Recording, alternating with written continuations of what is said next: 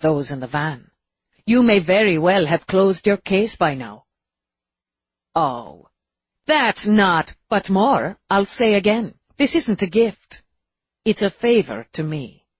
I'll know when you're in it, you're safe. So I'm asking you to do this for me. It's sneaky of you, she hissed out of breath. Damn sneaky of you not to get pissed or demand, make it a favor. That you're doing it as much for yourself as me.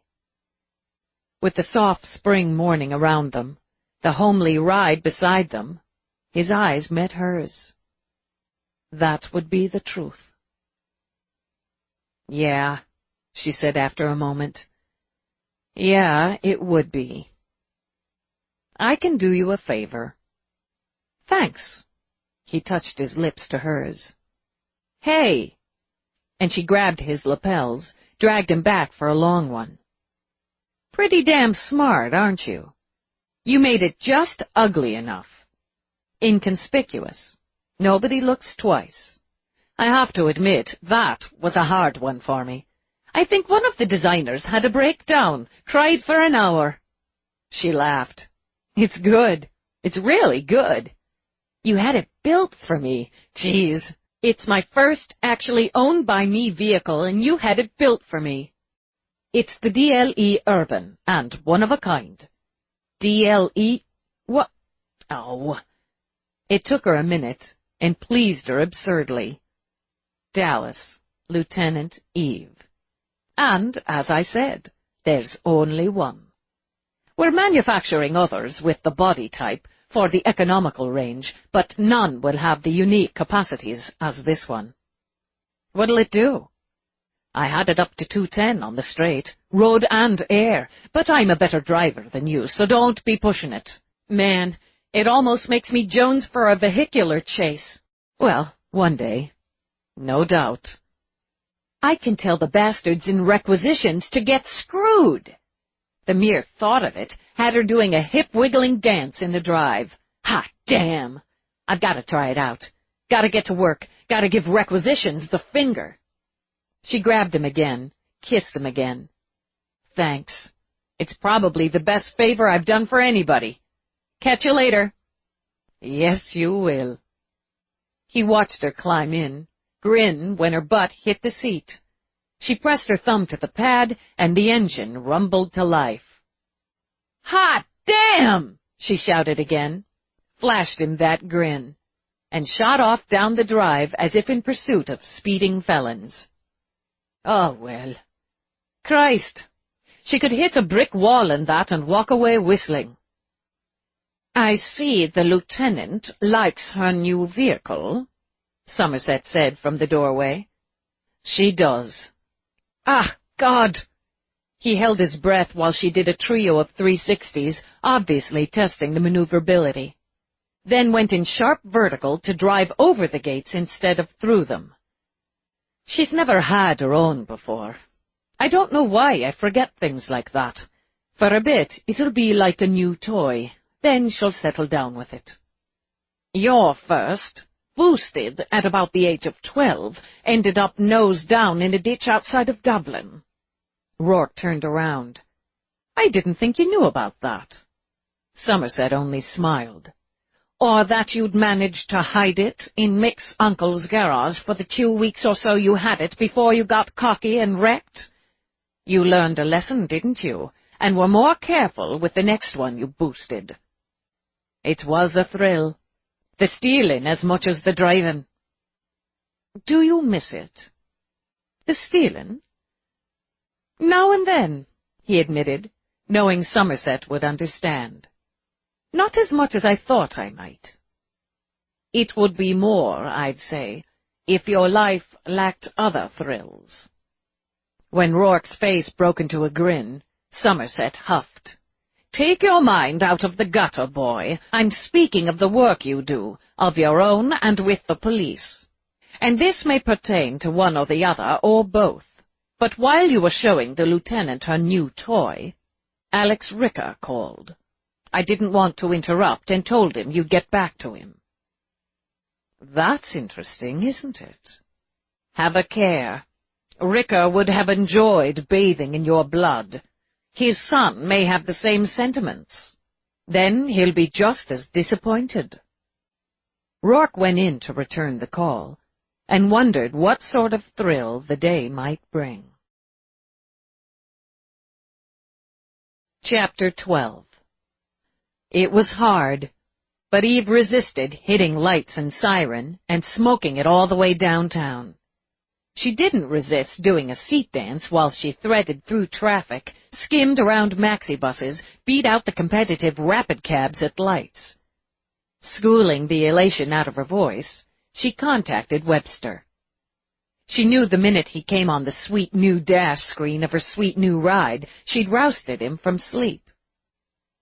"IAB's got choice hours." He shoved the heel of his hand in his eye. "I'm not on the damn roll today. Like I said. Are you alone?" "No, I've got 6 strippers and a couple of porn stars in here with me. I'm not interested in your pitiful dreams. I'm pursuing another line. I need to know if any of Coltrane's squad's under or was under IAB watch." "You want me to violate the privacy of an entire squad so you can pursue a line?" Eve nearly made a snide comment about IAB and privacy, but decided against it. "I have to consider the victim didn't leave the house with her weapon and clutch piece to have a drink with friends. I have to consider she considered herself on duty at that time. I have to consider from her profile she wasn't going on duty alone." "Consider's just a fancier word for guess." "She was a team player, Webster. She was part of a squad. I have to consider one or more members of that squad killed her or set her up for it. If so, I have to consider that individual or individuals may have caught the interest of IAB in the past. You could go through channels on this, Dallas. It's a legitimate line of inquiry. I'm not even going to dignify that one." "Shit. I'll have to get back to you." "Use privacy mode if and when," she told him, then cut him off. Her next move was to contact Whitney's office and request an appointment to brief and update her commander. Once she arrived at Central, she went straight to her office, intending to pick her way through new theories. She wanted to run several probabilities, hopefully with information pried out of Webster before her meeting with Whitney. A second consult with Mira, she thought. Pushing on the in-squad connection could add weight. She got coffee first, then saw the report disk from Baxter on her desk. She plugged it in, ran it while she drank her coffee, and weighing the information, sat back and mulled it over with more coffee. She'd started the probabilities without Webster when Peabody came in. "They announced Coltrane's memorial," Peabody told her, "today at 1400 in Central's bereavement facilities." "Yeah, I got that from Morris. Get a divisional memo out, will you? Anyone not actively in the field or prevented from attending by duty needs to put in an appearance. No time lost. Dress blues preferred." "Sure. I'll just... Hold on. Question. What would you say to the fact that Alex Ricker paid one visit, and only one, to his father on Omega 8 months ago, and there's been no correspondence of any kind recorded between them during the father's incarceration?" "Well, it could lean a couple of directions. Ricker might not want his son to go there, to see him in prison, powerless. He may have forbidden it after the first visit, and told his son to move on, not to contact him, but to focus on his own life." "Do little pink fairies sing and dance in your world, Peabody?" "Sometimes, when it's very quiet and no one else can see. But I was going to say it's more likely that the father-son relationship here isn't a close one, may in fact be strained, even antagonistic." "Yeah, if what Baxter dug up from the supervisors at Omega is fact, I'd go with option 2, with the addendum being Alex Ricker's chosen to distance himself from his father, for his own reasons. Wonder what they are." "Bad for business." "Why?" Your old man's a renowned, successful, badass bad guy. Yeah, he got that badass handed to him, but he had one hell of a run first. Built his criminal empire and so on. People in that business are going to respect and fear the Ricker name, Eve concluded. The Ricker connection. The blood tie. Okay, maybe. Let's back up a minute. You think maybe the data Baxter got is wrong? I think it's very odd that there are virtually no communications listed to or from Max Ricker since he took up residence at Omega. None? As in zero? I know they're strict up there, but inmates get a certain amount of communication allowance each month, right? They do, Eve confirmed. But with Ricker? Nobody calls, nobody writes. Bullshit. No visitors other than the single one documented from Alex. No, even in a world with dancing fairies, I don't buy it. Frowning, Peabody leaned on the door jamb. Then you'd have to ask why he, Max Ricker, would want to hide communications and visitors, keep them off the record, and how the hell he'd manage it at a place like Omega. Tune out those fairies, Peabody. Bribes are universal. He could manage it, and we'll be looking into that. As to why, to conceal communication and connections with the aforesaid criminal empire. Maybe the son's covering for the father, or happy to take the top spot in a figurehead mode, while Dad continues to pull the strings. The name stays strong, Peabody calculated, and the son gets the glory while Daddy still gets to play. It's good. It might be.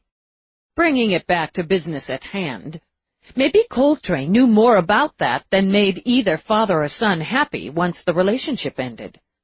I vote for Dad if it moves that way.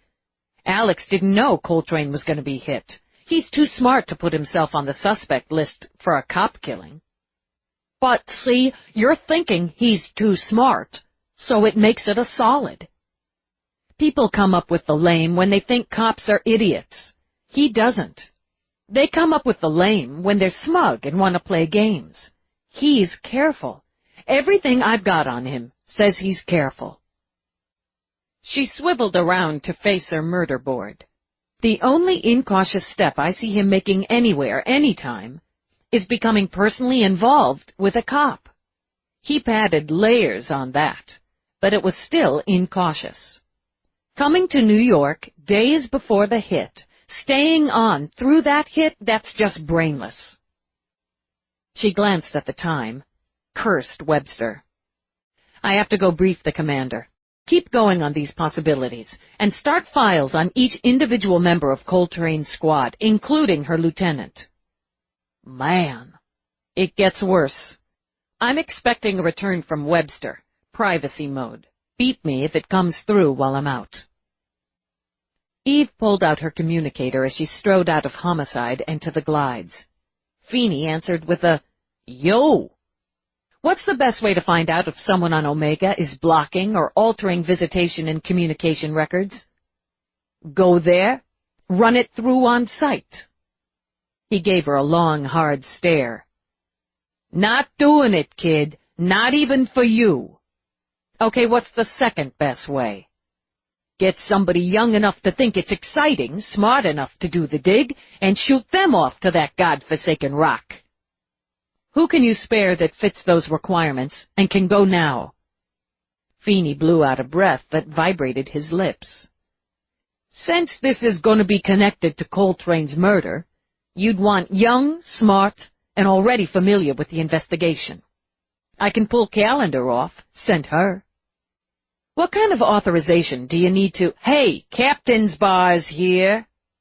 Right. Can you send her ASAP? I can see she gets fully briefed while en route. Don't send her alone, Feeney. Send some muscle with her, just in case. Do you have any muscle up here? Geeks have muscle, too. He flexed his own biceps as if to prove it. Get me the why we need to dig, and I'll put it through. Thanks. She switched to Peabody.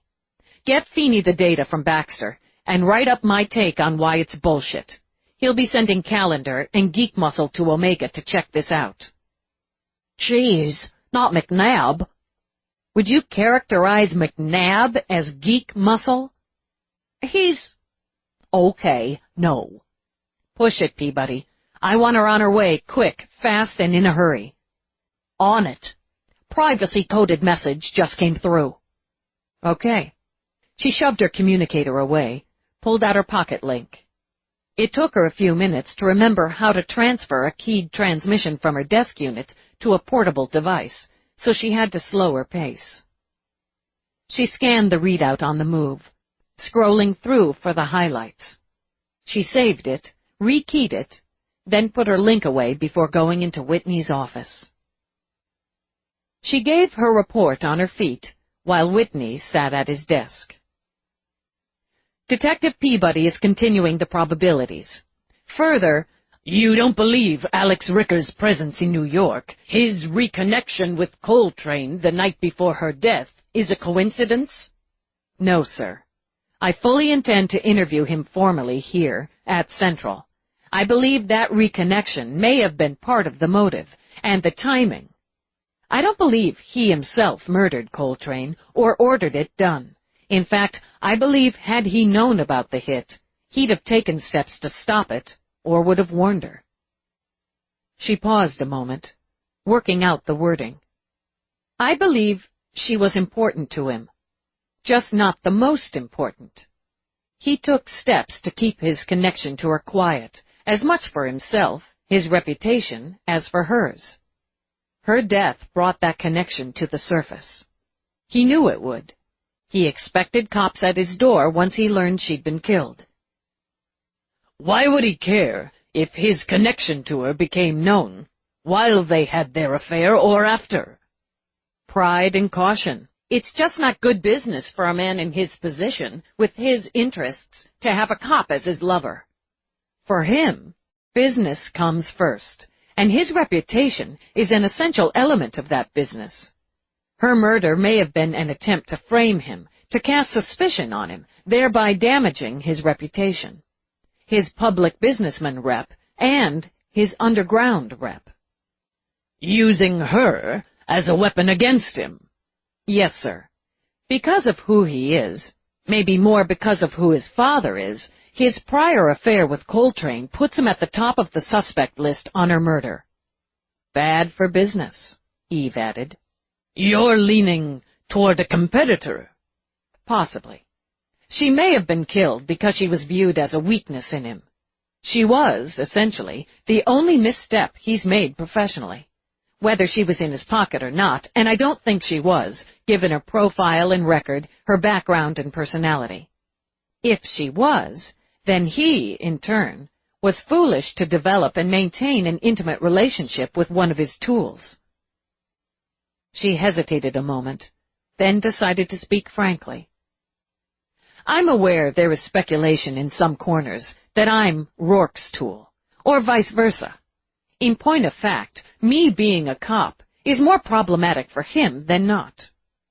And, well, vice versa. For Alex Ricker, living with a cop, maintaining an intimate relationship and a professional one, it's asking for trouble. And he doesn't. So you've concluded Coltrane may have been killed because of Alex Ricker, but not by or for him? Yes, sir. A competitor, an underling. That's a wide field, Lieutenant. I think it may be more narrow, Commander. According to the record, Alex Ricker visited his father on Omega only once in the last 8 months. There have been no communications between them, or, in fact, between Max Ricker and anyone since he began his multiple life sentences. No communications whatsoever to or from the penal colony? According to the records, no, sir. Whitney's smile was tight and hard. How stupid does he think we are? Max Ricker has nothing but disdain for cops, and in the last few years, his ego far overshadowed his judgment. That's one of the reasons he's in a cage. Since we're not stupid, I've asked Captain Feeney to send a couple of E-men to Omega to check the veracity of those records. When do they leave? Today, sir. I hope within the hour. We could speed the process by requesting the civilian consultant make transportation available to the department for this purpose. The faintest glint of humor lit Whitney's eyes. I'll leave the arrangements to you, Lieutenant. I have some connections on Omega. I'll use them to speed the process once they're on colony. He sat back, humor gone, drummed his fingers. Not a competitor. Not an underling. You believe Max Ricker ordered the hit on Detective Coltrane? Yes, sir, I do. To strike at his son, or to protect him? That's a question I hope to answer when I get Alex Ricker in the box. While Eve reported to her commander, Rourke stepped out of the car, nodded to his driver. Alex Ricker did the same. The steel-blue water lapped the sand of Coney Island as the men approached each other. Neutral ground, Rourke mused, didn't have to be somber, staid, and serious. Business of this nature didn't require the ambiance of dank back rooms or vacant lots. He enjoyed the idea of having this meeting on the grounds of the revitalized amusement center. The reconstructed Ferris wheel symbolized something to his mind. Life was full of circles. Though it was far too early in the day for that ride or any of the others to spin and play, people walked the beach, slurped flavored coffees or sugar drinks as they strolled the boulevard. At sea, both pleasure boats and busy ferries sailed. The ocean breeze flipped at the hem of his lightweight overcoat while he lifted his arms and allowed Alex's man to scan him for weapons and bugs. And his performed the same task on Alex. "I want to thank you for agreeing to meet me," Alex began when they were both cleared, "even if it is a strange choice of location." "Do you think so? A spring morning, out of doors, sea breezes?" Alex glanced around. "Carousels. And more, a New York landmark, a tradition that fell into disuse and disrepair and shut down. A pity that. After the urbans there was a push to revitalize, renew, and this place benefited from that. It's hopeful, isn't it, that fun has a place in the world?" "How much of it do you own?" Rourke only smiled. "Well, then, you could find that out for yourself, couldn't you? What do you have to say to me, Alex?" "Can we walk?" "Of course." Rourke gestured, and they began to walk over the wooden slats with their drivers several paces behind. "You were my nemesis when we were young," Alex told him. "Was I?" "My father pushed you into my face, at least initially. This is what you need to be, ruthless, cold, always thinking ahead of the others. Until he decided you weren't ruthless enough, cold enough, and worried you thought too far ahead of him. Still, you were shoved at me. I'd have to do better than you by his measure, or I'd be a failure." "That's a pisser, isn't it?" "It was. When he came to fear and detest you, it was worse. He ordered 3 hits on you that I know of." Rourke continued to stroll. "There were 5, actually." "Why didn't you ever retaliate?" "I don't need the blood of my competitors, or even my enemies. He was, for some years, nothing to me. But he should never have touched my wife. I'd have done him for that, if you're interested, for putting a mark on her." "You didn't, and he lives." "Because doing so would have put another mark on her, as that's who she is. You let him live to protect your wife." Rourke paused, looked Alex in the face. "If you think the lieutenant needs protection, mine or anyone's, you've severely misjudged her. I let him live out of respect to her, and I became convinced living, as he is condemned to live now, was worse than death. It is For him? He'll never admit it, not even to himself. A part of him will always believe, needs to believe, he'll fight his way back. Not just off Omega, but back to the top of his game. He'll live for that, and live a long time, I think, dreaming of your blood. And your cops. I sincerely hope you're right. In the smile he sent Alex, Eve would have seen the dangerous man who lived inside the polish. I do wish him a very long life. I hate him more than you ever could. Yes, Rourke thought. He'd heard the hate in every word, and between each one as well. Why is that? He killed my mother. Alex stopped now, turned to the rail, looked out to sea. All of my life I believed she'd fallen, that it had been a terrible accident, while part of me wondered if she'd given up and jumped. But neither of those were true. Rourke said nothing, simply waited. He'd been losing control bit by bit over the last years, becoming more and more unstable.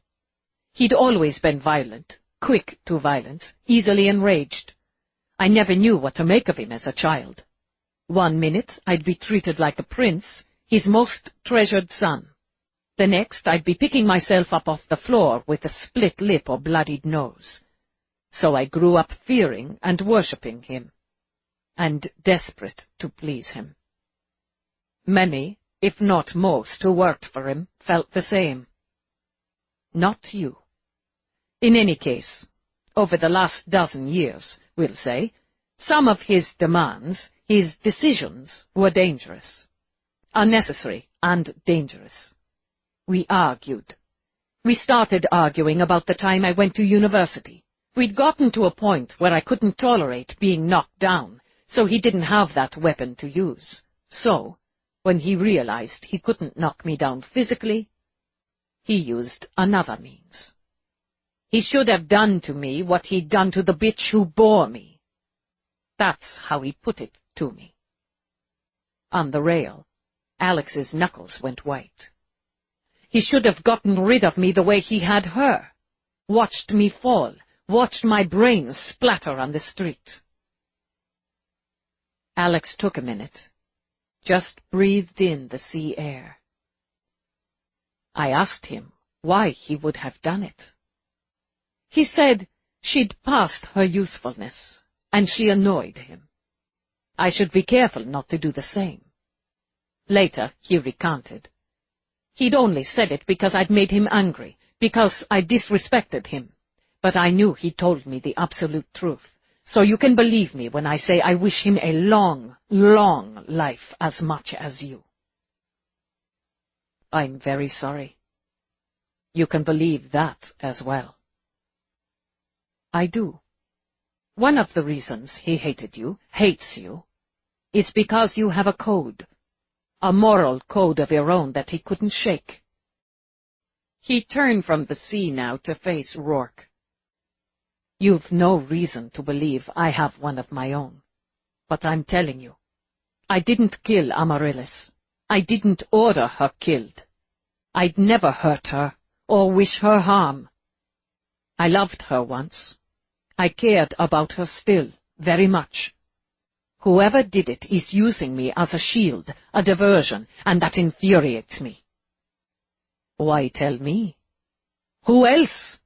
Alex demanded with some heat. Your cop? In my place, would you strip out your guts to a cop? A cop who has every reason to suspect you of killing one?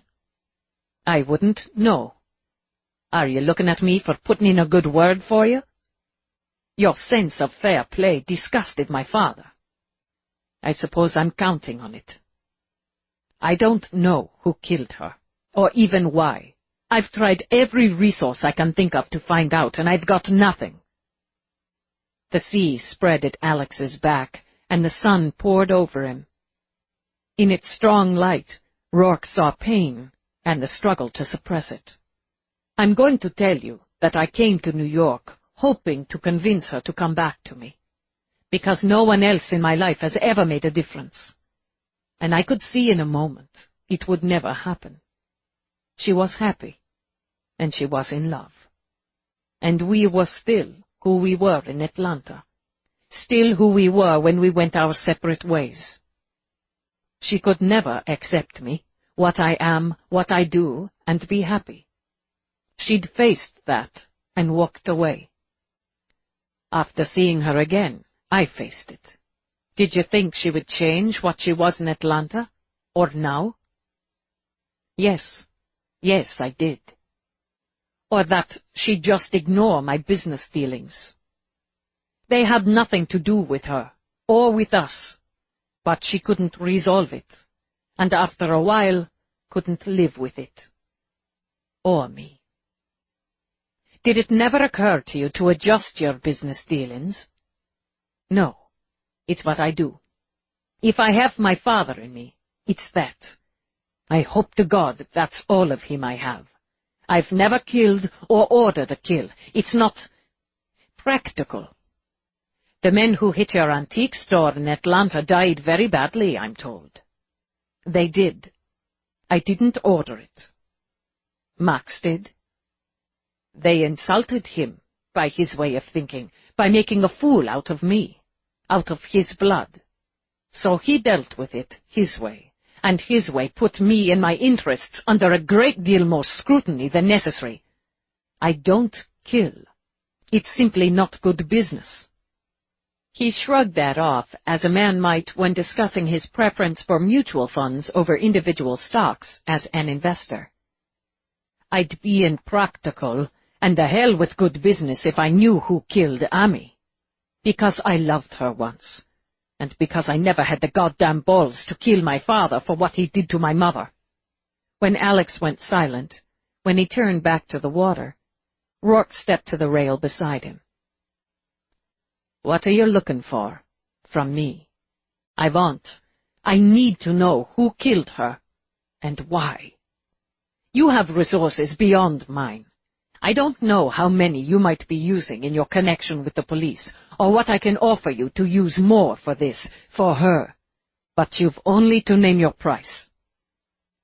You don't know my wife. You know of her, but you don't know her.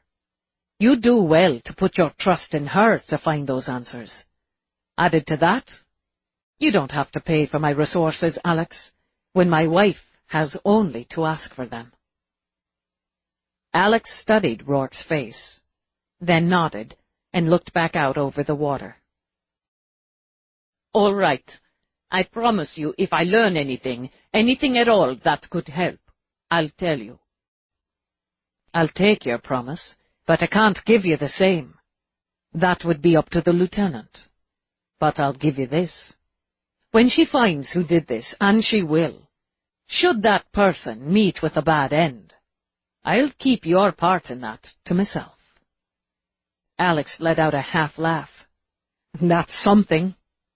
He turned, offered Rourke his hand. Thank you. They were close to the same age, Rourke mused, and both started their lives with men who enjoyed spilling blood. Alex as the prince, and himself as the pauper. Despite some of the basic similarities, and for all of Alex's polish and his background of privilege, Rourke sensed the naive. Something your father wouldn't have told you, he began. Taking blood. It leaves a mark on you. No matter how it's done or how it's justified, it leaves a mark that goes in deep. Be sure you're willing to wear that mark before you take the blood. Back in the car, Rourke deactivated the recorder built into his cufflink. He considered removing the microstunner inside his boot, then left it where it was. You just never knew. Both were prototypes currently in development, made of materials undetectable by even the most sensitive scanners currently available. He knew, as his company was also developing the scanner that would detect them. Always cover both ends of the game, he thought. Part of him regretted he couldn't tell Alex that he wasn't Eve's prime suspect, or even a suspect in her mind at this point. But that, too, was up to the lieutenant. But he could regret. He'd had a mother, too. A mother who'd loved him, and who his father had killed. Outlived her usefulness, hadn't she? Become an annoyance. Yes, he could feel for Alex there. He could feel even as he wondered at the man's lack of awareness. A man who'd let love walk away rather than give ground, or try at least to find the middle of it. And now, Rourke mused, couldn't see what was staring him square in the face. His link signaled. His lips curved when he read Darling Eve on the display. Hello, Lieutenant. Hey, I've got a favor. Where are you? I'm in transit at the moment. I had a meeting. Is that... You had a meeting on Coney Island? I did. A pity it was so early in the day and I couldn't treat myself to the roller coaster. We'll have to come back, you and I, and make up for it. Sure, when I've lost my mind and want to rush screaming through the air in a little car. Never mind. Favor. I need to answer a question first, and I promise to grant whatever the favor might be. Suspicion narrowed her eyes. He loved that look. What kind of question? A yes or no for now. Question, Lieutenant. Is Max Ricker behind Detective Coltrane's murder? What? Do you have me wired? Have Whitney's office bugged? Rourke glanced at his cufflink. Not at the moment. I take that as a yes. It's not yes or no. I suspect, strongly, that Max Ricker is behind it. That's good enough for me. What's the favor? I need your fastest off-planet transpo, New York to Omega Colony. We're going to Omega?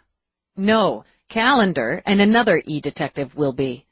I think Ricker's pulling some strings up there. Believe his communication and visitation records have been wiped or doctored. I want to know who he's been talking to. It can take 26 hours or more to get to Omega by regular means. I can cut that by more than a third. I'll arrange it and get back to you with the details. Okay. I owe you. A roller coaster ride, at least. No, I don't owe you that much. He laughed when she clicked off. After arranging the flight, passing the information back, Rourke settled down and thought of Max Ricker. Time had to stop, Eve thought, as she changed into dress blues. The dead deserved their moment. She supposed that was true enough.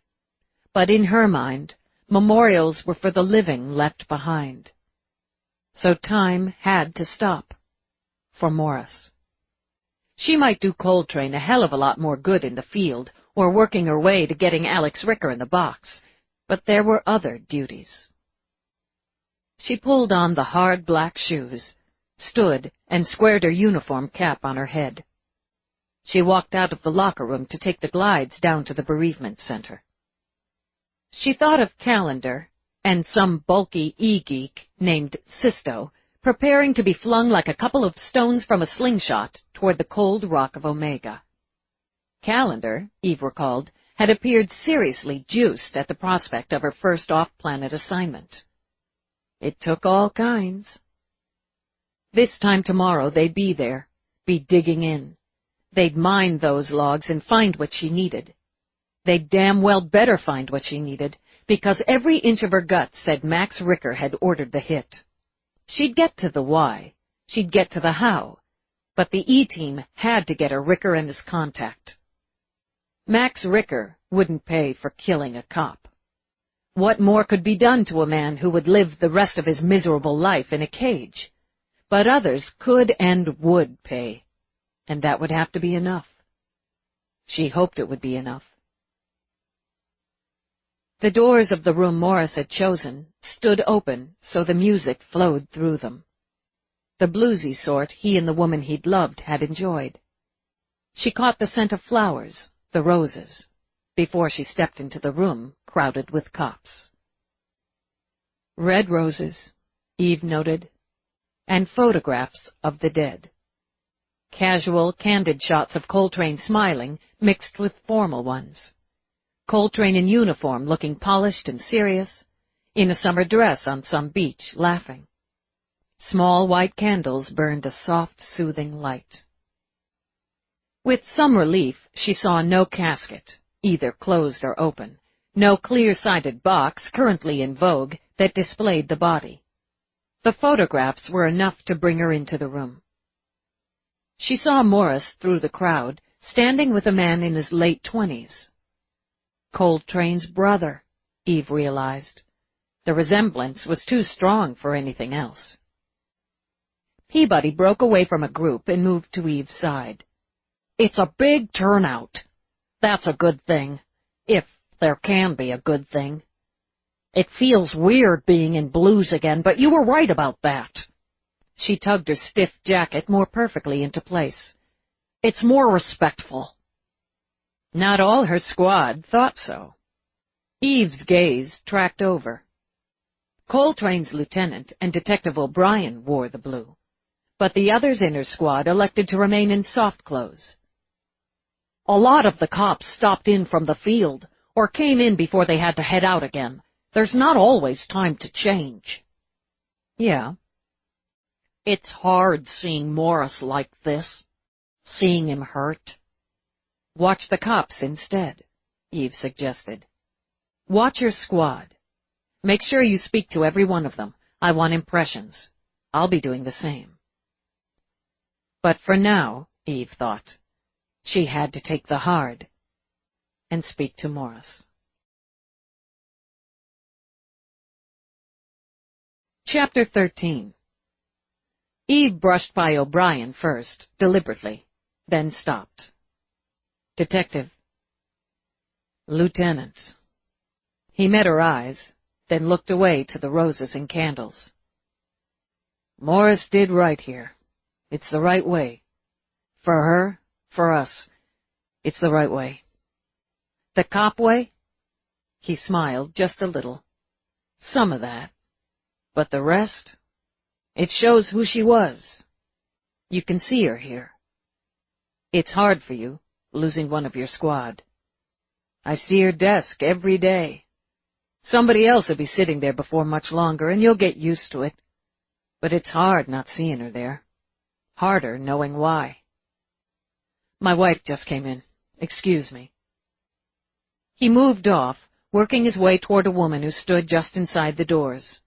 She held out a hand, and O'Brien took it. Eve turned away. She waited until a group of people speaking to Morris stepped off, then went to him. "Dallas." Now it was Morris who held out a hand, and she who took it. "You did right here," she said, echoing O'Brien. Morris's fingers tightened on hers briefly. "It's all I could do.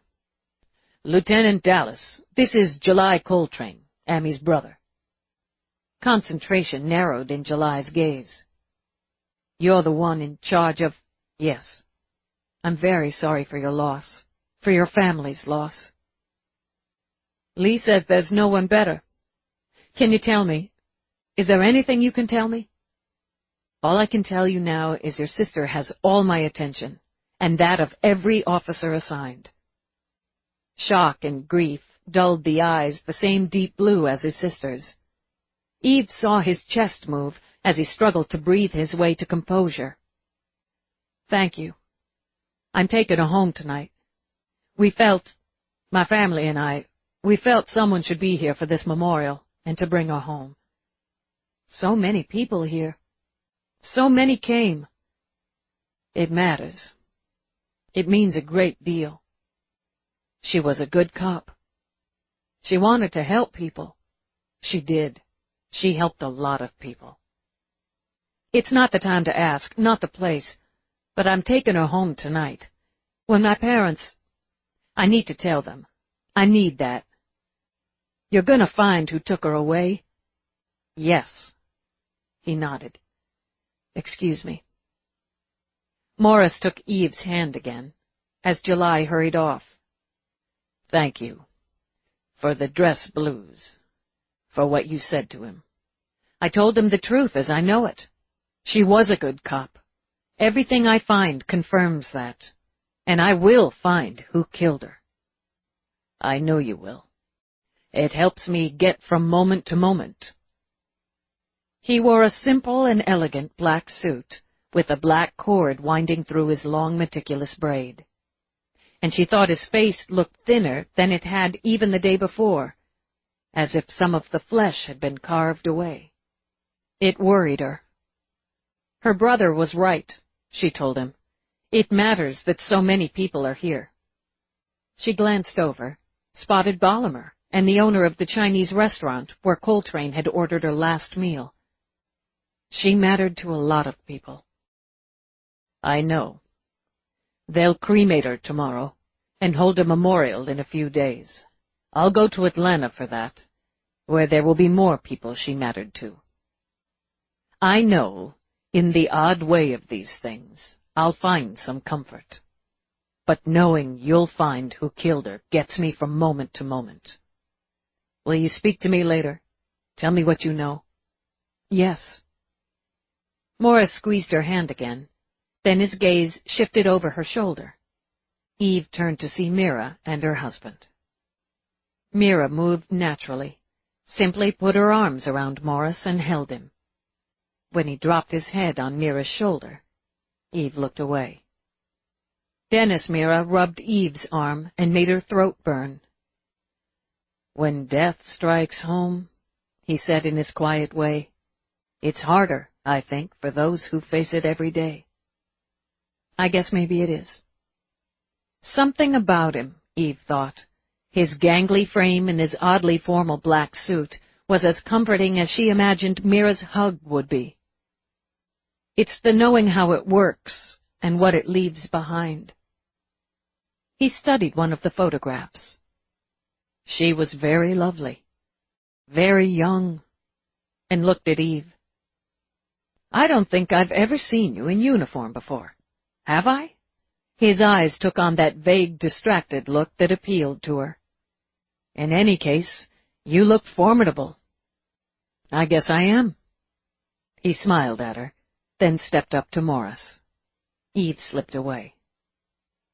She took Clifton next, winding her way toward the detective where he stood with a group of cops.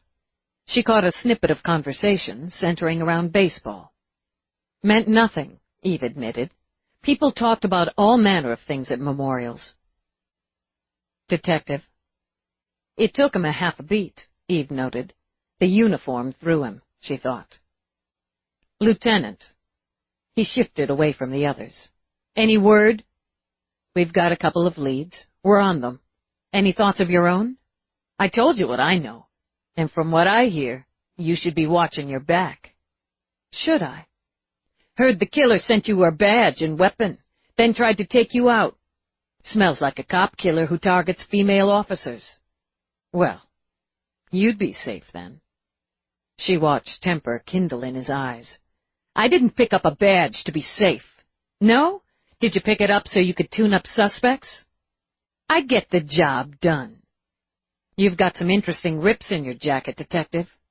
What's it to you? Just making conversation. You homicide cops. You come in after it's over. We're the ones out in it every day, trying to keep assholes from killing each other. Gee, I guess if you did a better job, I'd be out of one. He edged in on her with a little tough guy move. Quick roll of the shoulders, curl of the lip. Look, bitch, you don't have a clue what a real cop does. Oh? Then why don't you educate me? The lip curl went to a sneer. Deck! Cleo Grady strode up. Newman's looking for you. He's got a bang on the Jane Street case. Clifton gave Eve the hard eye for another few seconds. School's out. I've got to go do some real cop work. Good luck with that, Eve said pleasantly, then turned to Cleo. Was that true, or a way to keep your squad mate from taking a shot at a superior officer? It's true. The other part's just good luck.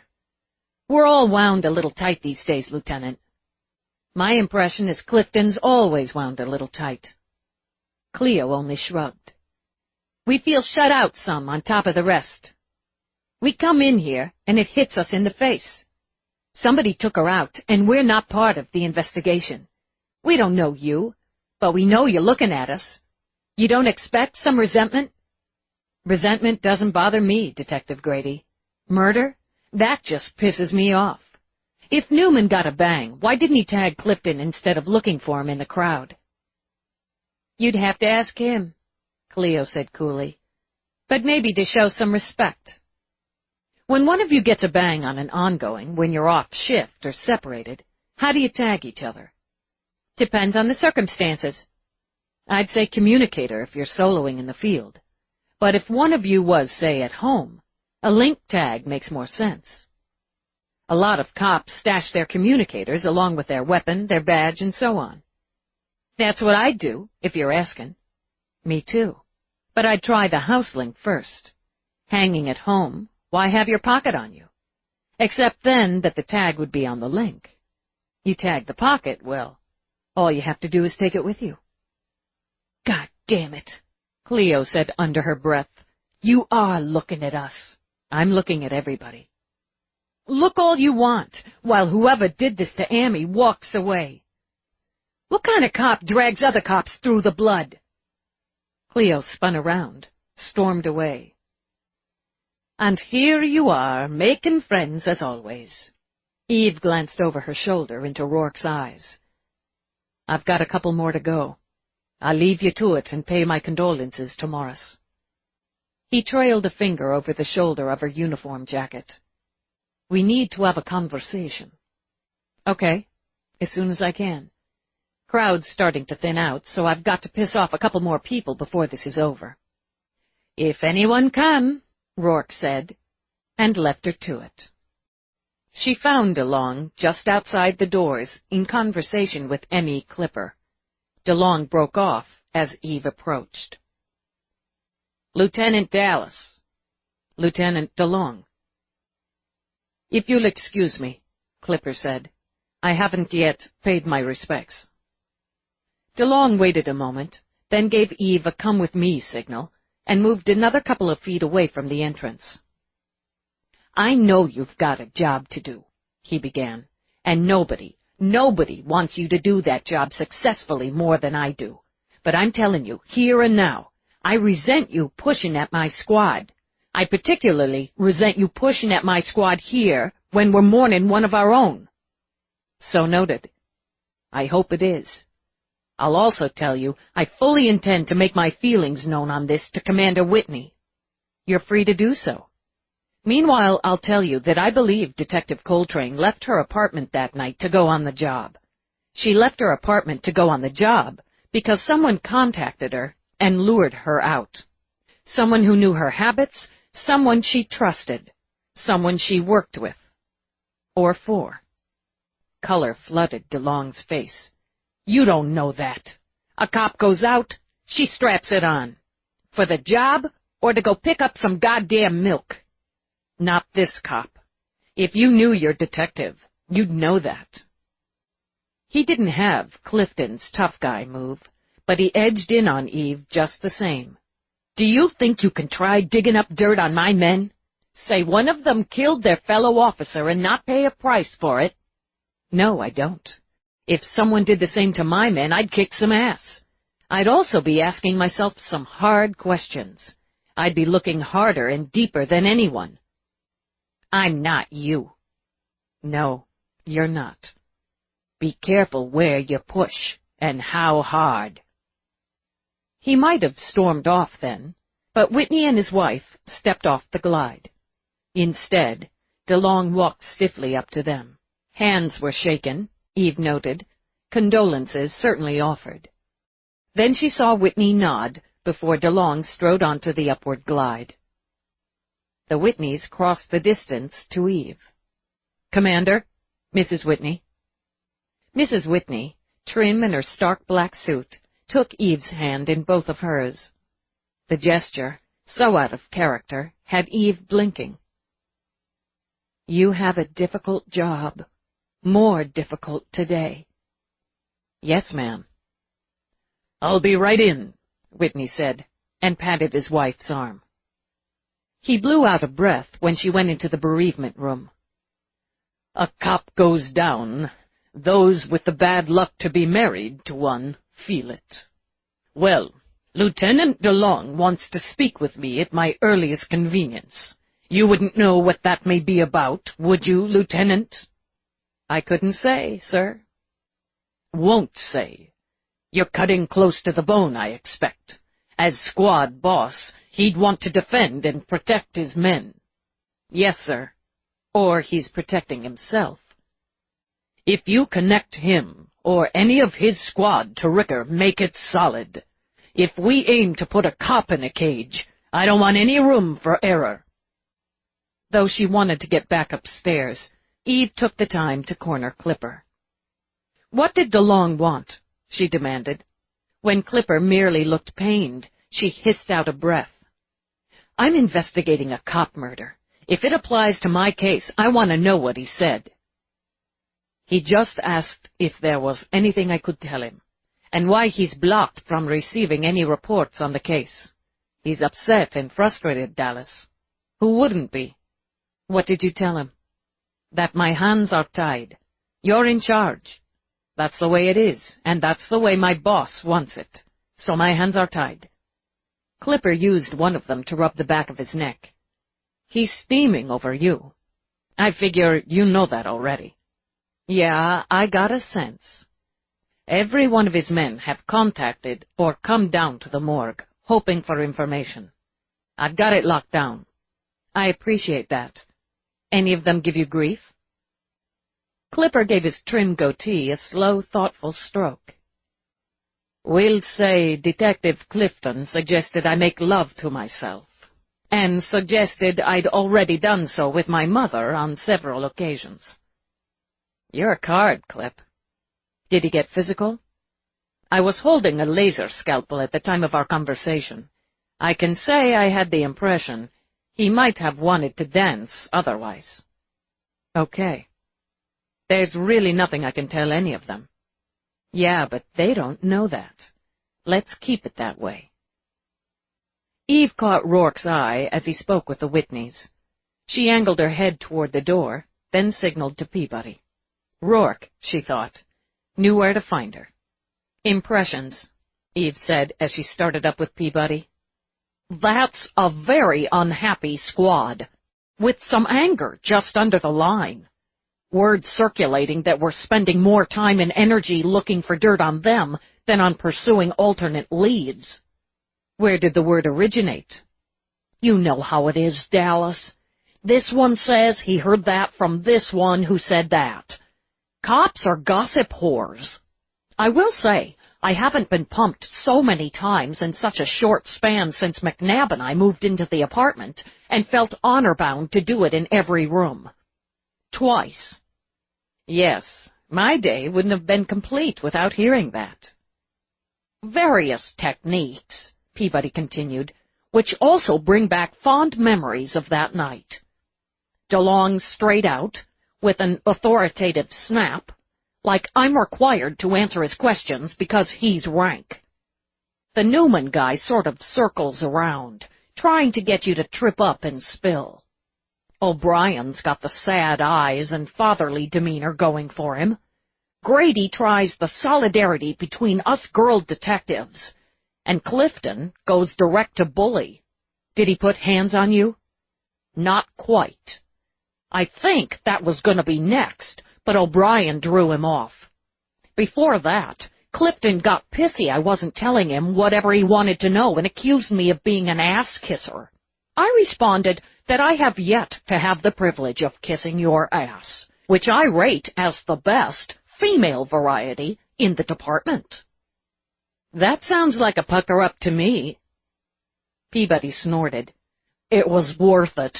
He went all puce, or is it fuchsia? Which is the weird name that means hot pink? I have no idea, nor want one.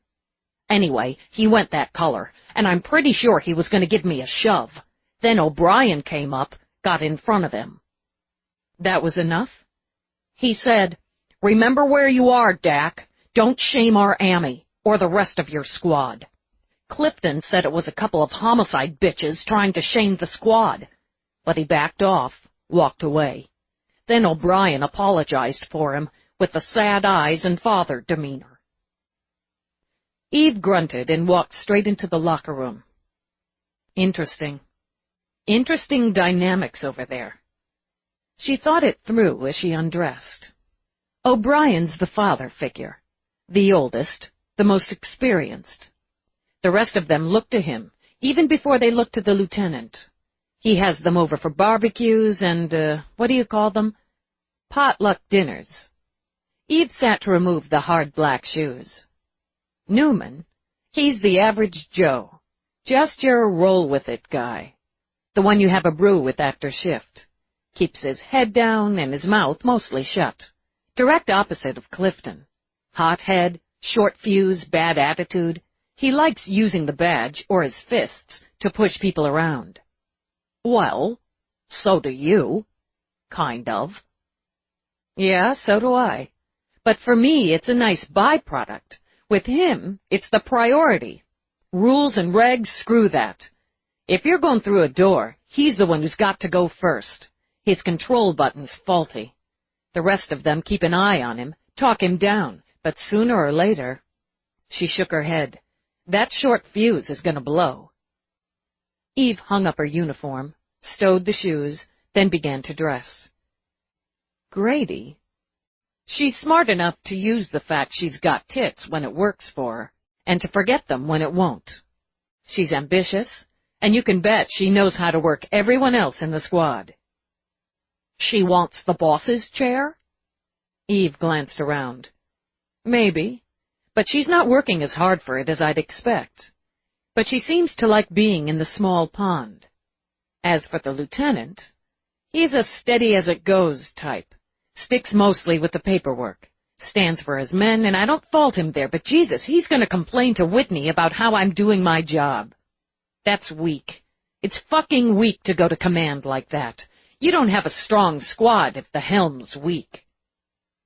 Peabody sighed as she buttoned her shirt. It's going to be one of them, isn't it? That's my money. Maybe more than one of them. Eve checked her wrist unit. Calendar and Sisto should dock in about 12 hours.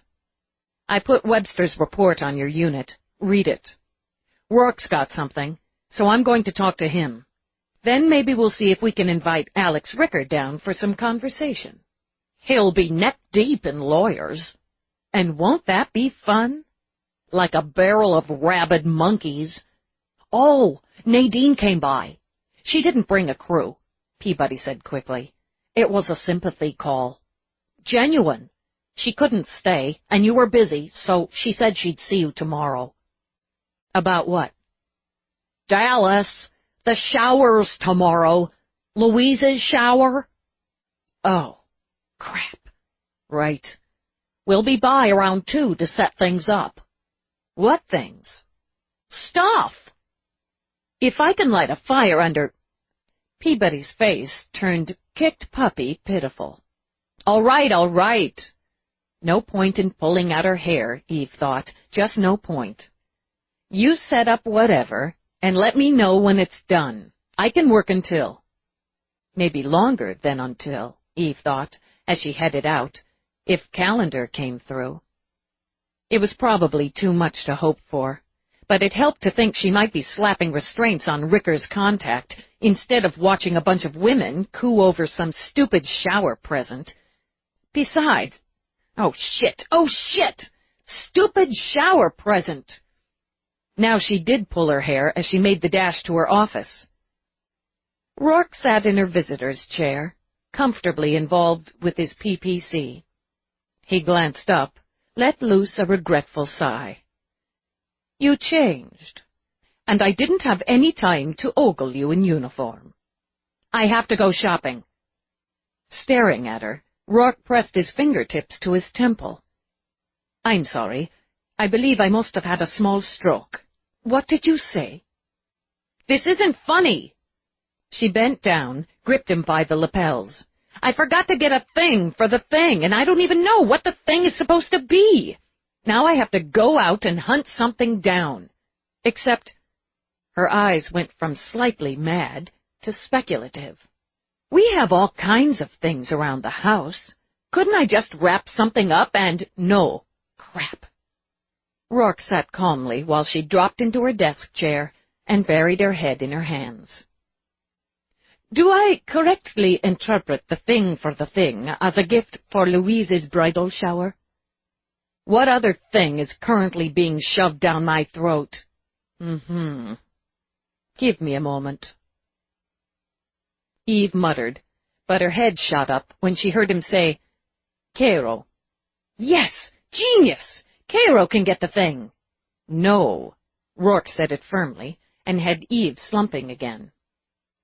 Cairo, he repeated. If you were hosting a bridal shower for a good friend, what would be the appropriate sort of gift? Eve swiveled so she could bang her head on the desk. Rourke and Cairo talked. Questions, answers, but she didn't take it in. They might have been speaking Greek. Thanks. Something's come up here, so I'll likely be working from home later. Let me know if you need me for anything. Have a nice weekend. He clicked off, and Eve opened one eye to peer at him. What did— He held up a finger and continued to work on the PPC. All right, then, he said after a moment. Cairo believes, given your relationship and the occasion, you should get Louise something both personal and romantic. What? A sex toy? No. Not exactly, he amended. Lingerie. A nightgown. Or, as she delicately put it, an ensemble. Eve straightened. I'm supposed to buy Louise fuckwear? Which is how to indelicately put it. I can't do that. Even if I wanted to, which, who would? I don't know her size or anything. I do. I just hacked into her account and have all her sizes. Now, I'm afraid you're going to have to go into an actual store, as you've left this too late to purchase anything appropriate online. Oh, God. Just kill me. Don't worry. I know just the place. Of course you do. I wanted to pick up Alex Ricker, sweat him in the box for a while. I thought you weren't looking at him for Coltrane's murder. I'm not, but I can't tell what he knows until I know. He may not know what he knows until I pry it out of him. If Max Ricker ordered the hit, his son's the reason. One way or the other. He's running the businesses now. He's got to know something. I don't think so. Which is what I wanted to speak to you about before we drifted off to lingerie. She grimaced as she glanced at her open door. Don't keep saying lingerie in here. It's a cop shop. I met Alex this morning. In fact, had just finished the meeting when you contacted me about transportation to Omega. Jesus, you can't just— I'm Coney Island. My choice, the venue. Rourke made himself as comfortable as possible in her saggy visitor's chair. He asked for a meeting. It could have been a trap. It could have— It wasn't. And as I said, my choice of venue. Believe me, I was well secured. She held up her hands. It was a waste of time to argue, since it was already done, and a waste of energy not to believe he'd been, as he claimed, well secured. What did he want? Rourke handed her a disc. You can listen to it while I drive. You'll be working, you see, and we'll visit this charming shop I know. They gift wrap. Eve frowned at the disc. You got a recorder past him? Rourke only smiled.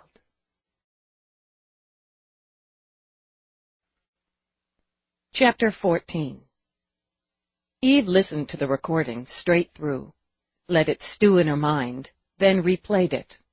She sat back, considered, and noticed vaguely that Rourke was having a fine time weaving through uptown traffic like a snake through high grass. You believe him?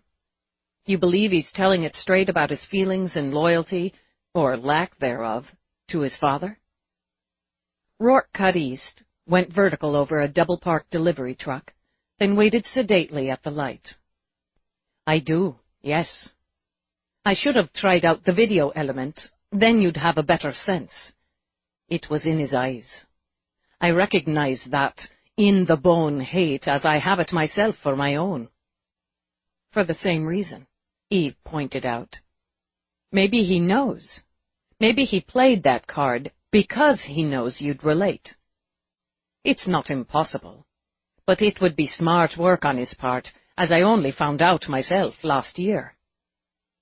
Do you think he's lying about his mother? When I read the file, my first thought was Ricker did her. First thoughts aren't always the right ones, but my second thought and my third thought came back to that. No, I don't think he's lying about Ricker tossing his mother out the window. I'm working on whether it matters to him. You're trying out the mirror again to see if it reflects. He and I, both with violent fathers, murderous bastards both. If mine didn't beat the hell out of me by sundown, well now that was a lost day for him. His, or so he claims, embraced him one moment and cuffed him the next. If true, he had the worst deal to my thinking. At least I always expected the boot. He had a mother, he indicates, loved him for the first years of his life. And I didn't. I think he got the short end there as well. I never knew what I missed. He says he grew up trying to please his father. I never gave a damn about pleasing mine except to avoid that boot. I hated him from my first memory, so it becomes just the way of it. I'd think coming to that hate later in life boils it hotter, so to speak. You'll want to run it by Mira, I expect, Rourke added as he cruised up Madison. But he wasn't lying. Okay. If she couldn't take Rourke's word on that, Eve thought, then whose? Okay, it fits. One visit from him to Omega, then nothing. No contact. And if you angle it toward his relationship with Coltrane, the timing... You take Max down, and some of that splashes on Alex. He spins, restructures, re-evaluates. And his lady realizes he's not going to take this chance to step away, to become fully legitimate. He's never going to do that. She makes her decision, breaks it off. He makes his. He gives her up, rather than give up the shady. He's not a mirror of you, Eve stated. Rourke glanced at her. And he got the short end of the deal again, didn't he? For here I am with my wife, about to shop for lingerie, and he has no one. He came here hoping to change that. That's the trigger. That's why Ricker pushed the button, to give his son the boot. I'm sure you're right. That's at least part of it. So he knows what his son's up to, Eve calculated, which means someone in Alex's organization is feeding Ricker, someone close enough to know Alex intended to contact Coltrane, what he hoped, and when. I vote for Robb Sandy. I was voting, Eve complained. Damn it. There now. Rourke patted her hand, shifted to her. Alex's PA, his friend, long-time friend, certainly a confidant. He'd know, as you've concluded, that Coltrane was never on the take, that she wouldn't turn that way.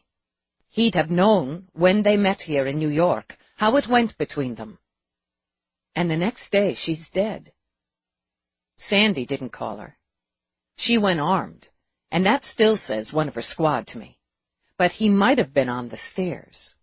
If he managed to doctor the security, or find another way out, knowing Alex was out of the place, then... An interesting theory. Hold that thought. Or rather, put it on hold and think lingerie. Why would I... Oh. She focused on her surroundings and noted they were parked. How the man managed to find a street-level spot in Midtown on a Friday evening baffled her. Where is this place? Just around the corner, on Madison. He joined her on the sidewalk, took her hand. We should take advantage of luck, with the parking and the evening, and polish off the shopping with dinner. There's a nice place just across the street. We can sit outside, share a bottle of wine and a meal. I really ought to work, yes. He brought her hand up to kiss her knuckles. He'd sit and eat with her in her office while she did just that, she thought, because it was the natural order for her. She stopped at the corner, looked at him. Maybe if it was a date. Sorry? She angled her head, lifted her eyebrows, and watched his smile spread. Ah. Darling, would you go out to dinner with me tonight? She won't, I will, a woman said as she passed them. I'll even buy. Yeah, I'll go out to dinner with you tonight.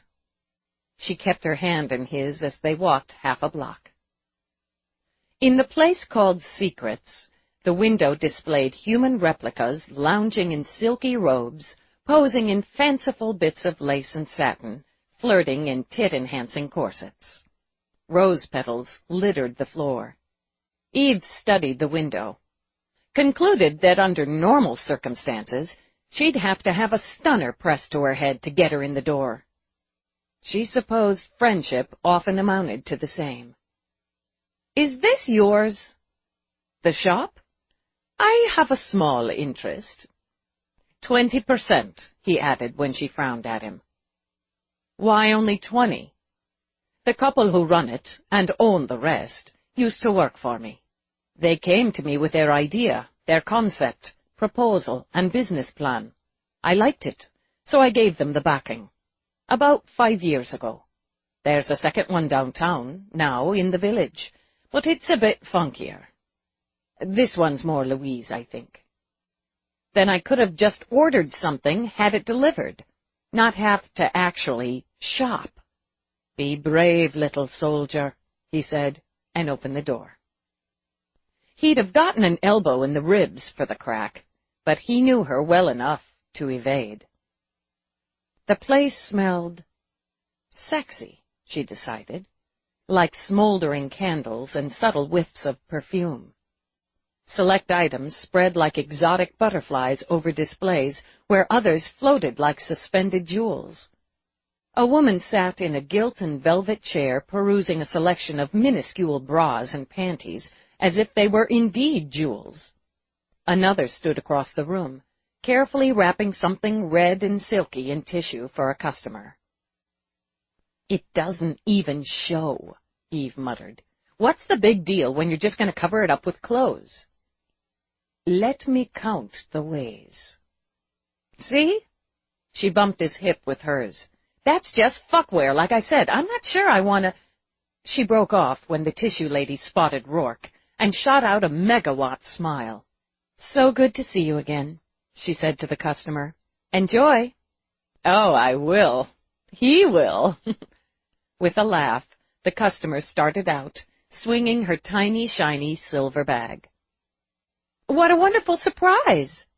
The owner, Eve concluded, crossed over in her skinny pink heels to hold out both hands for Rourke's.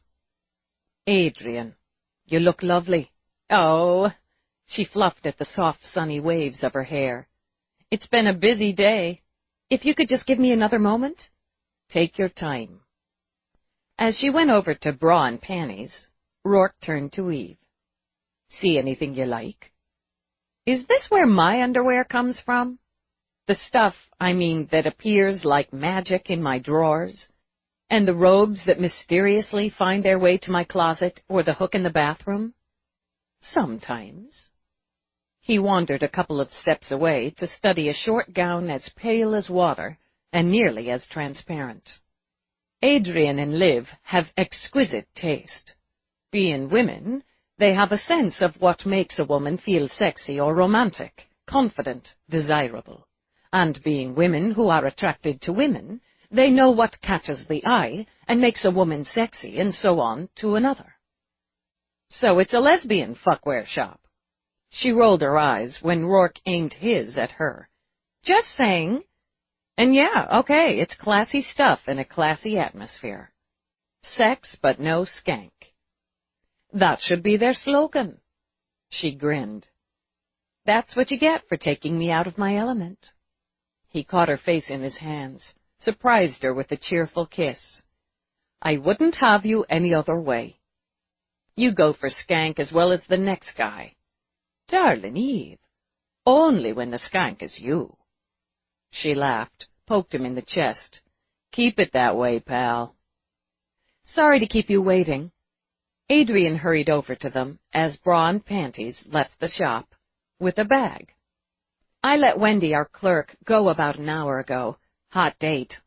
Of course, when you're on your own, that's when you get 3 and 4 customers at once. Lieutenant Dallas.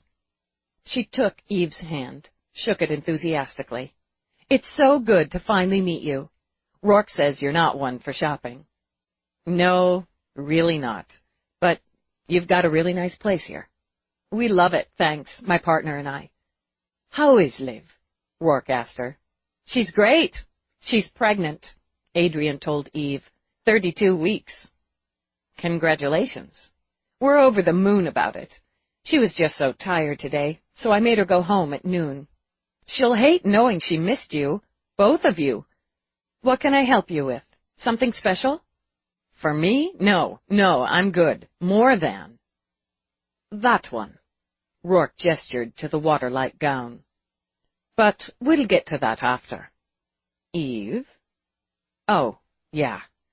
Well, I have this thing, and the word is this kind of stuff would work for it. Adrian narrowed her eyes, serenely blue, in thought. A thing, but not for you. You need a gift.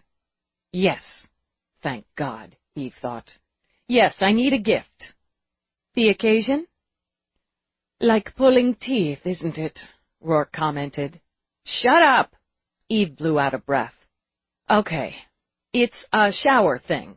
Bridal shower thing. Oh, yes, we'll find just the thing. What's your relationship with the bride? I mean, she added, correctly assuming Eve was about to panic again. Is she a good friend, a relative, an acquaintance? A friend. Eve's standing up for her at the wedding, Rourke put in. A very good friend, then. Tell me about her. What she looks like, to start. She's blonde. Rourke sighed. Describe the subject, Lieutenant. Right. That she could do. Caucasian female, early 30s, blonde and gray, about 5'5", approximately 115, slim build, even features. All right, then. Pleased, Adrian gave a decisive nod. Would you say she's traditional, edgy, artistic, flamboyant, classic? Excellent. Now then. Adrian tapped a finger to her lips as she strolled around the shop. What does she do? She's a doctor. Is this her first marriage? Yes. Is she madly in love? I guess. Sure. Why else? She may have bought something for her wedding night already, but as her matron of honor, that's where I'd advise you to aim. Classic, romantic. Adrian opened the door of a tall, narrow cupboard. Like this. It was a long, sheer robe, open over a long, shimmering gown. Not quite gray, Eve mused, not really silver, but the color of moonlight, she decided. That could work. Silk, with satin accents at the bodice, the straps, and the back. Adrian turned it to display the low back with its wisps of crisscrossing satin. I love the back. Yeah, that could work, Eve repeated. I wish you had a picture of her. It's an important gift. It should be perfect. You want a picture? Puzzled, but game, Eve pulled out her PPC. She ordered a standard run on Louise D'Amato, then turned the screen around to Adrian to display the photo ID. That's Louise. Oh, that's Mag! Isn't she pretty? Can you bring it over here? If I can just scan it, the photo. Well, you'll like this, Rourke said, and took Eve's arm to lead her through the open doorway. As Adrian stationed herself at a computer, Rourke took Eve's PPC, made some adjustment, and printed out Louise's photo. Use this. Perfect. We're the only intimate apparel shop in the city to have this system. which we would never have been able to afford without Rourke's backing. I scan her photo and input the data you gave me on her height and weight. Now let's add the Latex Boudoir Ensemble Moonlight Elegance and have a look. The computer sent out a beam over the small table, and the beam sent out a swirl of light dots. The light dots shifted, connected. "A mini hollow," Eve murmured. "In a sense, yes. It takes the data and reconstructs, and there. What do you think?" Eve bent down for an eye-level study as the hologram of Louise circled inches off the table in the moonlight gown. "I've got to say, that is seriously iced. It's really close. Maybe she doesn't have quite that much—" Eve wiggled her fingers in front of her own breasts. "More delicate there?" Adrian made a slight adjustment. "Okay, yeah. Very frosty. If I had one of these in my department, I'm not sure what I'd do with it, but I'd find a use. We can do hollows, but not right off a comp station. They use them more in the lab, for forensics, reconstructing a DB. DB? Dead body. Oh. Sorry." Eve shook her head, straightened. "It's bullseye, thanks. I love when it works. The computer says size 6, which is also my opinion from the data, but that's my information," Rourke assured her. "Excellent. Still, if for any reason it doesn't work for her, she can bring it back. I'll box and wrap it for you, but in the meantime, mini waterfall, wasn't it? We have your data on here already, so this will just take a moment." Eve barely blinked before Louise disappeared, and she saw her own form wearing the short, nearly transparent gown. "Holy shit!" Adrian laughed. "It looks delicious on you." "You're never wrong," she said to Rourke. "We'll have that as well." Eve swallowed, ordered herself to look away from herself, and couldn't. "Would you turn that off? It's strangely disturbing." "Of course." Still beaming at Eve, Adrian ordered the image off. "Is there anything else while you're here? Do you have enough tanks?" "Enough what?" "Support tanks. You prefer them to a bra for work." Eve opened her mouth but couldn't quite choke out a word. "She could probably use a half-dozen," Rourke said. "I'll take care of it." "I know you will." Rourke leaned over to kiss Adrian's cheek. "We're going out to dinner. Why don't you wrap all that up, put it on the account, and have it sent?" "My pleasure." "Sincerely, Lieutenant." "Thanks." "Our best to live," Rourke added, as he led Eve out. "She knows what I'm wearing under my clothes. She knows what I look like naked. Yes, this is very disturbing." "It's her business to know," Rourke pointed out. "And however attractive she may find you, she's devoted to live. That's not the point. That is not the point, and people wonder why I hate shopping. I want that wine, a really big glass of it. I can take care of that." He put an arm around her shoulders, kissed the side of her head as they walked across Madison. It was good, and it was right, Eve thought later, to remember her actual life now and again.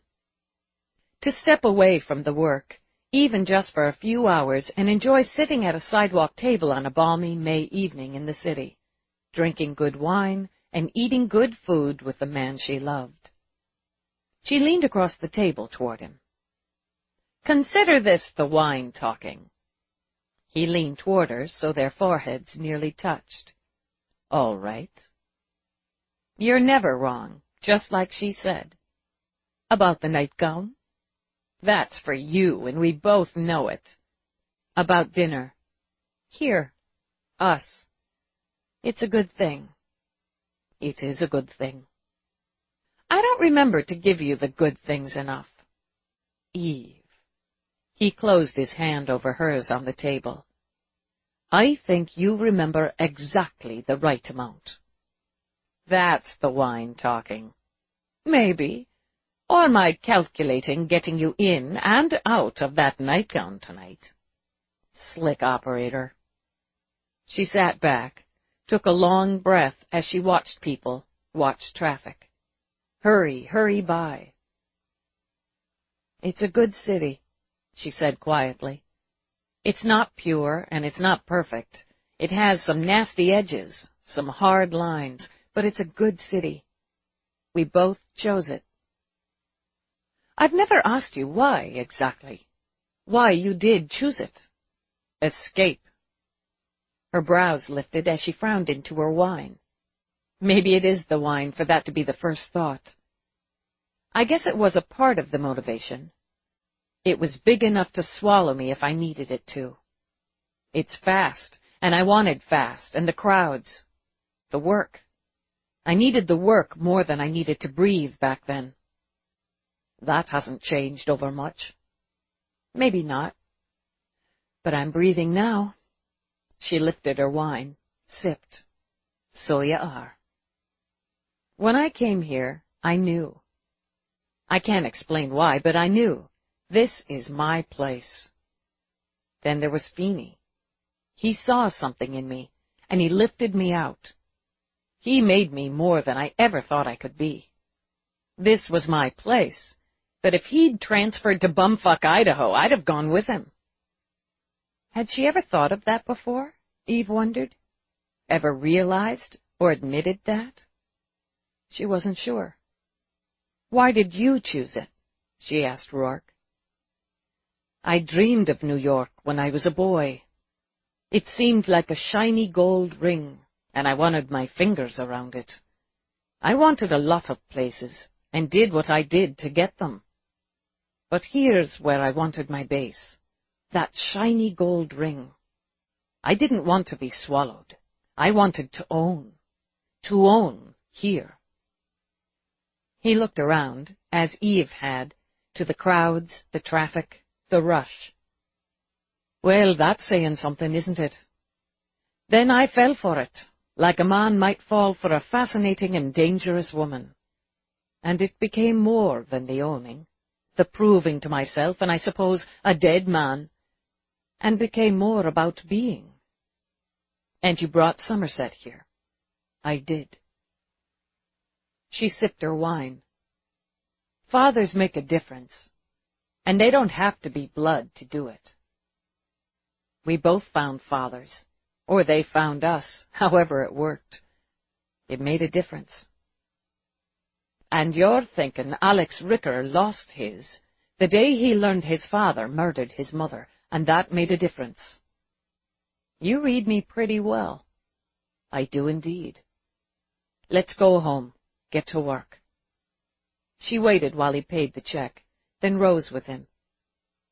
Thanks for dinner. You're welcome. Rourke? On the sidewalk, she stopped, studied his face, then shrugged. What the hell? It's New York! And threw her arms around him, took his mouth in a long, shimmering kiss. For reading me well, she said, when she released him. I'm buying a bloody case of that wine. She laughed all the way to the car. At home, she peeled off her jacket, tossed it on the sleep chair. In shirt sleeves, she circled her murder board. You said you were going to work from home, too. To Cairo, Eve reminded him. So I am, but not before you tell me what you plan to do. I'm thinking about asking you to contact your new best friend before getting started on your own stuff. And why would I be doing that? It had to be the wine, she thought, because sometimes when he talked, just the way that hint of Celtic music wove through the words, she wanted to drool. She shook it off. To tell him it's important that both he and his PA stay in New York, and that I'd like to talk with each of them tomorrow. On a Saturday, when you're hosting a party. I can do it in the morning. Peabody and Nadine are invading with God knows what stuff. I don't have to do any of that. They said, easy, darling. And I'd be telling my new best friend this because Show of good faith. I'm inclined to believe him, blah, blah. I want to discuss some details tomorrow morning that may help me with the current line of investigation. And put the heat on Sandy. Could work. I'll do that. I'll be a couple hours, I expect, after. You do remember I'm off to Vegas tomorrow. Now she did. Yeah, male debauchery. I could probably juggle things and go with you in the morning, as Peabody's occupied. No, you've juggled enough. She could take it alone, but he'd get pissy about that.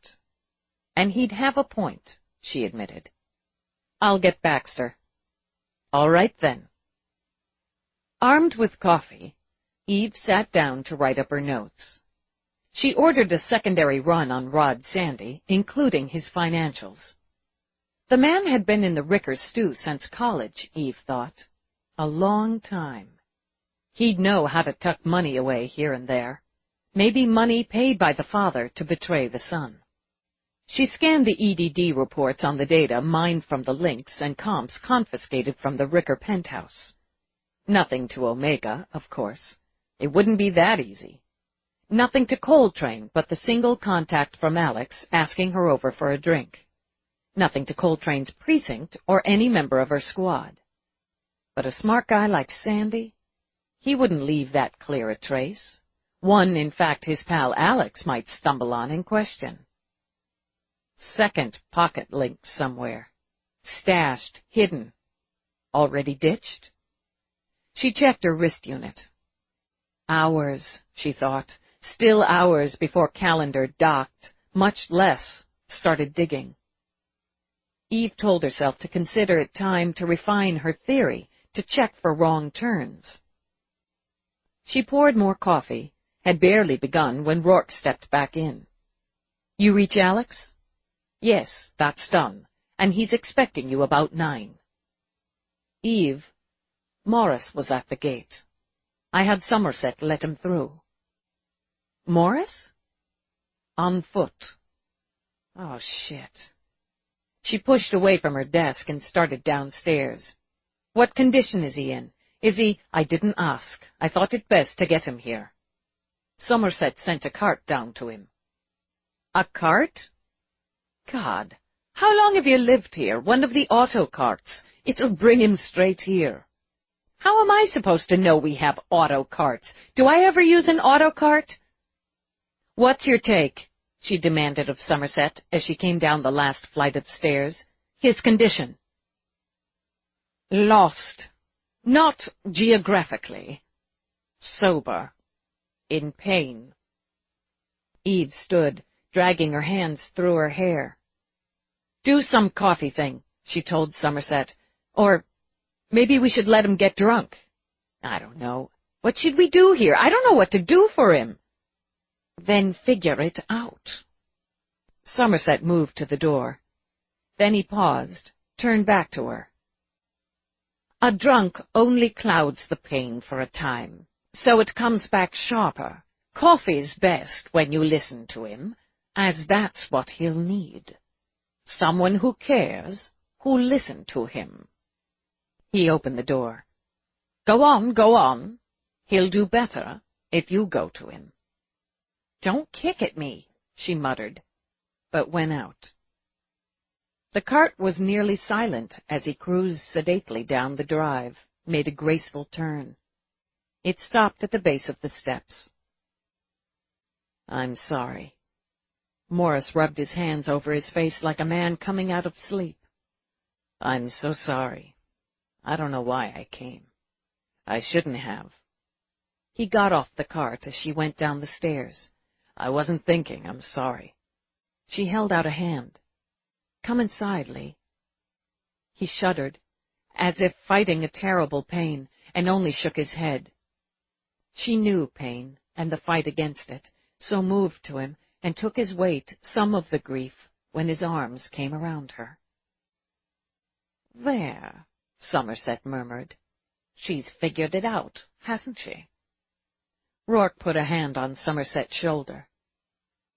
Coffee would be a good thing, I think. And something I doubt he's eaten. I'll see to it. Come inside, Eve repeated. I didn't know where to go, what to do. I couldn't go home after her brother took her. I went and I watched them. They loaded her on the transpo, in a box. She's not there. Who knows that better, but I couldn't stand it. I couldn't go home. I don't even know how I got here. It doesn't matter. Come on. She kept an arm around him, walked him up the stairs where Rourke waited.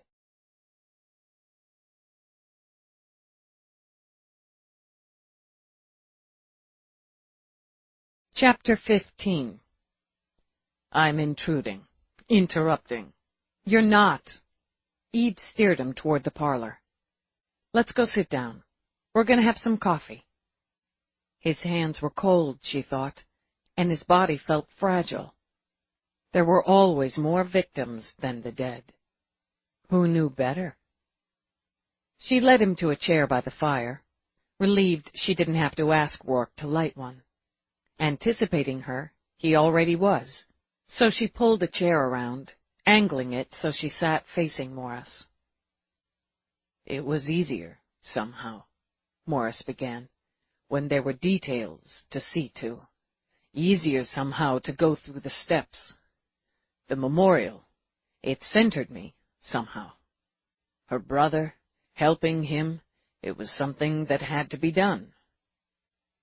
Then she was gone. She's gone, and it's final, and there's nothing for me to do. Tell me about her. Some small things, something not important. Just something. She liked to walk in the city. She'd rather walk than take a cab, even when it was cold. She liked to see what was going on, be part of it, Eve prompted. Yes, she liked the night, walking at night, finding some new place to have a drink, or listen to music. She wanted me to teach her how to play the saxophone. She had no talent for it whatsoever. God. A shudder ran through him, racked him. Oh, God. But you tried to teach her. She'd be so serious about it. But the noise, you'd never call it music, that came out would make her laugh. She'd push the sax at me and tell me to play something. She'd like to stretch out on the couch and ask me to play. You can see her there? Yes. Candlelight on her face, that half-smile of hers. She'd relax and watch me play. You can see her there, Eve repeated. She's not gone. He pressed the heels of his hands to his eyes. Panicked, Eve looked over at Rourke, and he nodded, centered her. So she kept talking. I've never lost anyone who mattered, Eve told Morris. Not like this. For a long time, I didn't have anyone who mattered, so I don't know. Not all the way. But I feel, because of what I do. I feel. I don't know how people get through it, Morris. I swear to Christ, I don't know how they put one foot in front of the other. I think they need something to hold on to. You can see her, and you can hold on to that. Morris dropped his hands, stared down at them, empty. I can. Yes, I can. I'm grateful to both of you. I keep leaning on you, and here I've turned up on your doorstep, pushing this into your evening. Stop. Death's a bastard, Eve said. When the bastard comes, the ones left need family. We're family. Somerset wheeled in a small table. Businesslike and efficient, he moved it between Eve and Morris. Dr. Morris, you'll have some soup now. Aye, it's what you need. This is what you need. Would you see the blue suite on the 3rd floor's prepared? Rourke moved forward now to sit on the arm of Eve's chair. Dr. Morris will be staying tonight." Morris started to speak, then just closed his eyes, took a breath. "Thank you." "I'll take care of it." When Somerset started out, Eve slid out of the chair and went after him. She caught him at the doorway, spoke quietly. "You didn't trank that soup, did you?" "Certainly not." "Okay, don't get huffy." "I am never huffy." "Fine, whatever." She had more important things to do than wrangle with Somerset. "Lieutenant," he said, as she turned away, "it will likely be a very long while before I ever repeat this, if that day should ever come. But I'll say now, at this precise moment, I'm proud of you." Her jaw very nearly slammed into the toes of her boots. She goggled at his stiff, skinny back as he walked away. "Weird," she muttered. "Very, very weird." She went back inside, took her seat. It relieved her that Morris ate, that his voice was back to steady as he and Rourke talked. "Some part of my brain must have been functioning, because it brought me here." "You'll talk to Mira when you're ready?" Morris considered Rourke's question. "I suppose I will. I know what she'll offer. I know it's right. We deal with it every day. As you said, Dallas, we feel." "I don't know what you think about this sort of thing," Eve began, "but I know this priest." A faintest ghost of a smile touched Morris's mouth. "A priest?" "A Catholic guy. From this case I worked." "Oh, yes, Father Lopez from Spanish Harlem. I spoke with him during that business." "Sure, right. Well, anyway, there's something about him. Something solid, I guess. Maybe, if you wanted someone outside of the circle, outside of the job, you know, you could talk to him." "I was raised Buddhist." "Oh, well." That ghost of a smile remained. "And as I grew up, I experimented and toyed with a variety of faiths. The organized sort, I found, didn't stick with me. But it might be helpful to talk with this priest." "Do you believe there's more after death?" "Yes," Eve answered without hesitation. "No way we go through all this crap, then that's it. If it is, I'm going to be seriously pissed off." "Exactly. I feel them, and I'm sure you do too. Sometimes when they come to me, it's done. They've gone, and all I have is the shell of what they were. Others, there's more. It lingers a while, you know?" "Yeah." It wasn't something she easily expressed or shared, but she knew. "It's harder to take when it lingers." "For me, it's hopeful." She was gone when I saw her. I wanted, selfishly, to feel her, but she'd gone wherever she needed to go. I needed to be reminded of that, I think. That she's not gone, not from me, because I can see her. And that she's somewhere she needs to be. Yes, Father Lopez may help me come to terms, but so can you. What do you need? Bring me in. Tell me what you know, all of it, everything, not just what you think I should know, but everything, and give me something to do, some part of it, however mundane, fact-checking or follow-ups, buying fucking donuts for the team. I need to be involved. I need to have some part in finding the person who did this. She studied his face. Yes, the need was there. The intensity of it nearly burned a hole in her heart. You have to tell me this. Tell me straight. Respect her, respect me, and tell me the truth. I will. What do you want when we find him? What do you want done? You're asking if I want to kill him? To take his life? That's what I'm asking. I thought of it, even imagined it. There are so many ways, and in my position a lot of avenues to take. I did think of it. It would be for me, and not for her.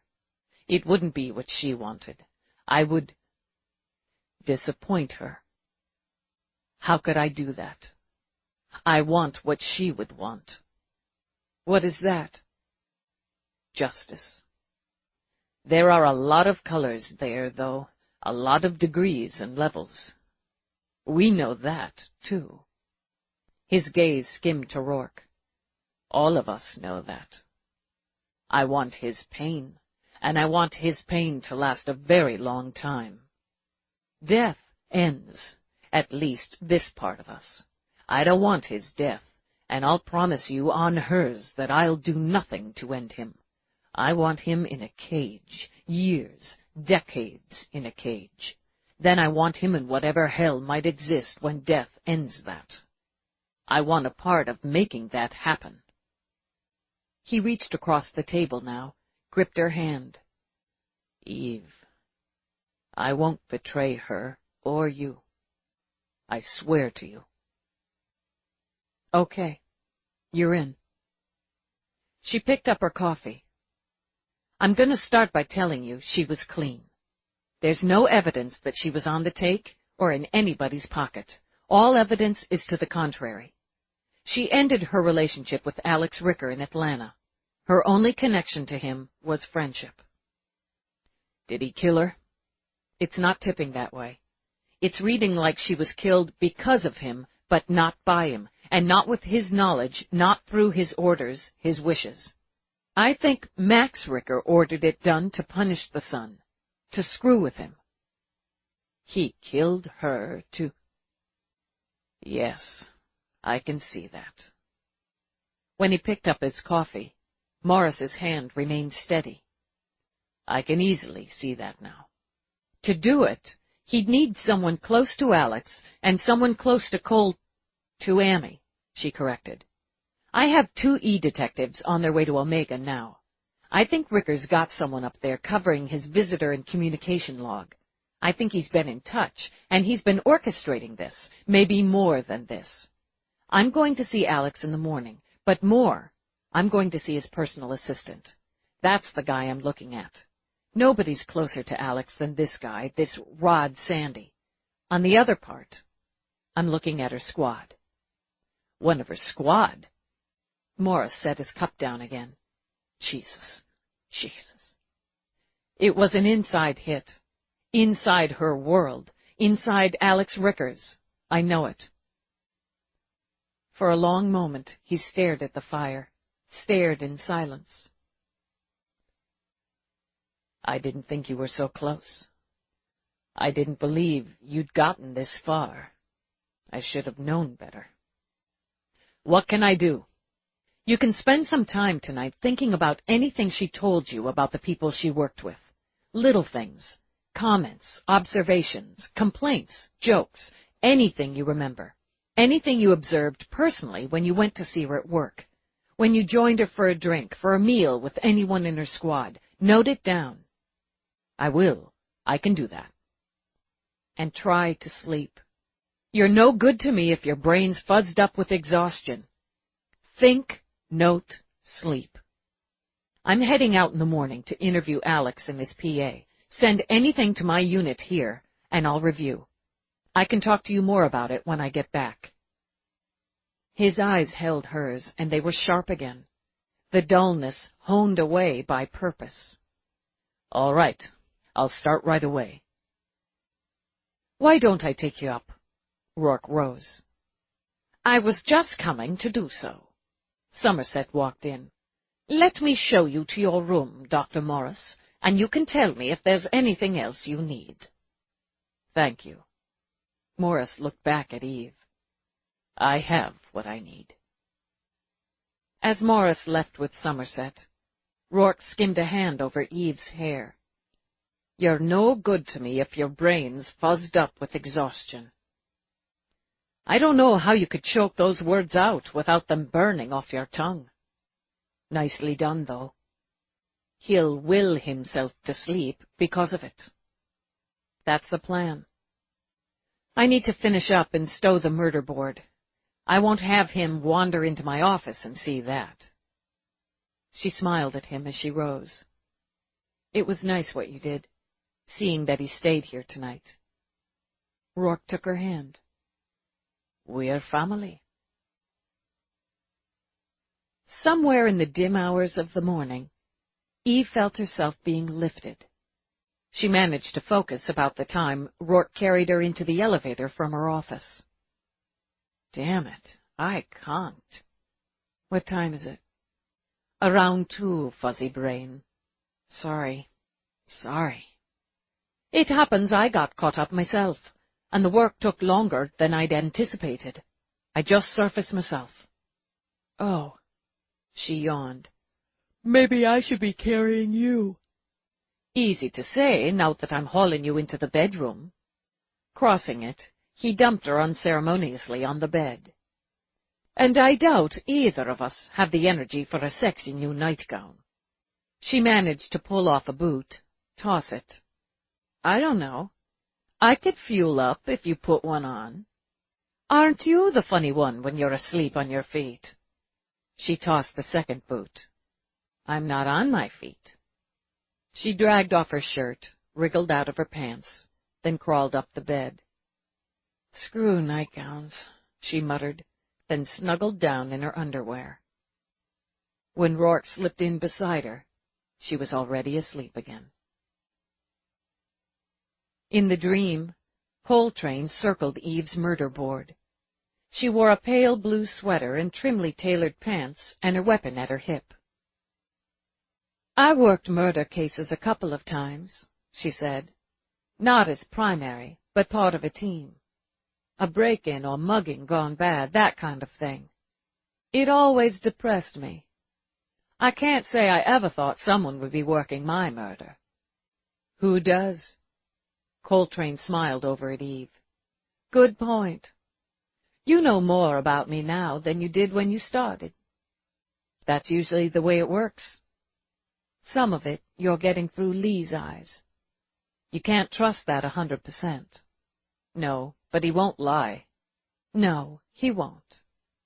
Coltrane moved over to where Eve sat at her desk, then leaned a hip on it. I used to think you had to be cold to be a murder cop. Cold enough to walk in death every day, or nearly every day, to pick through lives, uncover all the secrets of people who couldn't hide them anymore. But I was wrong. You have to be able to control the heat, but there has to be heat. Otherwise you wouldn't give a damn, not really. You wouldn't care enough to do what you have to do to chase murder. Sometimes it takes the cold. Maybe. I know more about you now, too, seeing as you've got me stuck in your head. You struggle with the law because you have such intense and marrow-deep respect for it. Such strong belief. But it's the victim who pulls you. The victim who might have you question that line of law. More even than justice, and justice is your faith. This isn't about me. You know it is. We're as intimate as lovers now. Cop, victim. I'm one of the faces in your head now, in your dreams. You never forget them, no matter how many there are. That's your burden, and your gift. You let Lee in when the rules and regs come down against that. He's too close, but you've blurred the rules and regs because he's a victim too, and he needed it. It's the cold part of you that's questioning that now, in the back of your mind, and it's the heat that knows it's right. Which part of you walked away from Alex Ricker? That's a question, isn't it? Coltrane rose, bent down to stroke Galahad as he bumped against her leg. Nice cat. How about an answer? You're wondering if I walked because he didn't love me enough to pull back from that line, to show me how much I mattered, or if I walked because I remembered I was a cop and I had a duty to that line of the law. It doesn't matter. Eve shrugged. You walked, and that's what plays here. It matters to you because of Lee. It matters because of the badge. And it matters because you wonder what you would have done if Rourke hadn't shown you how much you mattered. Not altogether. 1 and 2, that's true. But the last, he shows me every day. I think I get how much you hurt when Alex didn't, because I don't have to wonder. I know. And I don't think it was the cop who walked. I think the cop came after. I think, maybe, you were a better cop once you came here. That's nice. Thanks. Still, I wasn't a good enough cop to keep myself from being taken out with my own damn weapon. Yeah, that's a bitch. But I'm looking at you, Detective. I'm looking at the way I think this set you up. And I'm thinking you didn't have a chance in hell. Well, Coltrane set her hands on her hips. That's a real comfort to me now. Best I got. A soft spring drizzle greeted Eve when she stood outside to meet Baxter. She watched him whip his snazzy two-seater down the drive and jerked a thumb at the unsnazzy body of her own vehicle. Oh, come on, Dallas. Why take your latest hunk of junk when I've got my primo? Official business, and I'm driving. A man's got to haul his ass out of bed on a rainy Saturday, and he can't even set it down in a decent ride. He grumbled all the way, but transferred his ass from one car to the other. Well, nice seats, I gotta say. Is your ass all comfy now? Actually, it is. Surprising how— What? Whoa! He leaned forward to goggle at the dash. Look at this! Sizzling Jesus, this heap is loaded. It's— He broke off, flung back against the seat as she poured it on down the drive. And she fucking moves, baby! This is not departmental issue. I am not a fool. Depends on who you're asking. And I have the option, per regs, of using my personal ride if it meets code, just like you use that toy back there. Dallas, you have depths I've never plumbed. You never plumbed any of my depths. That's your loss, sister. And Peabody never said a word about this ride. Eve actually winced as she remembered. She hasn't seen it yet, so you'll keep it zipped about it. Otherwise, she'll get all whiny about not seeing it first or some such shit. Partners can be ass pains. Not mine. Boy's a jewel. So, you figure Rickard Jr.'s PA and bestest pal fucked him over and killed Coltrane. Killed her, or helped set her up for it, and set up Alex Ricker for good measure. Bestest pals can be ass pains. She had to laugh. You can't begin to know. We'll work them separate. Start out straight interview, just going over details. Then I'm going to peel Sandy off, leave you on Ricker. I want to heat him up, and I don't want his bestest pal getting in the way. Works for me. You really don't figure Junior's in it. Motive's there, opportunity, even with the alibi. All he had to do was snap his fingers. If he was going to snap them, he'd have snapped them long distance. His old man set him up. It's just like him. Once we pin Sandy, he's going to flip. He's a turncoat, so he'll turn again, and we'll skewer whoever Ricker has in the 18th Squad. I hate It's a Cop. But yeah, I went through the files, your notes. It's gotta be. Eve's in-dash beeped. Dallas. Calendar, reporting from Omega. Calendar's face, tired eyes, major grin, filled the screen. There was some delay at docking, but Sisto and I are in. We're cleared and logged and about to be escorted straight to communications. The wardens authorized us access to, well, pretty much everything. Get me something, Calendar. If it's here, we'll get it. Man, oh, this place is grim. You ever been here? No. Good choice. Even the staff and admin areas are grim. I bet if you gave kids a mandatory tour of this place, they'd never so much as think about boosting somebody's airboard. She glanced away, signaled. They're ready for us. I want to hear the minute you have anything, even half of anything. Cha! Back when? Calendar out. Cha? Eve repeated.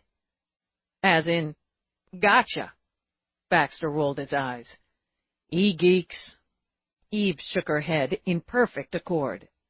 E-geeks. She swung to the curb at Ricker's building. On duty, she said, and preened a little when her light flashed on. Solid. If we wrap this, I'll show you how she verticals as we head back. She badged her way in, moved straight to the elevator when the doorman said they were already cleared and expected by Mr. Ricker. He met them in the foyer. Lieutenant. Mr. Ricker. Detective Baxter. We appreciate you making time to answer a few more questions. His tone was as polite and neutral as Eve's. I want to cooperate in any way I can. As discussed, we'd also like to speak to Mr. Sandy. Yes, he's probably in the kitchen, getting coffee. Please sit down. I'll get him. Prime digs, Baxter commented as he looked around. And they say crime doesn't pay. Only idiots say that. The world's full of idiots. Alex came back alone. Sorry, he's generally an early riser, so I assumed. He must be upstairs. Excuse me. As Alex started up, Eve and Baxter exchanged glances. You thinking what I'm thinking? Baxter murmured. Somebody's gone rabbit. God damn it. Routine follow-up. What spooked him? There's nothing here to make him bolt, risk his position, turn our suspicions. It's stupid. Lieutenant. Alex came to the top of the stairs, and she saw it in the pale set of his face. Rod isn't here. His bed hasn't been slept in. I won't object if you want to look for yourself. Damn right they would. Eve started up. When did you last see him? Last night, about 8. He had a date, but he knew you were expected this morning. It's not like him to miss an appointment. And he's not answering his link. I just tried it. Eve walked to the doorway of Sandy's room. Who's the date? I don't know. I didn't ask. She moved past Alex to check the closet, then frowned. His things are still here. Anything missing that you can tell? Whatever he wore last night, let me think. He had on a brown leather jacket, black pants, I think. I can't recall what color shirt. Casual, a casual date. His clothes are here as far as I can tell. But why wouldn't they be? He had no reason to leave and wouldn't leave without telling me. Maybe it was a sudden decision, Baxter suggested with just enough sarcasm to have Alex turn frigid eyes on him. He doesn't make sudden decisions, and he works for me. He's my oldest friend, and he works for me. Obviously, the date turned into something more than casual, and he stayed the night. He's overslept and doesn't hear his link. I'm perfectly willing to answer any questions you have for me now, and I'll see to it that Rod makes himself available to you as soon as he gets back. He turned to Eve then. I didn't contact my lawyers. They don't even know you're here. I'm not playing you. Rod just got lucky, Eve suggested. Baxter, wait for me downstairs. Sure. Rod's done nothing but be careless about an appointment, Alex began. Stow it. Who was your driver yesterday? Biting and cold replaced polite and neutral. And that's relevant because? Because I want to know, Mr. Cooperation, who drove you to your meet with Rourke? Carmine. Carmine Luca, he added when Eve simply stared. He's downstairs, in an apartment I keep as staff quarters. Bring him up. I don't understand why you want to interview my driver. You'll understand after I do. Bring him up, or call your lawyers and tell them to meet you downtown. Eyes, already cool, went to ice. Maybe I misjudged the situation. I'll bring him up, and we'll see if you make me understand. Otherwise, unless you've got a warrant, you're gone." Alex pulled out a link as he pointed Eve toward the door. "Carmine, I need you up here." Within minutes, the big, burly Carmine lumbered in. He had, Eve thought, a face like stone that had been battered for decades by wind and water. Tough, pitted, and blank. "These officers would like to ask you some questions, Carmine. Answer them, is that clear?" "Yes, sir, Mr. Ricker." "When did Rod Sandy ask you about Mr. Ricker's meeting with Rourke?" "I don't know about any meeting." Eve looked at Alex. "Would you like to make it clearer, or should I?" "Carmine, I want you to answer the lieutenant's questions. I had a meeting with Rourke yesterday morning on Coney Island. You drove me." "Yes, sir, Mr. Ricker, but I thought—" "Don't think," Alex said, with a kindness in his tone Eve hadn't expected. "I appreciate it, Carmine, but we're just trying to clear something up, so you can answer the questions, unless I say otherwise, all right?" "Yes, sir, Mr. Ricker." "When did Rod Sandy ask you about Mr. Ricker's meeting with Rourke?" "Which time?" "All the times." "Okay, well, he asked me about it before, making sure and all that everything was set up. Mr. Sandy makes sure things are set up for Mr. Ricker. So I told him how it was all go, and we had the car ready and the scanners." He stopped, looked at Alex. "It's all right. And the coffee and the mini AC and all like that." "He asked you about it afterward, too?"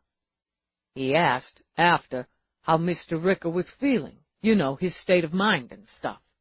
And I said how it went okay, and maybe Mr. Ricker seemed a little down on the drive back, but it went okay, and there wasn't no trouble or nothing.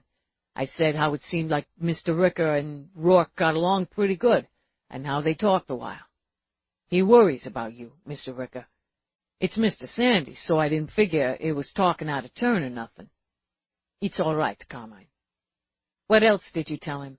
Eve asked.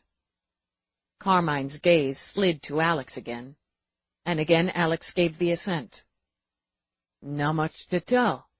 We had a beer, and we were talking about the game some, and he was saying, sort of thinking out loud, like that Mr. Ricker and Rourke would do this business deal after all. So I said I didn't think it was any kind of business deal. How I didn't catch much, 'cause you're not supposed to listen, but the breeze carried the voices sometimes. How it seemed they were mostly talking about Miss Coltrane and Mr. Ricker's father, and how maybe—" "Maybe?" "Mr. Ricker—" "Keep going," Alex demanded, not so kindly now. "Well, it sounded like maybe Mr. Ricker thought his father might have done something. I was just talking to Mr. Sandy, Mr. Ricker." "Yes, you were," Eve said before Alex could speak. "Did you talk to him about anything else?" "Not really. I didn't hear that much. I wasn't trying to hear, I swear. I guess, now that I think about it, Mr. Sandy asked a lot of questions, and he wasn't exactly happy I didn't know more than I knew. I just said how at the end you and Rourke shook hands, and there was that." "That's fine, Carmine. Thank you," Alex said. "You can go back to your quarters now." "Yes, sir, Mr. Ricker. If I did anything—" "You didn't. We're fine." "One more thing," Eve said. "Did you drive Mr. Sandy anywhere yesterday?" "No. I drive Mr. Ricker, unless Mr. Ricker says different." "Did you or anyone drive Mr. Sandy anywhere this week?" "No. We only got the one car here, and I drive it. Right, Mr. Ricker?" "That's right, Carmine. You can go." Alex turned, walked into the living area, sat. "You think Rod's working for my father?" "And you don't," Eve countered. "We've known each other more than a dozen years. We're friends. Friends. He knows nearly everything there is to know about me. He knew what Amy meant to me. You can't expect me to believe he's part of this." "Why didn't you tell him the details of your meeting with Rourke?" "It was private. Even friends don't share everything." I'd say, from the way Sandy pumped Carmine, he doesn't agree with that. Alex pressed his fingers to his eyes. So he was never really my friend. Just another tool. All these years. Maybe. Or maybe one picked up and turned more recently. If he killed Ami, could he have left the apartment that night without security picking it up? There are always ways, Alex said. Yes. The son of a bitch. The son of a bitch said to me that night, he said I should go out, take a long walk, hit Times Square, get some energy from the crowds. So I did. He indicated he thought you were in the apartment all night. We lie, Lieutenant. Alex clipped out the words. You know that. I assumed he was covering me, so I did the same and told you I'd gone out when he was upstairs. That he didn't know I'd gone out. Just a couple of convenient lies. I hadn't hurt her. I would never have hurt her. So we covered each other. He set me up, my long-time friend. So I'm out walking New York, having a beer, just one more face in the crowd, while he's killing her. For what? For what? Where would he go? 1,000 places. If I knew, I swear I'd tell you. He convinced me to come to New York, Alex explained. To come now, for business, for her. Convinced me I needed to see her, talk with her. He knew how I felt, was feeling. I confided in him like I would a brother, and he used it against me. I want all the data on his financials. All his financials. You understand me? Yes, you'll have it. He takes trips, vacations, and so on without you. Time off where you wouldn't keep tabs on him. Of course. Times he could have visited Omega, Eve thought. Do you know who your father has in Coltrane's squad? No. I don't know that he has anyone. Not that I can confirm. He was always proprietary about that kind of thing. What did you and your father talk about when you visited him on Omega? Nothing that applies to this. Everything applies to this. Anger flashed across his face. Understand, I am under no obligation to answer you or to cooperate in this matter.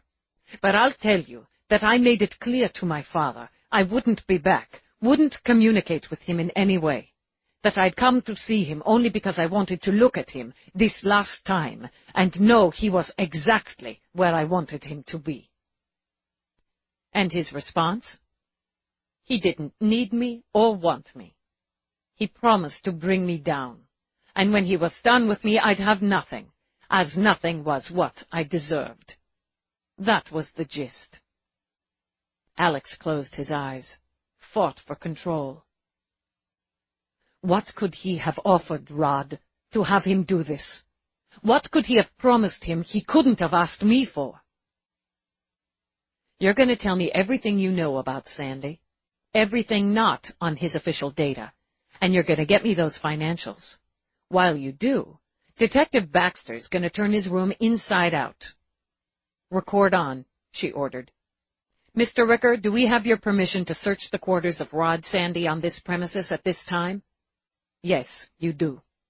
You have my permission to search his room, my permission to hunt him down like a dog, my permission to do whatever it takes to take him down. Is that enough? It's a good start. Baxter. I'm on it. Eve sat. Tell me about Rod Sandy. Chapter 16. Eve pushed, shoved, and bullied her way through Saturday morning traffic. Beside her, Baxter worked furiously on the in-dash auxiliary computer. We need an E-man if we want to get into some of these accounts, he told her. I can pull up the standard ones. No major activity over the last 10 days, but the others are trickier. It's going to take me some time. I've got an E-man. Recheck the transportation. He didn't get on any public transpo out of the city, not using his legit ID. Private's going to take longer, and private's the way he'd go. He could have taken a cab or a car service out of New York, and picked up a private any damn where with the lead he's got on us. He's got to tap one of his accounts. There's always a trail, Eve thought, and money was the biggest breadcrumb. And he'll contact Ricker on Omega. He does what he's told. He's a drone, just a goddamn drone. He'll follow instructions, if not direct from Ricker, then from whoever Ricker's got working him. He panicked. Left with the clothes on his back, whatever cash he had, probably some files, but the panic's working for him. Not for long. He may get out, get away, but he's already a dead man. Jesus, Baxter, she said when he turned to her. Ricker's not going to let him run loose. His value just bottomed out. He's worthless. We find him first, or Ricker's going to shut him down. Too impatient to wait for the gates, Eve hit vertical and soared over them. Baxter said, "Yee-haw!" We find which account he tapped. Eve tore down the drive, when he tapped it, and backtrack to where he was when he tapped it. We search on private transpo, starting in the city, working out, and we call in the locals on all of Sandy's and all of Alex Ricker's residences. He'll want a place to catch his breath, to pick up more of his things. If he's got any brains, and he does, he'll be quick about that, and he's already gone. But we find out where he was, and we'll start tracking where he goes from there. She swung out of the car, strode up the steps. You! She jabbed a finger at the lurking Somerset. Be useful. Contact Feeney and McNabb. Tell them I need them here. Now. Baxter, call in your boy, she added, as she headed upstairs. You recall, Somerset called after her, you're hostessing a bridal shower in approximately 6 hours. The sound Eve made was perilously close to a scream. Bridal shower? Baxter repeated. Shut up! Shut up! Never speak of it! She rounded toward her office and nearly ran into Morris. Baxter pulled up short. Hey, Morris. You've got something, Morris said. Got someone, lost him, now we're going to find him. She pushed past him, then let out an oath when she saw the connecting door between her office and Rourke's was closed. The red light over it indicated he was working. She'd owe him, she told herself. Big time. She knocked. When he opened the door, irritation sparked in his eyes. Eve, closed door, red light. I'm sorry, I'll grovel later if you want it. Beyond him, she could see several suited figures. Hollow meeting, she realized, and figured the groveling would be major. I need your help, and I've got a ticking clock. 10 minutes, he said, and shut the door in her face. Man, am I going to pay for that. Baxter, use the auxiliary to keep on the transpo. We need to start pushing through Sandy's friends, relatives, contacts, acquaintances, girlfriends, boyfriends, his fucking tailor. This guy's not a loner. He's tagged someone, somewhere. I can help. Morris stood in the center of the room. Let me help. She gave him a quick study. He looked rested, and that was a plus. Somerset must have dug up a shirt and pants for him, somewhere. Morris, I'm going to have to bring my murder board back in here. Can you handle that? Don't say it if you don't mean it. Yes. I'll have to fill you in as we go. For now, go in there. She gestured toward the kitchen. Program a whole bunch of coffee. It's not just scut work. It's necessary. I don't mind scut work. She went to her desk as he walked to the kitchen. Computer, all known data on Rod Sandy on screen 1. Priority run authorized. Dallas, Lieutenant Eve. Acknowledged. Working. He gets worried, she began as the data began to scroll. It sets off a little tingle when Alex tells him he's going to meet with Rourke. He's supportive, sure, that's his job. But he worries about it. He chews on it. Pumps the driver because he's not sure, not 100%, that something in that conversation didn't set off a bell that rings too close to him. Can't pry too deep with Alex and have that bell ringing any louder. The driver's not too bright. Loyal, but not too bright, and hey, it's Mr. Sandy, and he's got some prime brew. She paced, studying the data as she worked it through. He gets enough from the driver to turn the worry up to some serious concern. What does he do next? He needs somebody to tell him what to do. Does he contact Ricker? No, he's a drone. He's a peg. There's a food chain. Drones don't go straight to the top. He contacts his keeper, whoever worked with him on Coltrane. That's what he does. She angled her head. Computer, stop scroll. Look at this. How about that? Never takes the lead. 10th in his graduating class, and there's Alex in first. Co-captains on the football team senior year, but look who gets MVP. Not our boy Rod, but Alex. And who has to take the VP spot to Alex's class president? Yeah, old runner-up Rod Sandy again. Never grabs the ring. Always second place. I bet he creamed his pants when Max Ricker offered him a chance to turn on his good pal Alex. I bet he wept tears of fucking joy. I bet there were women, too. Women he wanted that never spared him a second glance because Alex got there first. I bet Coltrane was one of them. She probably knew it, too. Sure, she's smart. She's self-aware. She'd know he had a thing for her. Probably felt sorry for him. He'd have to hate her for that. Helping kill her would have been like a bonus. She turned to pace again and saw Morris watching her. Shit, I'm sorry. I didn't... Don't be. He came to her with coffee, held out the mug he'd poured for her. I'll get your murder board for you if you tell me where it is. I see her as she was, he added. The panels over there open to a storage closet. Anytime you need a break, don't worry about me. It's about her.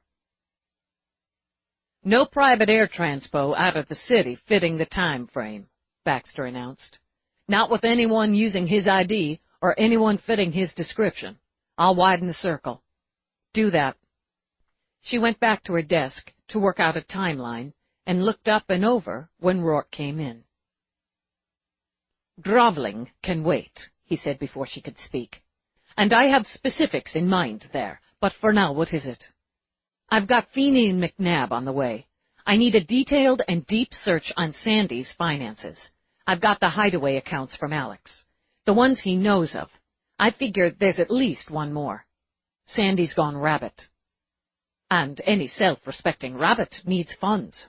All right, I'll see what I can find. But you'll be losing your E-team at 4. But we'll be leaving, Lieutenant, as arranged, for Vegas. Charles's bachelor party. You guys are going to Vegas? Baxter piped up, looking both sad and hopeful. I know Charles. Rourke smiled at him. Would you like to go, Detective? Eve literally waved her hands in the air. Hey! I'm already there. Can I bring my boy? The more the merrier. Rourke poked a finger at Eve while she sputtered. You'll be busy yourself, and what we can't find in the next few hours isn't to be found. But in that unlikely event, I'll program an auto-search. I don't see why we couldn't just postpone the whole thing until... Of course you don't, but you're outvoted. Life has to be. Morris stepped back from the board he'd set in the center of the room. Or there's no point. Okay, wait! She had to think. Until 4. But if we pinpoint Sandy's location or something equally relevant at 3:50-freaking-9, we'll cross that bridge, Rourke finished. Give me what you have. He took the disk she gave him. Feeney and McNabb? We'll use the computer lab then. Send them along when they get here. As impatience rubbed against guilt, Eve strode after him. Listen, did I screw anything up? Any important anything by interrupting? Oh, what's a few million lost now and then in the grand scheme? I'll try to win it back in Vegas. Oh, God! Oh, my God! Laughing, he caught her horrified face in his hands. I'm having you on, though I shouldn't let you off that hook so easily. It's fine, but annoying. So you'll be scheduling in that groveling. Now go away. I have other things to see to besides your e-work before I leave." "Sure, fine." She went back to work. "Nothing," Baxter told her. "I checked on the all points. We got a couple of hits, but neither of them turned out to be Sandy. Morris did a recheck on his accounts and cards." "Still no activity. I can help Baxter with the search, the transportation." She nodded, went back to her timeline. When she completed it, as she posted it on her board, her E-team walked in. She stared at Feeney. "What are you wearing?" "Not you," she said to McNabb. "I never expect otherwise from you." "This is my lucky shirt." Feeney jutted out his chin. The lucky shirt was seasick green and covered with maniacally grinning pink flamingos. On his explosion of hair, he wore a black ball cap that had another flamingo leering from the bill. "Jesus, Feeney, no man gets lucky dressed like that. Not that kind of lucky." He shot Baxter a steely glare when the detective hooted. "I got a wife, don't I? This shirt has a history. So far, it's won me $825. "It can't be worth it." "Never mind. Complab, Rourke's already there. In brief," she began, and gave them the bare bones. "I think that shirt burned my corneas," she muttered when they left her office. "E-geeks. What can you do?" She glanced over at Baxter's comment and saw Morris, stationed beside him, smile. "Run that auto for a minute. Take a look at the timeline." She gestured to the board. "Alex Ricker contacts Rourke at 7:30. Somerset tells Alex Rourke will get back to him. Rourke contacts Alex at just after 8, and they set up the meet. Transmission runs 8 minutes. Meet at Coney Island at 10. Meet lasts around 30 minutes. According to Alex, he made 2 stops before returning to the penthouse. The first, his antique store in Tribeca, which is where I bet the unregistered was taken before our search. He left there approximately 13:30 and kept a business lunch appointment, verified, in Midtown. He didn't return home until 1600. He states Sandy was in the penthouse at that time. They talked briefly, and during that conversation, Alex mentioned that the driver was having the car washed and serviced. "Bet he started sweating," Baxter said. "He can't get to the driver until after 1700. He returns to the penthouse, according to the timestamp on the security disk, at 1743, and yeah, he looks a little sweaty. He may have tagged his contact then, but he for damn sure did when Rourke contacted the penthouse and informed Alex that I'd be around the next morning with some follow-up questions. That's at 1905. It's too much. Too many things leaning in. Still, he doesn't leave for another hour. Time to get instructions. Grab what he needs most." "You can't know how much cash he might have had," Morris pointed out. "His own, or what Alex might have had in the place." "It couldn't be much. Couldn't be enough. Alex keeps funds in the penthouse in a safe, but it's still there.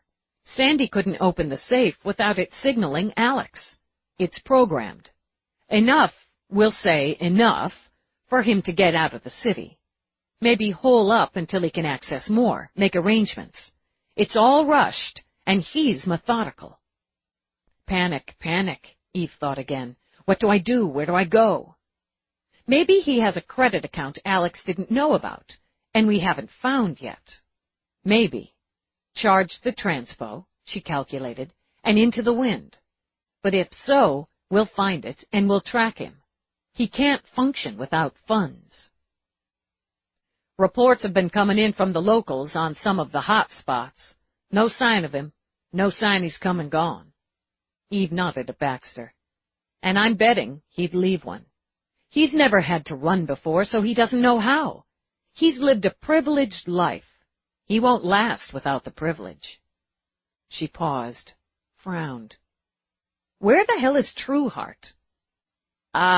He was en route, but, Vegas. He's making a quick detour. I've got to have proper attire, don't I? You sent him to pack for you? I don't need much. Anyway, Morris has it covered. Maybe you want to go to Vegas, she snapped at Morris, then instantly winced. Shit, It's almost tempting, he said easily. That's how confident I am in you. But no, not this time.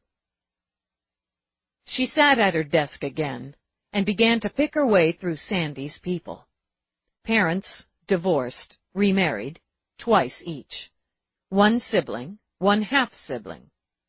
According to Alex, Sandy wasn't close to any of his family.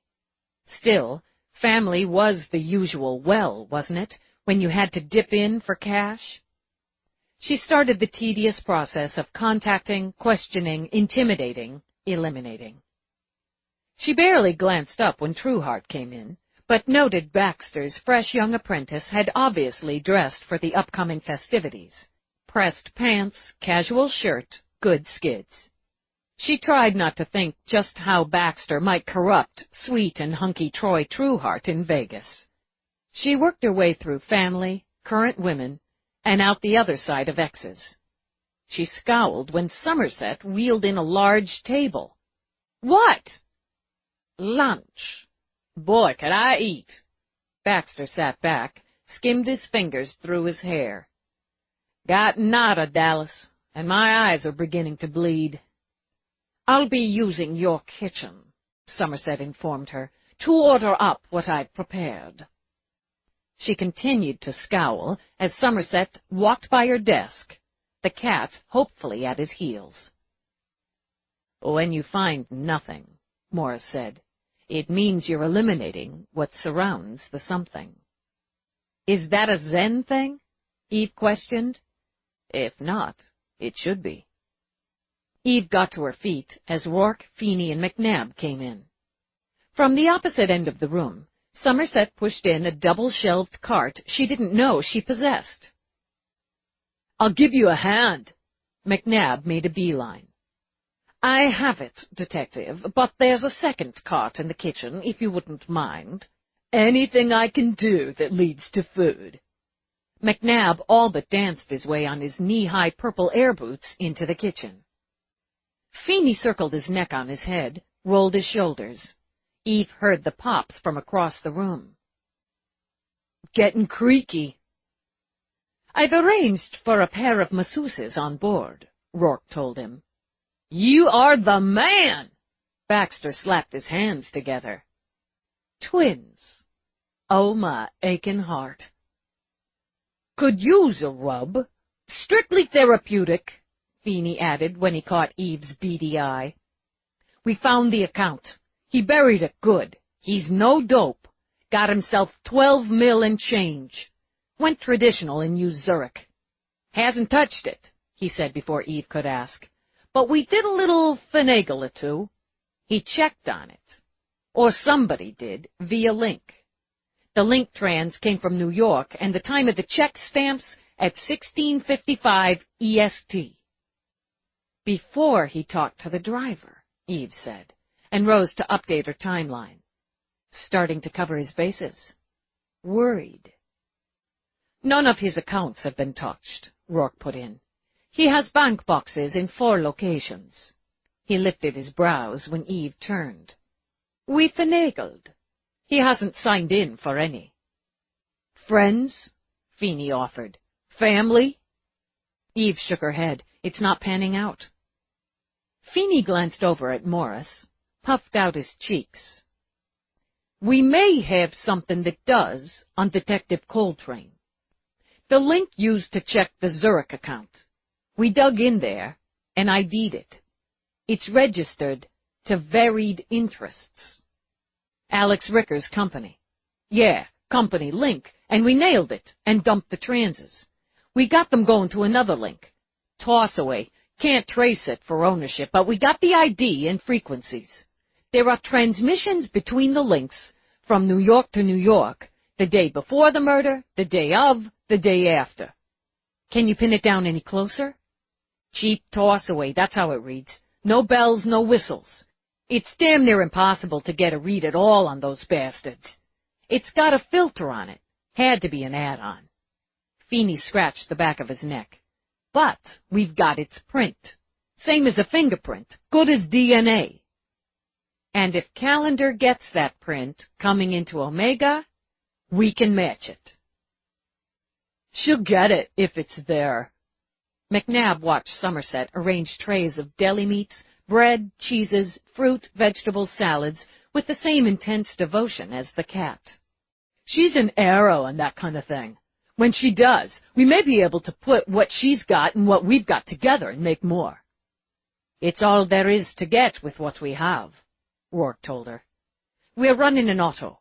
If any of his accounts are opened, even for a check, or any of his bank boxes are called for, we'll know. Okay, it's good. So we eat. McNabb made the first dive. Cops, Eve thought, swarming like ants at a picnic. She started to go over to Morris, but saw Rourke move to him. It gave her heart a squeeze, a good one, to see him talking Morris over to the table. She went back to her desk, and while the chaos reigned, ran a probability to see if the computer agreed with her instincts. Moments later, Rourke came up behind her, rubbed her shoulders. Morris okay? Better, I think. Over her head, Rourke watched the activity at the table. I'd say this is helping. Not just the work, the feeling of doing, but being here with the others. You brought the murder board back in. I asked him first. No, I mean, you brought it in. And he can see she's the center of it.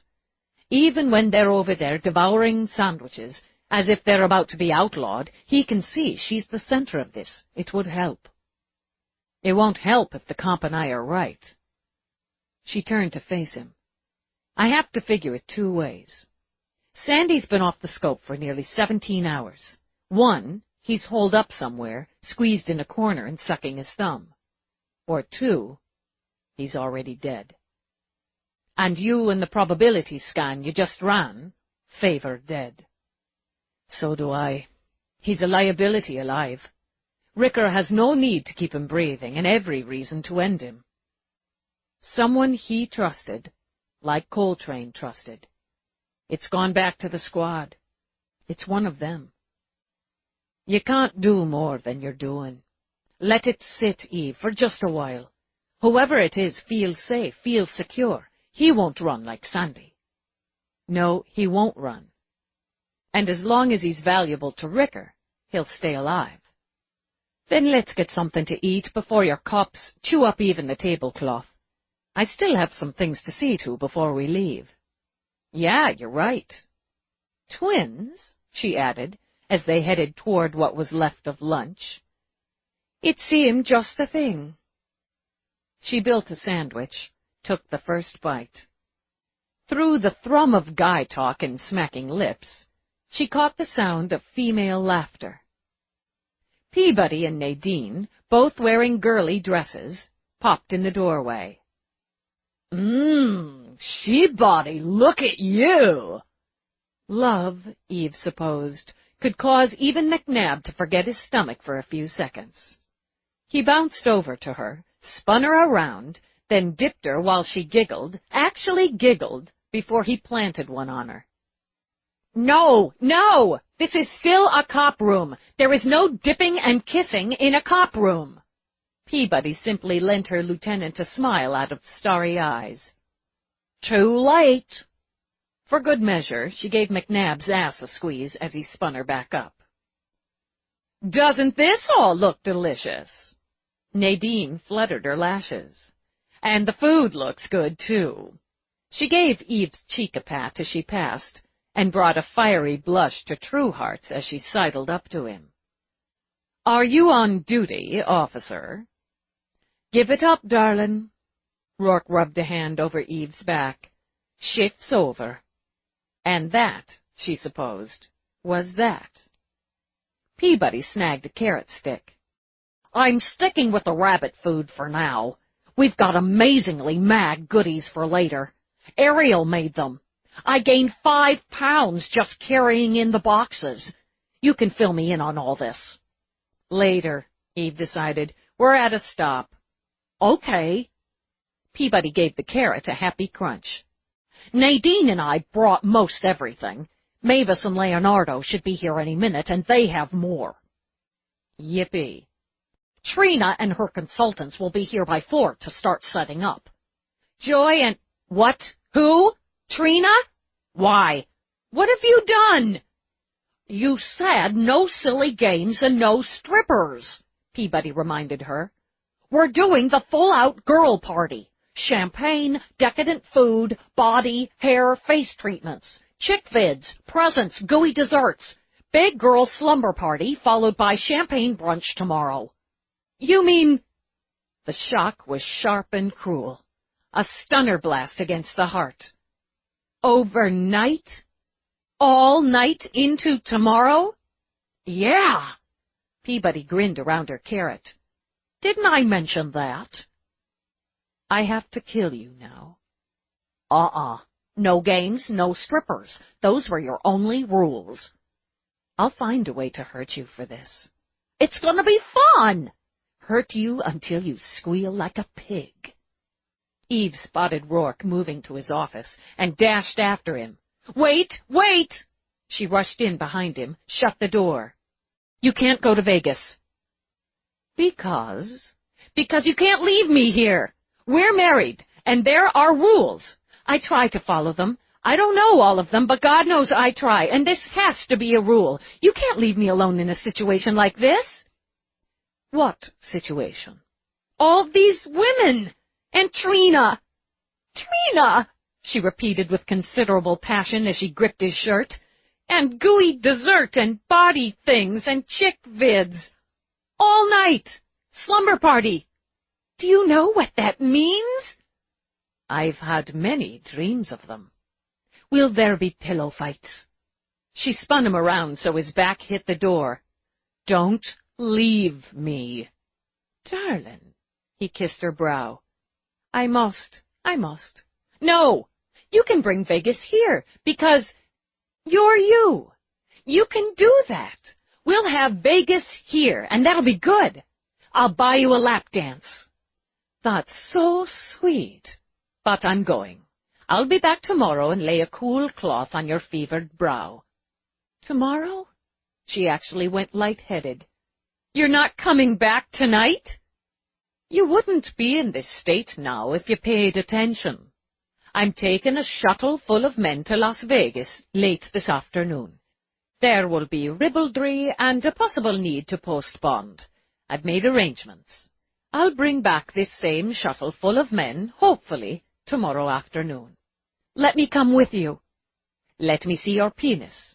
Oh, God, can't I just use yours? At any other time. Now pull yourself together and remember that when all this is over, you'll very likely arrest a killer who's also a dirty cop. It's like a twofer. That doesn't make me feel better. Best I have. She hissed out a breath. I'm going to find someplace in this house where nobody is and scream. That's a fine idea. He nudged her toward the hallway door. I'll come find you before I go. It's not 4 o'clock yet, she said darkly. Something could break. It may be your neck if you don't get out and let me finish my work. He gave her something closer to a shove, then for the second time that day, shut the door in her face. Chapter 17. She didn't consider it hiding. Maybe she was in a room she wasn't entirely sure she'd been in before, with the door shut and locked, but it wasn't hiding. It was working, Eve told herself, in a quiet place where she wouldn't be distracted. She could probably stay in here for the next 24 hours, no problem at all. She had a sleep chair, a workstation, a mini-unit, but very slick. She didn't see a wall screen, but when she booted up and requested one, the glass on the fancy mirror went black. A little playing around with the control panel netted her a mini auto chef and Friggy when the counter under the window opened, and up they came. She poked into the attached bathroom and found all the necessities, including a shower designed like a little waterfall. Yes, she could be happy here, maybe for years. She got coffee, settled at the workstation. Calendar first, she thought. Yo, Calendar said when she came on screen. Report. This place is a friggin' hole, but it's got some serious hardware. You're caged here. You're seriously caged. Security's as tight as my Uncle Fred on New Year's Eve. Even with the clearance and co-op, it's taken a while for us to get to the meat of the system. We've got our on-person communication devices because we're cops and got the authorization.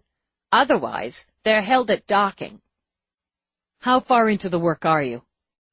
I'm working the trans. Sisto's working the visitations. He's goose egg so far. I've got many a little ding, but it's a long way from a gone. It's going to take some time. What kind of ding? It's really more of a burp. Do you really want me to explain it to you? Geek talk or party girls?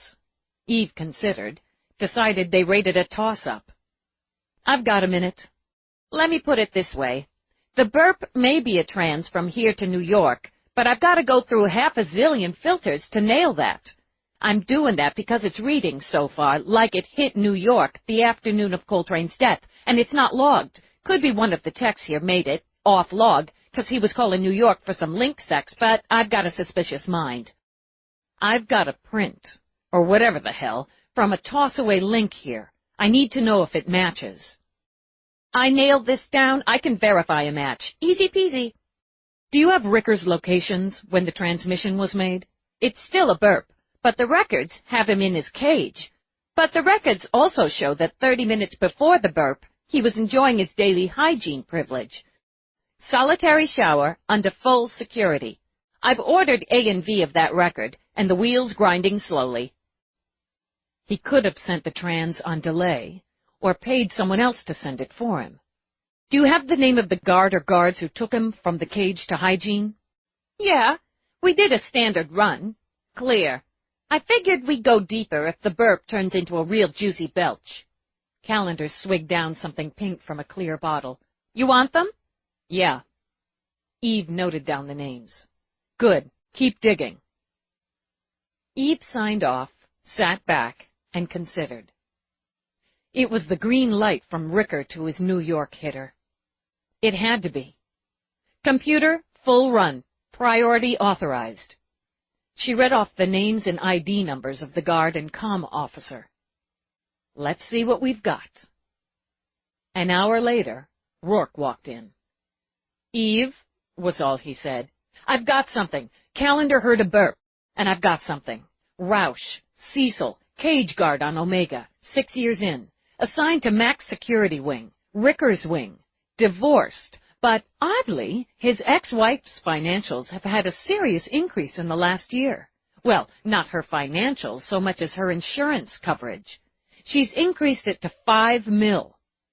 Now, what does the ex-wife of an Omega guard, who also quit her mid-level drone job 8 months ago, when she also relocated from a rental in Danville, Illinois, to a 20-room villa in the south of France, have that's worth $5 million? Art, jewelry. Liquidating cash into solid investments. You got it. Plus the real estate. She paid cash for the house, which is in both her name and the ex's. Calendar's having him pulled in for interview once things click. And they will. I haven't been able to track the money yet. Can't track it back from the ex-wife to Ricker. You could probably... No, I'm going to Vegas. She goggled at him, jaw dropped, eyes bugging. But, Jesus! Calendar, who is more than qualified, has the guard, is on the search. You have your connection, your link to Ricker, who isn't going anywhere. The manhunt continues for Sandy, who you believe is probably dead anyway. But Rourke didn't give an inch. Knowing Ricker's methods, it's highly unlikely this guard has the names of the New York contact. You've narrowed it down to the squad, which was your instinct all along, and on Monday you'll push forward on that. Whoever this cop is, you're smarter and, by God, more tenacious. But right now, you have a house full of women. I have a limo waiting outside, and a group of men who are anxious to get very drunk and lose their money. It's life." He took her face in his hands and kissed her. "It's our life. We're going to live it for the next 24 hours. "When you put it like that," she muttered. "Morris has gone home." "Oh, damn it. He said to tell you he wanted to think about you enjoying yourself for a few hours, that he felt lighter leaving here than he did when he came. I think he did, and I know he spoke to Mira for a short time before he left." "I guess that's good. I guess that's something. Come on, then. Walk me out. Kiss me goodbye." Trapped, she rose. "How'd you find me in here?" "House scan," she realized. "Didn't think about that. What's this room for, anyway?" "A guest office. You never know, obviously, when someone might need it. Good work, by the way, on the financials." "I don't suppose on the shuttle you could—" "No, I couldn't," he said very firmly. "Tomorrow, after I get home, and your guests have gone, is soon enough. We're going to enjoy ourselves." "Easy for you to say." "Yes." He gave her a full-out and completely unsympathetic smile. "It is." "There you are!" Mavis, in full party gear of a bride, white mini, and knee-high skin boots of screaming red, skipped down the hall. Her hair, the same screaming red as the boots, bounced as it tumbled to her waist. "Everyone's asking. I was just checking on Bella. You are the maggest of the mag. The little nursery's so cute." "We want Belle to be happy and comfortable whenever she visits," Rourke told her. Eve's stride took yet another hitch. "You brought the baby?" "I was going to bring a sitter, but Somerset said he'd rather be with Bellissimo than go to Vegas. The man is sugar. They're in there now, playing with Kissy Kitty and Puppy Poo." Eve didn't want to know what Kissy Kitty and Puppy Poo might be, or imagine Somerset playing with them, or anything. She did her best to scrub any and all imagery from her mind as Mavis bubbled on. "We are going to have the abso-mega-best time. Wait till you see the decorations, the food, and the salon is completely uptown. I'm going to plan a big wet one on my honey bear so we can get this party started." "What am I going to do?" Eve managed, as Mavis bounded down the stairs. "You're going to plant a big wet one on me. After that, I'm in an alternate reality." There were so many of them, Eve thought, as everyone spilled outside where a limo the size of Long Island waited. She couldn't possibly know all these people. When her head stopped ringing, she realized she didn't. Strange faces mixed with the familiar. The groom-to-be caught her in an enthusiastic hug. "Thank you," Charles told her, "for everything. Louise is so excited about all this." Eve glanced over to see Louise with Dennis Mira. Good God, sweet Jesus, Eve thought. Rourke was taking Mr. Mira to Vegas. Her world was inside out. Somewhere in the chaos, men packed into the enormous limo. As it rolled down the drive, Baxter popped out of one of the moon roofs, shooting up the victory sign while the ladies cheered. Then she was alone with them. They squealed, jumped around. They made inhuman noises and whirled in a blur of color and limbs and ran for the house, still making them. Maybe it's all some strange dream. Laughing, Mira stepped over to put an arm around Eve's shoulders. I didn't realize you were out here.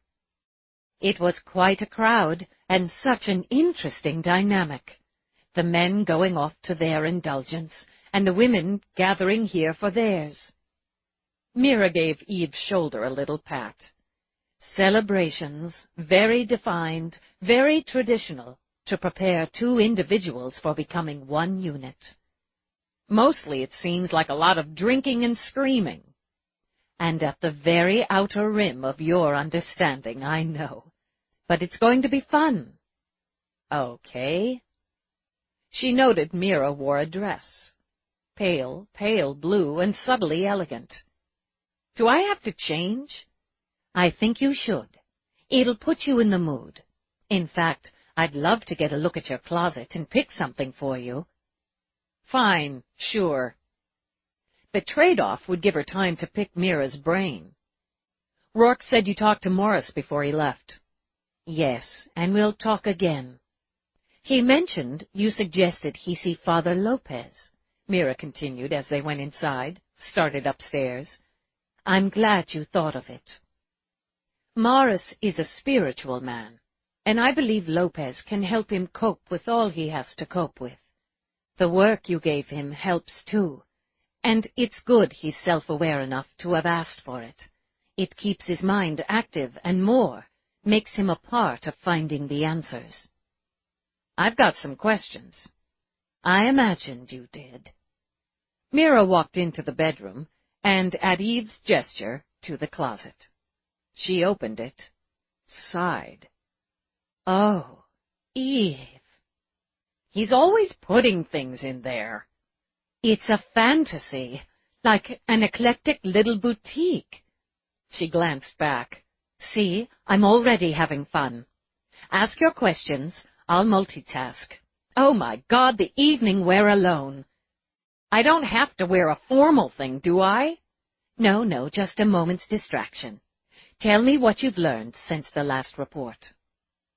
Eve told her about Alex Ricker's statements about his father, about Rod Sandy, Calendar's progress, the prison guard. From the nearly sexual sounds Mira made inside the depths of the closet, Eve figured she was talking to herself. Still, orals always refined her thinking. This.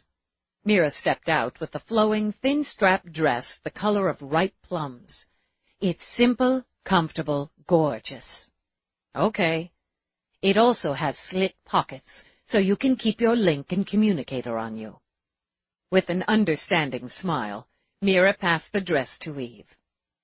You're wondering if Ricker could and would kill Coltrane simply as a punishment for his son, to order the hit for no profit or gain, just spite.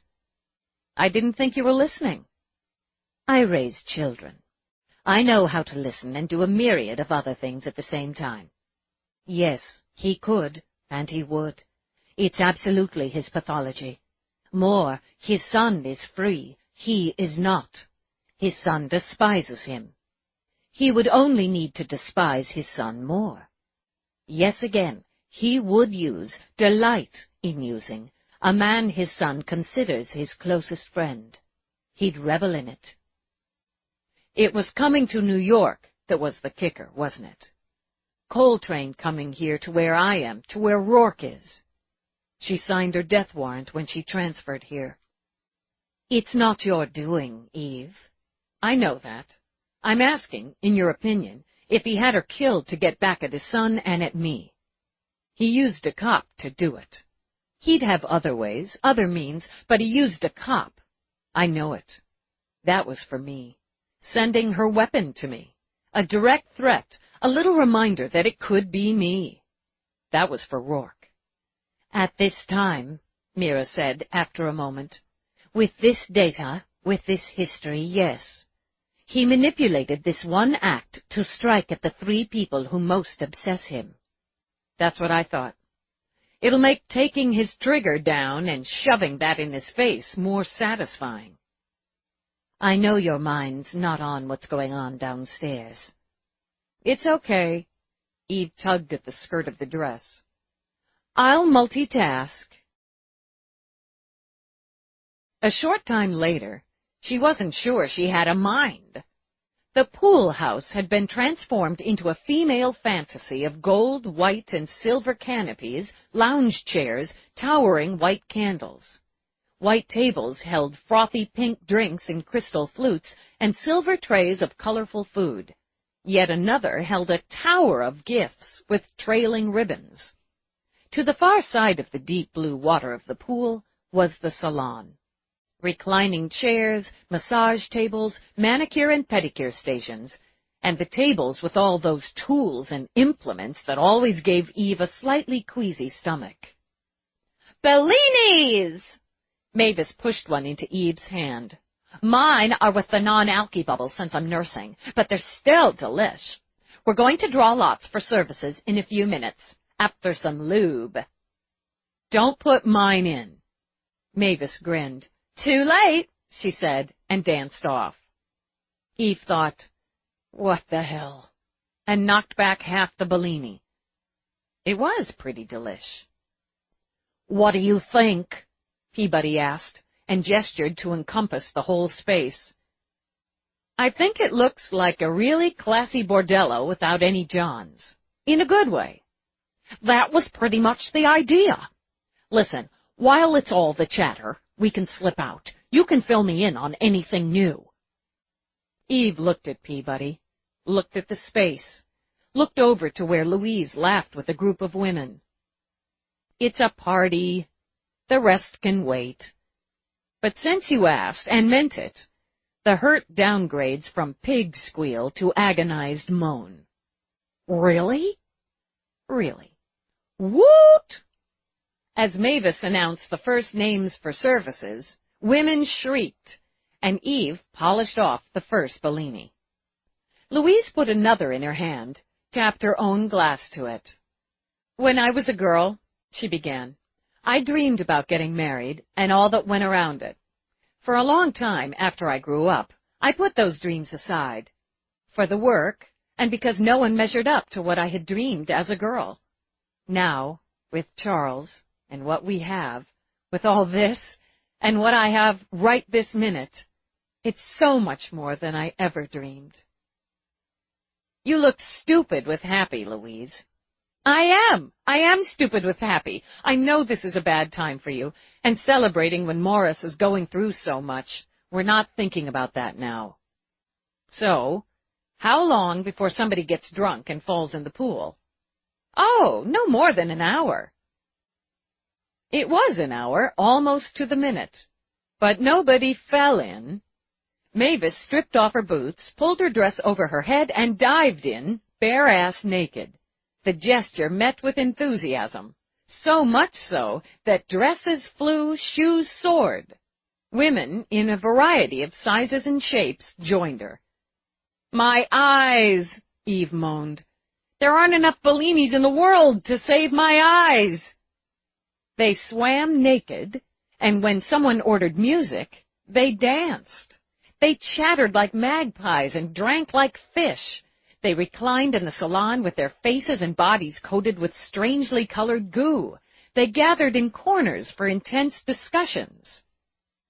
It hits every note. Eve glanced over at Nadine.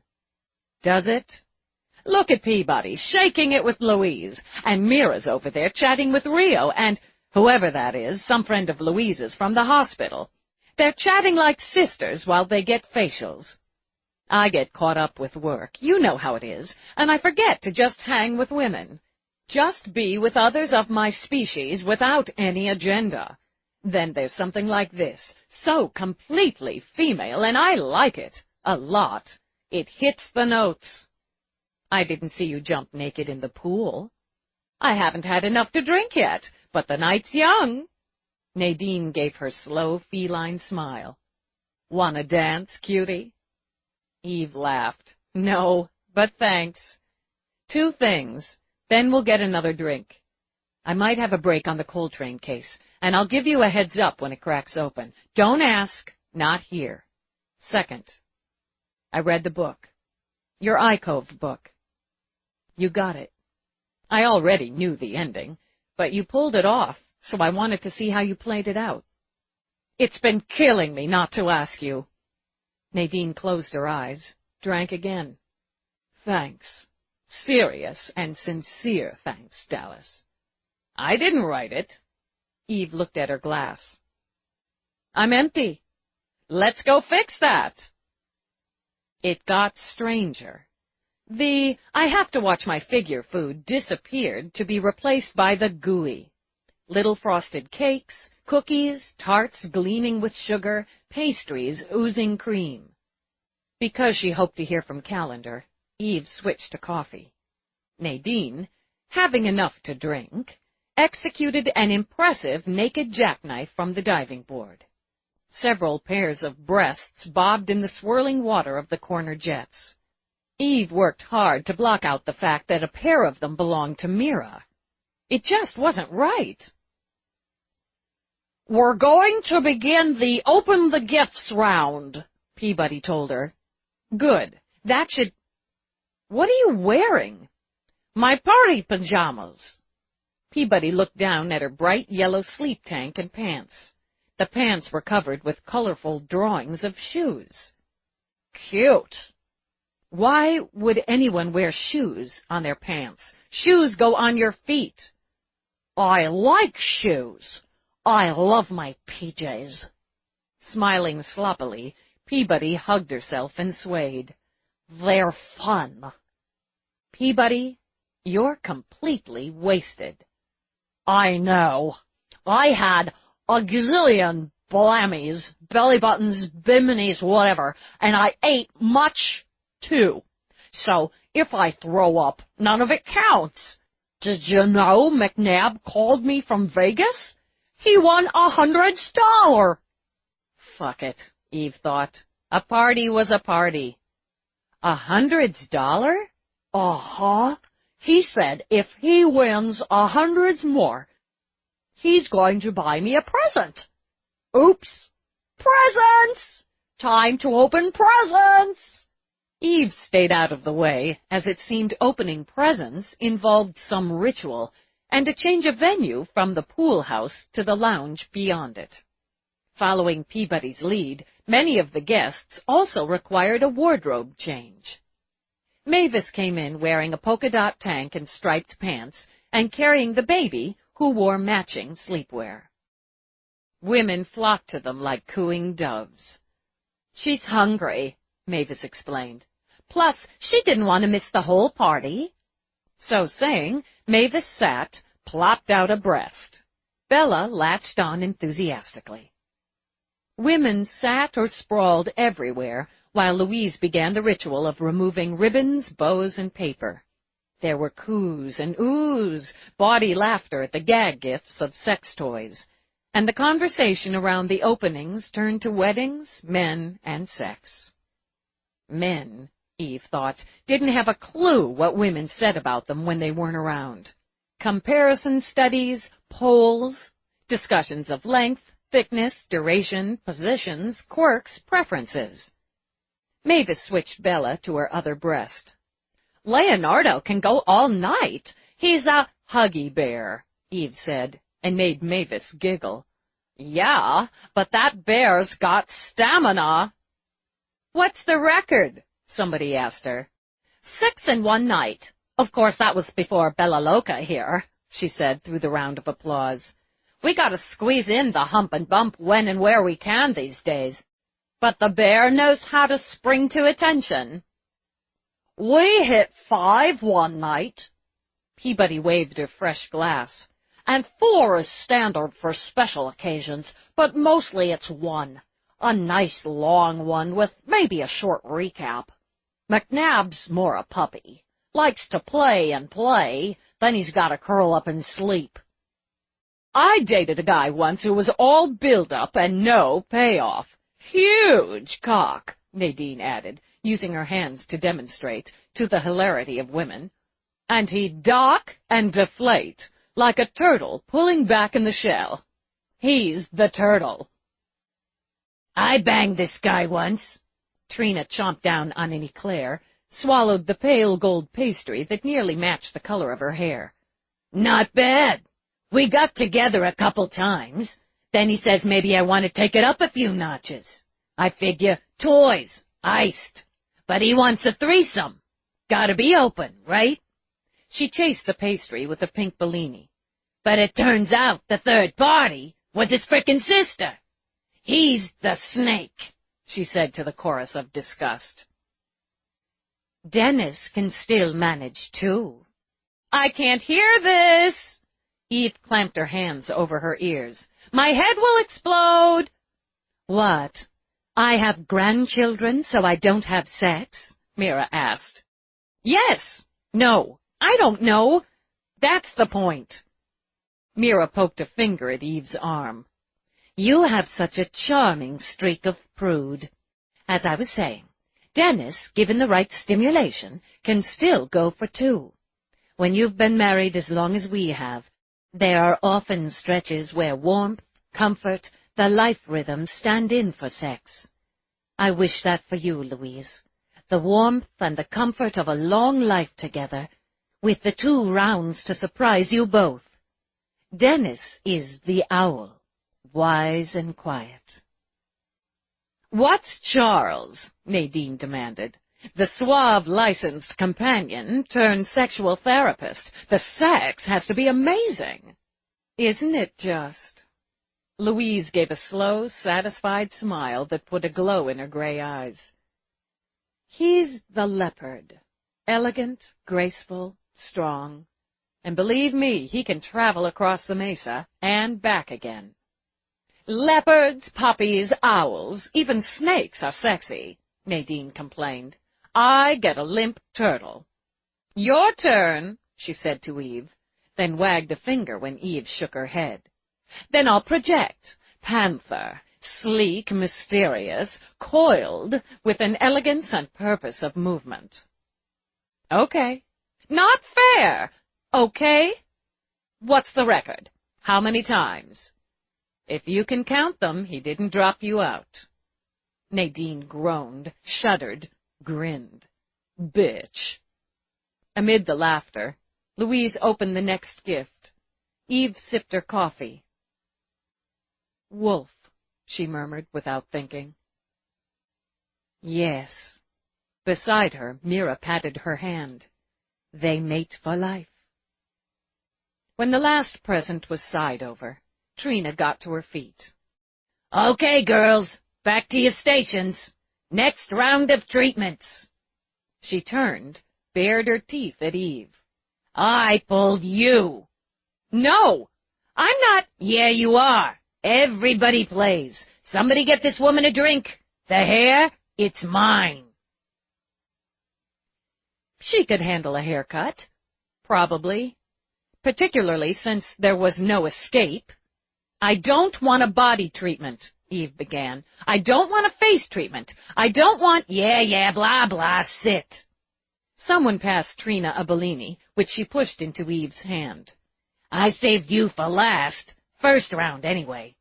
We're here for the duration if anybody wants to go again. It's nice what you're doing here. Eve narrowed her eyes suspiciously as Trina arranged her torture tools. What am I doing here? Having everybody here like this. Louise is okay, real okay. Got a solid base. Me? I don't have a lot of no-fucking ways, but I couldn't have fallen for an LC and stuck. Not the big fall, you know. But she did, because he was the guy. And now she's got the whole piñata and all the candy inside. It's nice to have everybody here to get a bang out of it. Just as Eve relaxed, as she considered there might be some skinny patch of common ground here, Trina turned, and her eyes went to slits. Now what the fuck have you done to my hair? Hacked at it, didn't you? Just couldn't let it alone or call me in to deal? I didn't.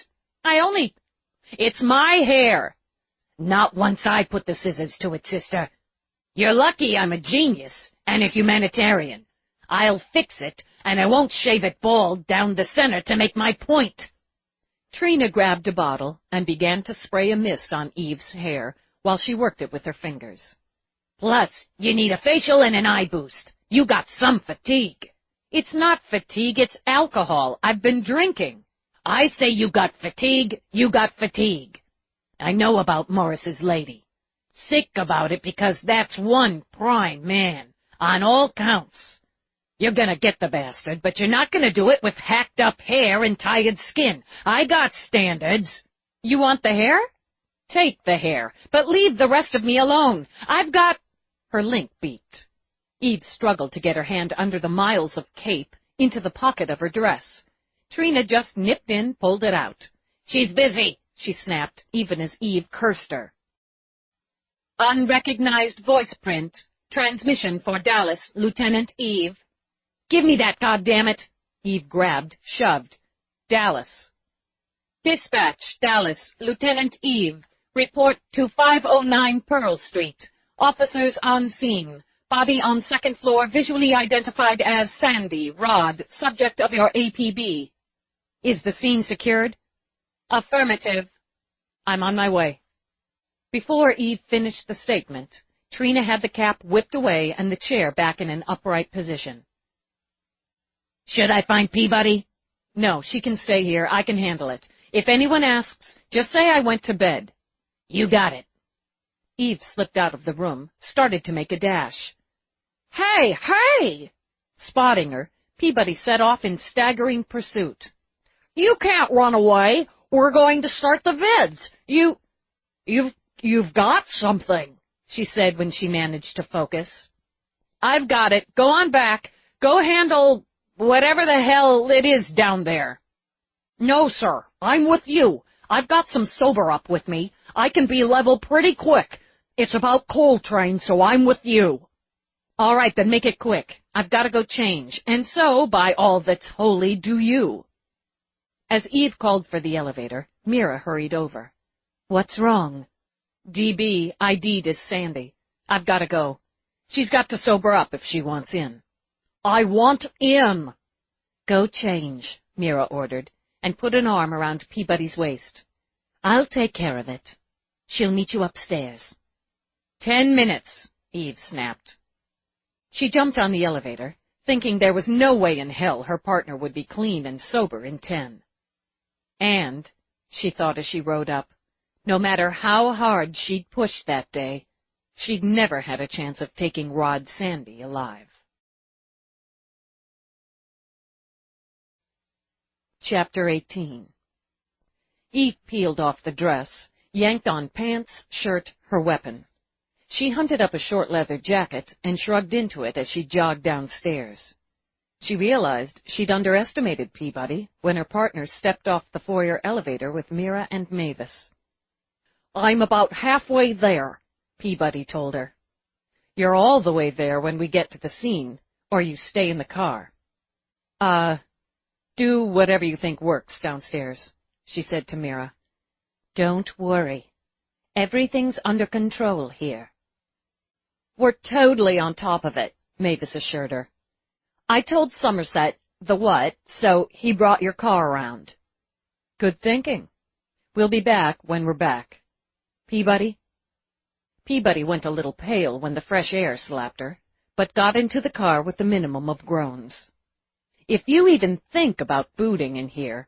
No, I'm past that. Where's the scene? Building down on Pearl.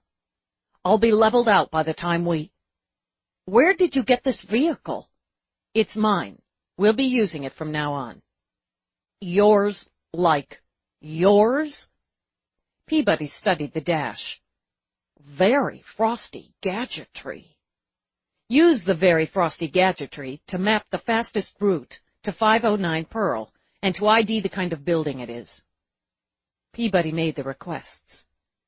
3-level, multi-tenant, currently vacant, rehab pending permits. Do you want the route in dash or on audio? In dash. I hate when it talks to you. Inside a vacant building, second floor of. It sounds like the killer didn't want the body found so fast this time. That building's outside the 18th's turf, but not far out. Coltrane's squad would know the terrain. How about Calendar and Sisto? I need to catch up. Eve filled in the blanks, speeding her way downtown. The building sat squat and sad, a gray slab generously coated with the indignity of graffiti. Windows gaped, mouths with the jagged edges of broken glass like bad teeth. A few were boarded, and more than a few of the boards tipped drunkenly.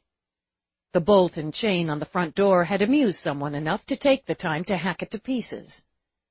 Had it been in perfect repair, it would still have been a joke. Two black and whites nosed together at the curb.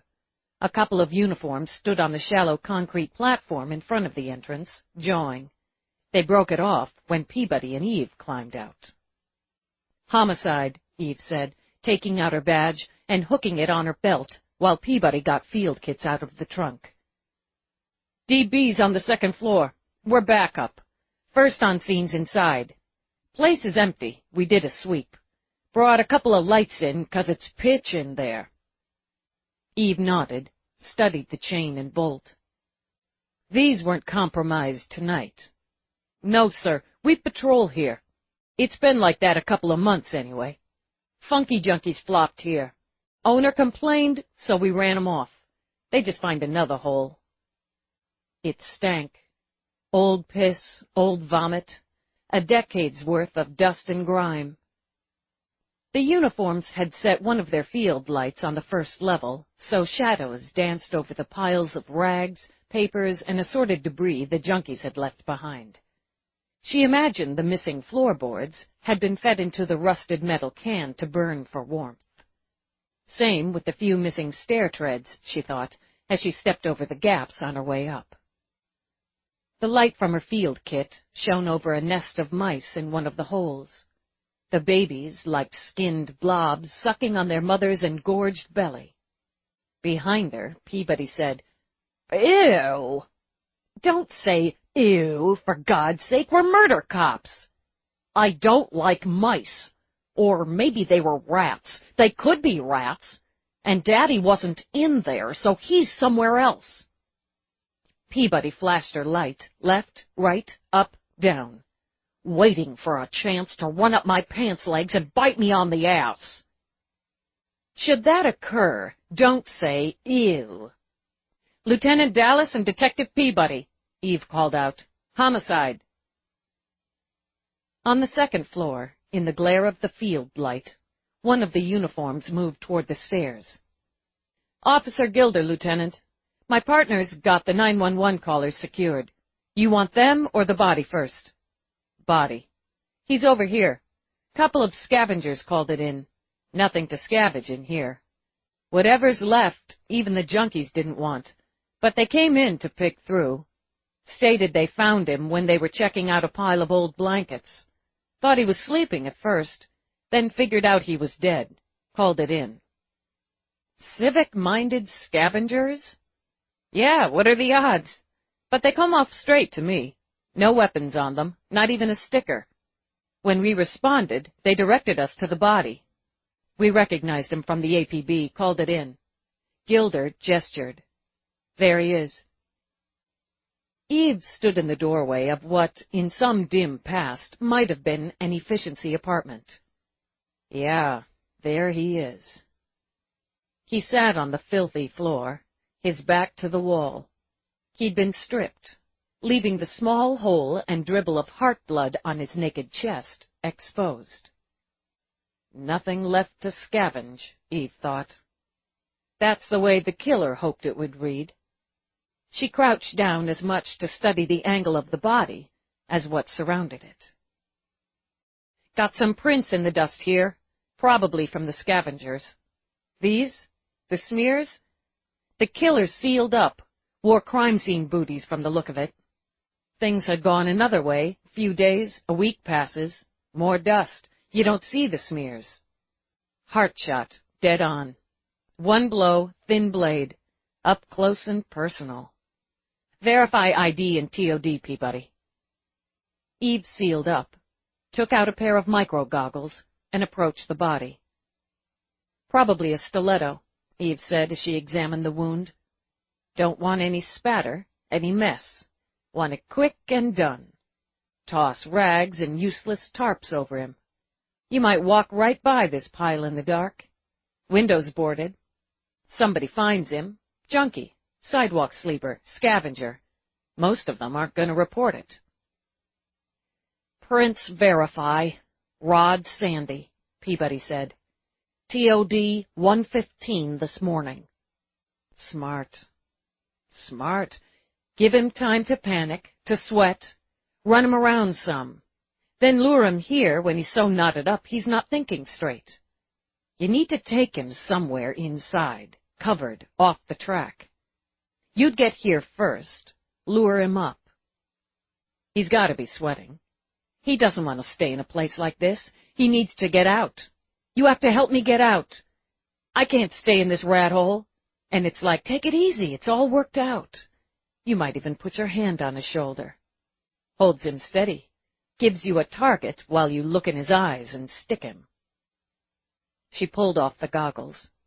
Strip him down so it looks like he was killed for his clothes, what's in his pockets. But it's not so smart to cover him up. That's too much. Just like the single heart shot's too much. That's not mugging M.O. Overthought it. That's what you did. Some showing off here, too. The killer should have messed him up some, Peabody put in, then left him on top of the rags instead of under them. That's right. The kill shot indicates skill. There's pride there. No post-mortem wounds like you'd see if he'd been flopped around while someone was yanking his clothes off. But he had to be careful, had to avoid leaving trace. All a waste of time anyway, because we're not idiots. She straightened. Let's get the sweepers in the morgue. I'll take the scavengers. They look typical, Eve mused. Two human-like lumps, so layered in clothing and grime it was next to impossible to judge gender or age. They sat on the floor, a wheeled basket between them. It held more clothes, shoes, what might have been broken toys, and any number of damaged electronics. They identified themselves as Kip and Bop. Legal names would be appreciated. We didn't keep them, Kip said. We only keep what we want. Bop clutched an enormous bag. We keep it, and we use it, and we sell it. It doesn't hurt anybody. Okay. You came in here to look for things you could keep or use or sell? Nobody else wants them. Kip shrugged. Nobody lives here. Nobody cares. Did you see anyone else in here? The man who's dead. Maybe you came in here last night, too. No, last night we were on Bleecker. Lady there leaves stuff out every Friday night, and it's good pickings if you get there quick. Okay. What time did you get in here tonight?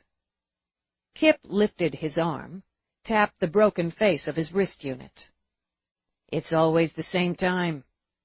Here's what. We come in, go up to the top floor so's we can work it down. Not much up there, so we come on down and work it. Maybe we'll find a good blanket or some socks in the pile. But we found the man who's dead. Did you take anything from him or from the pile? We found him pretty quick. Don't take from the dead. You go to hell, other, Bop said with a wise nod. What did you do then? We call the 9 the 1 and the 1. It's the right. Yeah, it's the right. You've got a link? At Eve's question, Bop clutched the bag tighter. It's mine. That's right, it's yours. Thanks for using it. We can get you to a shelter if you want. Don't like shelters. Somebody'll take your stuff for sure. Eve scratched her ear. Okay. How about a flop for a couple of nights? A room, a bed, no shelter. Kip and Bop exchanged looks. Where at? Kip demanded.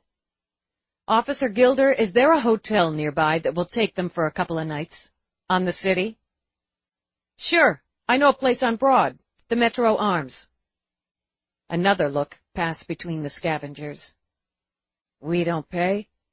No, the city pays to show appreciation for your help. Though hers were still sealed, Eve stopped short of shaking hands. Don't need to kill for stuff, Kip said. People leave it all over anyway, Bop added.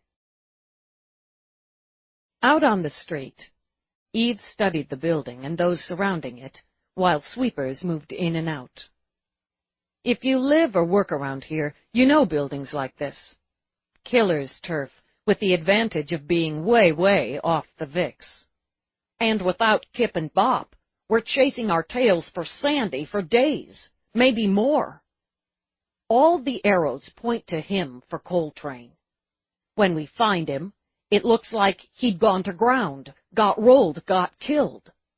You could construe he took off to avoid arrest, and that being tight with Alex, Alex remains a suspect on Coltrane. You could construe. Except for our motto. Peabody put on a serious look. We're not idiots. Too bad for Sandy, he was. Let's go write it up. I was afraid you were going to say that. There was plenty of action in Central in the dark hours. The whines of street LCs, the moans or giggles of junkies, the weeping of victims. Eve closed herself into her office to translate her record into a report. When her link signaled, she pounced on it. Calendar, gimme. Calendar grinned. I got gimmies. Let me start with the big juicy belch. 2, in fact. Transmissions from Omega to New York, confirmed. Both sending and receiving on unregistered links. And yeah, baby, that would be the same link used on the home planet. They match. Oh, yeah, baby, Eve echoed. Encrypted transmissions from here to there were not logged. Big no-nos on the party palace of Omega. Can you break them? No encryption defeats me. But it's going to take a little time and a couple hours sleep. Meanwhile, Sisto had a little chat with our old friend Cecil Rush's drinking buddy, who also just happened to be on communications at the time in question. Guy named Art Zaban. Zaban played it dumb at the jump, but smartened up when Sisto leaned on him, which Sisto reports he enjoyed bunches. Zaban claims Rush gave him 1,000 a pop to keep the transes off log.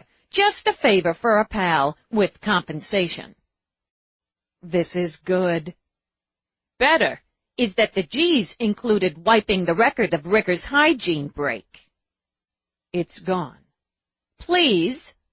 Calendar waved a hand in the air as if flicking off a gnat. Nothing's ever gone when I'm around. I'll dig it out. Meanwhile, in the meanwhile, I've got authorization to search Rush's quarters. Does he know? Not yet. Keep him in the dark. Make sure he's unable to make any contact on planet or off. No communications. Wrap him up, Calendar, and wrap him tight. Bring him and his drinking buddy home. All over that. This shit is fun. While you're having fun, make goddamn sure none of it, not an inkling of it, leaks to Ricker. I want him closed down. If the warden has a problem, he can contact me, but Ricker is shut down tight until further notice. Total, Calendar said, and signed off. Eve added the new data, then rose to expand her murder board. I'm clear, Peabody said as she came in. Unless you want to notify next of kin tonight, we... She trailed off when she noticed the additions to the board. You got something again. Calendar confirms Omega transmissions. They're encrypted, but she says she can break that. And she matched the on-planet send and receive to the link Feeney found. She's got the tech. Eve tapped Zaban's photo. The guard Ricker's bribing bribed him to keep them off the log and to wipe the recording of Ricker's shower. But she says she can reconstruct. She's good. McNabb says straight up. That's a lot of bribing. Yeah, bribing on a penal colony. I was shocked. It's a food chain, Eve muttered. Ricker at the top. You've got Sandy and Rush, Zaban, and probably more under that. But there's the link between Ricker and Sandy. That level. We need to fill that one in to make it all hold. She turned around, frowned. What time is it in France? I don't know either. I shouldn't have to know. Rourke would know, but he's in Vegas. I don't know what time it is there, either. She waved her hand before Peabody could inform her. Find me the head French cop, the one who handles the area where Rush's ex lives. I want her watched. I need her communications monitored. You might have better luck with Global. They're greedy. They'll want her for their own. Let's try the locals first. It took persuasion, cajolery, and in the end, the mention of illegal funds and considerable merchandise purchased with those illegal funds, all housed in France, to ensure cooperation. The possibility of confiscating a few million was worth the time and effort to sit on one Luanne Dubois and to monitor her communications. "It'll take time," Eve complained as they rode down to the garage. "Proper authorization, meaning bureaucratic crapola, before they can implement the watch." But he got a sparkle in his eyes when I outlined the money laundering, seeing as the result of it sitting primarily on his turf. "You get that, and Calendar comes through, we'll pin Ricker. Doesn't pin or even identify his next in command here." "Working on it." Peabody stopped and narrowed her eyes when Eve stepped up to her vehicle. "I don't get it. I just don't get how come you have to pick something so ugly when you could have anything, like the 2X5000 or the big burly all-terrain or—" "I didn't pick it. Rourke did." "You're shattering all my hopes and dreams." "Because he's smart enough to know it blends. Nobody'll look twice at it. Do you want to ride home or not?" "I'm not going home." Peabody jumped in before Eve. "I'm going back to your place. All my stuff's there, and that's where McNabb's coming when he gets back. Plus, brunch." Eve felt the warning throb behind her eyes. "They're not still there. Are they? Why?" "Because that was the plan, and yes, they are. I checked in." "I was going to go by the morgue." "Why?" "Because we could have missed something." "I'll tag the morgue from here while you drive us to a magalicious breakfast buffet." Life had to be, Morris had said, or what was the point? At the moment, she might wish it would be elsewhere, but she accepted defeat. She could work from home, she told herself. Hide out in her office until the houseload of women finally went away. She could work on pinning down that last link while she waited for Calendar to come through. She'd need to deal with Roosh, and needed to discuss that deal with the DA's office. Well, ADA Cher Rio was sleeping off a night of drunken revelry like the rest of them, so that would be handy. Plus, she had Mira right on site, too. Mira would be good with additional profiling. They wanted brunch, she thought? Fine. But they were going to work for it.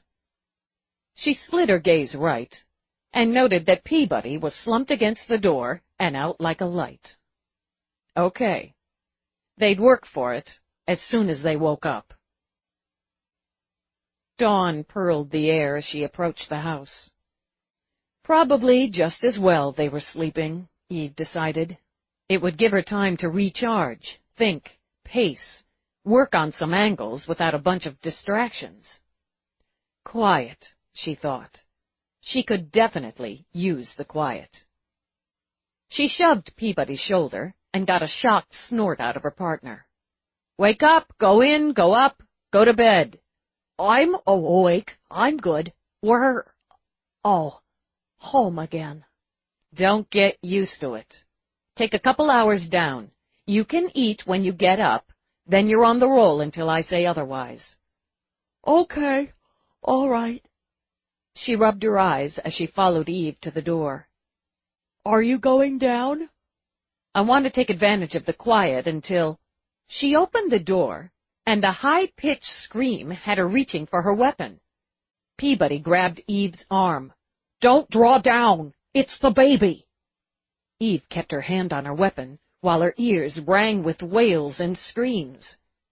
That's not possible. Nothing that small can make those sounds.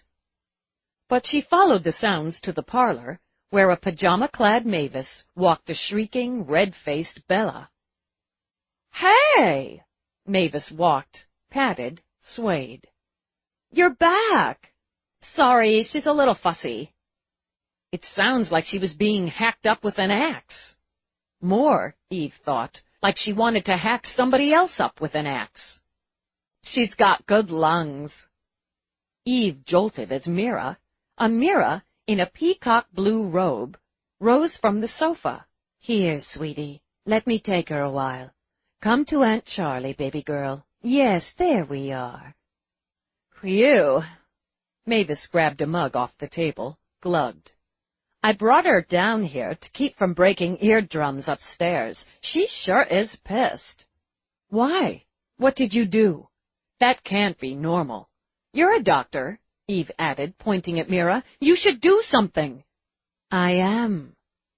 Mira walked, stroked, crooned. "She's just teething and feeling mad, aren't you, poor thing? Poor Belle. I bet you could use some coffee." "I bet she could," Eve muttered. Mavis rose, handing Mira some pink and blue device that Mira plugged in Belle's mouth. Then Mavis poured another mug of coffee. "Here you go. Peabody?" "Yeah, thanks." Since whatever Belle gnawed on took the shrieks down to sucking sounds and whimpers, Eve drank. "So, everybody else is asleep?" "As far as I know," Mavis told her. "Some conked downstairs watching vids. Others crawled off to their assigned rooms. Everyone had a mega blast. Sorry you got called away." Eve kept a wary eye on Belle, whose eyes were going glassy as she sucked. "Is that thing tranked? Is it legal?" "No, it's not tranked. Yes, it's legal. It's cold. The cold makes her inflamed gums feel better." Mira stroked Belle's cheek with her own. "She's worn herself out. Haven't you, sweetheart? Just worn yourself out." "The call was connected to the Coltrane case?" "Yeah. One of our prime suspects is in the morgue." Eve stayed braced, in case the baby decided to erupt again. "Calendar hit hot on Omega. I'm waiting to hear back from her. I've got a couple of lines to look down. I'll go up." "Do you want my input?" "It can wait." "I can take her." Mavis moved over, reached for Belle. "She's about ready to go down again." "Poor little belly button. Mommy's got you." "Thanks," she said to Mira. "I loved it." Baffled, because the statement seemed sincere, Eve started upstairs. "Rio's still here, isn't she?" "Yes, she went up to bed about 2, I think." "Are you looking for input from the ADA, too?" "At some point, yeah." "Why don't I go get her?" "It could wait." "But why should it? Yeah, why don't you go get her?" Eve continued up to her office and glanced back at Peabody. "I said you could have a couple hours." "I'm awake, and I'm hungry. I'm going to get some breakfast stuff out if we're going to have a consult. You looking for protein or carbs?" "Whatever." Eve turned into her office. She went straight to her board and updated it. As she started to run probabilities, Peabody set a plate and a fresh mug of coffee on her desk. "Bacon and eggs seemed right. Dr. Mira, how about some breakfast? I'm serving it up." "Oh, that's an idea." Mira came in, walked to the board. "Whatever Eve's having is fine." She studied the dead photo of Sandy. "One wound?" "Yes, one stick, dead in the heart." "Personal again. Close work. Different weapon, different methodology than Coltrane, but the same sentiment, if you will." "He likes to watch them die." "Likes to be connected. Businesslike about it, but not removed." "Killing's business for cops, you could say." "Leaving him naked. Humiliation, as with using Coltrane's own weapon on her, taking it and her badge from the scene." "I guess so." It threw her for a moment, and Eve realized it shouldn't have, to see the woman who'd been cuddling and soothing a screaming baby 1 minute, coolly profiling a killer the next. "It's a cover-up, a way to make it look like he got rolled and done," Eve continued. "Like taking Coltrane's jewelry, her wallet, were or could be interpreted as a cover-up, to make it initially appear as robbery. But the humiliation follows. It's a benefit. He was covered with ratty blankets, dirty clothes, filthy tarps. The killer disliked him, found him of little worth, easily disposed of. Ricker likes to dispose of people who outlive their usefulness to him. Ricker may have ordered the murder, but the person who carried it out would, or certainly could, choose the method. The time, the place. Thank you, Peabody. Mira sat with the plate Peabody brought her. You're focused on Coltrane Squad. Let's look at them. I smell food. Cher Rio, disheveled in pajamas covered with yellow daisies, stopped on her way into the room to sniff the air. And coffee. Food and coffee, please. I can be the waitress. Mavis followed Rio into the room. Belle's sleeping, and I'm starved. I feel like French toast. Rio said. French toast. I'll make it too. Hey, Nadine, want to be a threesome with French toast? I'd be a fool not to. Who got killed? Nadine demanded as she strolled in. Mira wouldn't spill. Jesus, go away, Eve ordered, but resisted yanking at her hair. Or Nadine's. I'm working. I'll keep it off the record.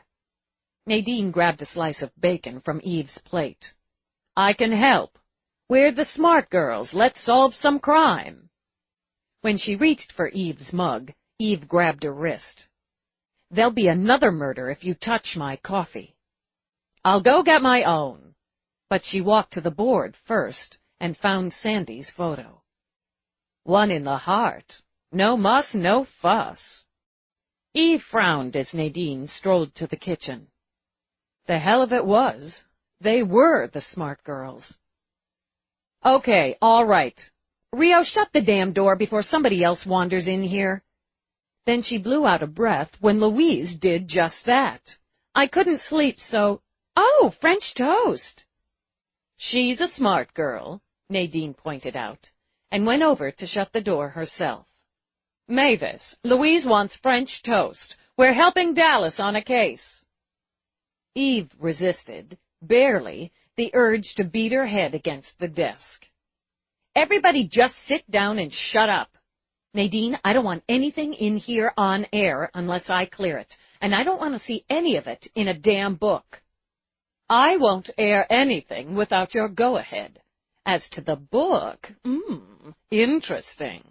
I mean it. Louise, you take your Medivan down to Pearl, don't you? Sure. Have you ever treated a couple of scavengers called Kip and Bop? As a matter of fact, I have. You can stay. I might have questions. Rio, let me tell you about this guard on Omega. Since they were, Eve started on the eggs while she summed up Cecil Rusch's connection to Ricker.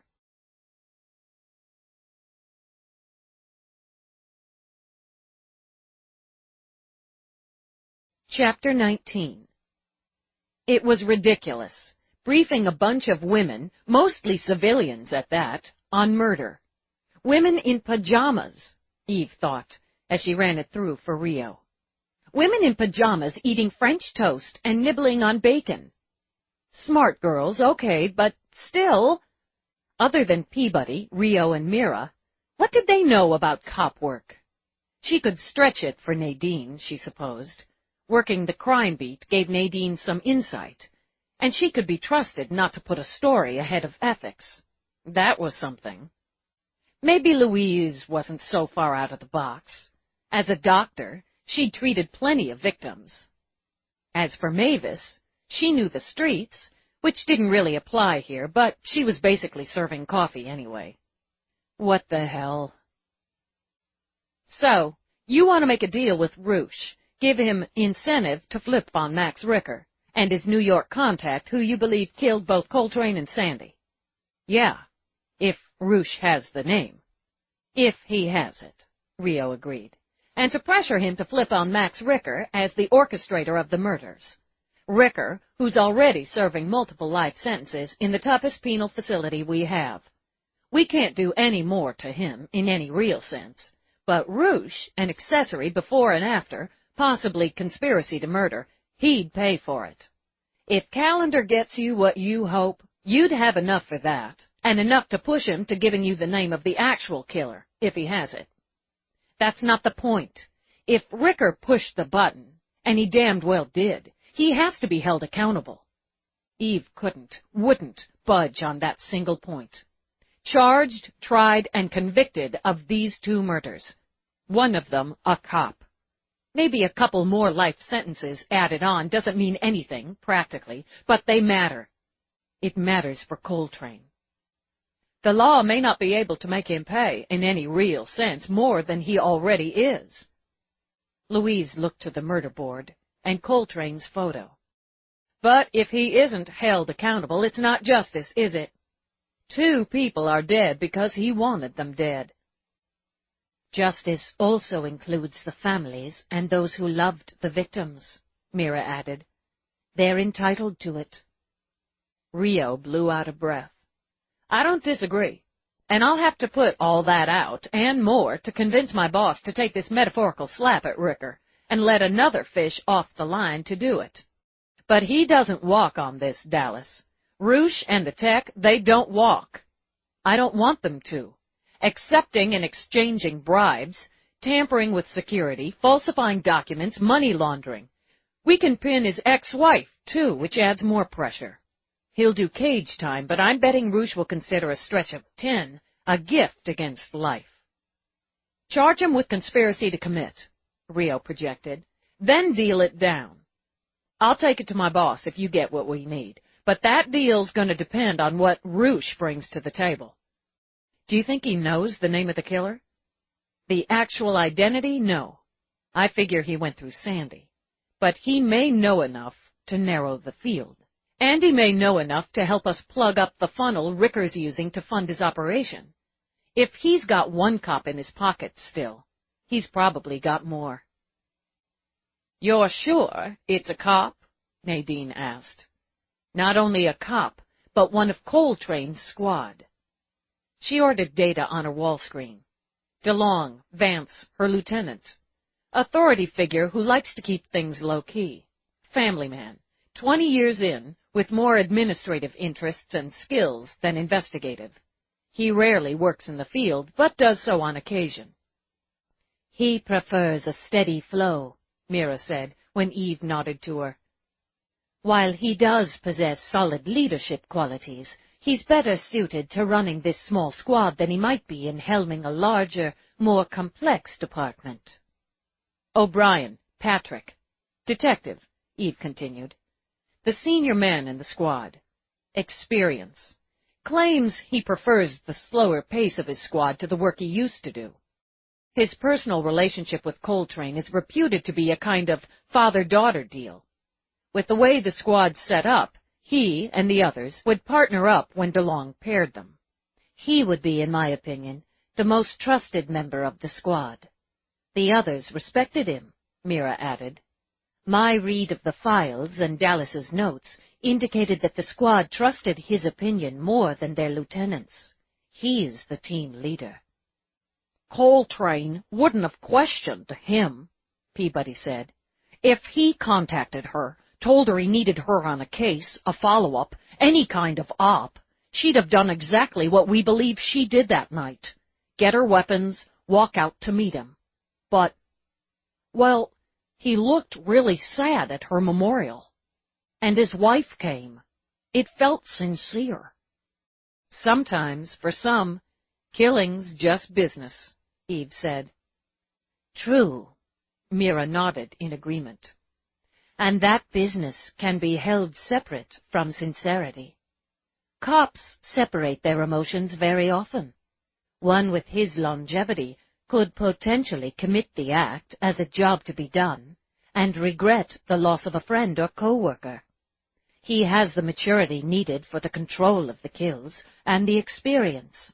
But the personal elements of the acts don't quite fit his profile, again in my opinion. The humiliation of both victims. It may have been part of the orders, Louise suggested. Part of the assignment. True enough, Mira admitted. He wouldn't have used cunt in the message to me. Eve studied O'Brien's face. It's too crude for his type. Bitch, but not cunt. Plus, I don't think he'd have screwed up the tail on me. He's too experienced. DeLong would have, but not O'Brien. At this point, he's last on my list. She brought up the next. Clifton, Dak, detective. Now, he'd use cunt, and he'd screw up a tail. He's cocky, full of himself, and not nearly as good as he thinks he is. Youngest male in the squad, thinks he's a ladies' man, and hit on Coltrane. She deflected. Guys hate that. Nadine cut another piece of French toast. Killing's a little extreme, but they hate that. There are elements of anger in the killings, Mira pointed out. That need or that enjoyment in the close-up kill. The delay in killing Coltrane so she'd know what was coming. The humiliation again. I would expect from his type to have signs of some sexual abuse. If not actual rape, some molestation, proving his power over her. He may have done so without leaving a mark, a sign. Louise considered the data. Touching her or verbal abuse? You don't think it's him, she said to Eve. Why? I'd like it to be him. He's a prick. But he's a hothead with a jacket that lists excessive force, insubordination. Ricker tends to go for smarter, cooler. Then again, he might have been all Ricker could get in this case. He's not out of it. He's just not top of my list. She moved on. Newman, Josh, detective. Light touch, takes it easy. Keeps his head down and does the job. He's not top of your list either. Mavis stood at the board, a plate in her hand. It's the woman. She ate another bite, turned to where Eve sat. It's got to be the woman. She's the best fit. Why? Nadine wanted to know. Well, geez, Coltrane might have respected her lieutenant and the old guy. She maybe liked the asshole okay, even if she brushed him back, because, hey, Morris and she had good taste.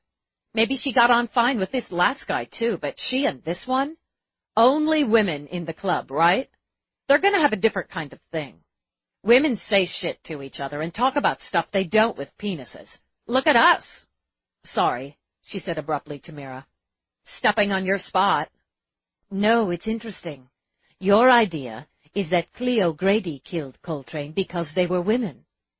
I just figure she'd get closer than the others.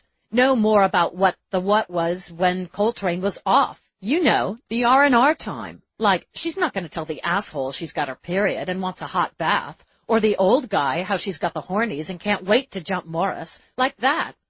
This one probably knew all that. And would have known, more than the others, that she'd be home alone that night. Nadine pursed her lips. Good one, Mavis. Mavis grinned, shrugged.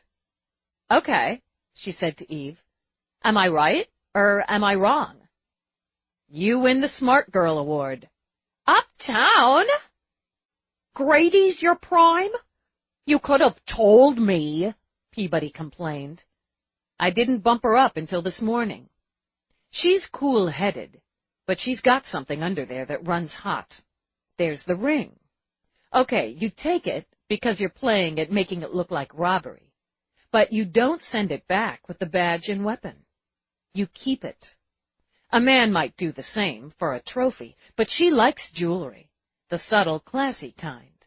So, it's an element. Coltrane might have told the entire squad she was taking an evening at home alone, but given her type, she was more likely to talk about it with Grady. Plus, she and Grady were working a case together. More opportunity. And the opportunity for Grady to tag her, tell her she had something go hot on the investigation. And Ricker likes using women. He likes using them, hurting them, disposing of them. It's icing for him to pit one against the other. Sandy. Peabody set her plate aside and rose to go to the board. It would be easier for a woman to get close to him, play on his ego, and he'd have less cause, in his mind, to worry about her physically. Physically's a factor, though, isn't it? Nadine pointed toward Grady's photo. Didn't the killer carry Coltrane to the basement, or do you think Sandy was there and did the heavy work? Maybe, but she could have done it. I carried Dallas down, Peabody smiled. We reenacted. Going on the assumption this is your killer, she wouldn't have wanted him there, or anyone else there. Mira gestured with her coffee cup.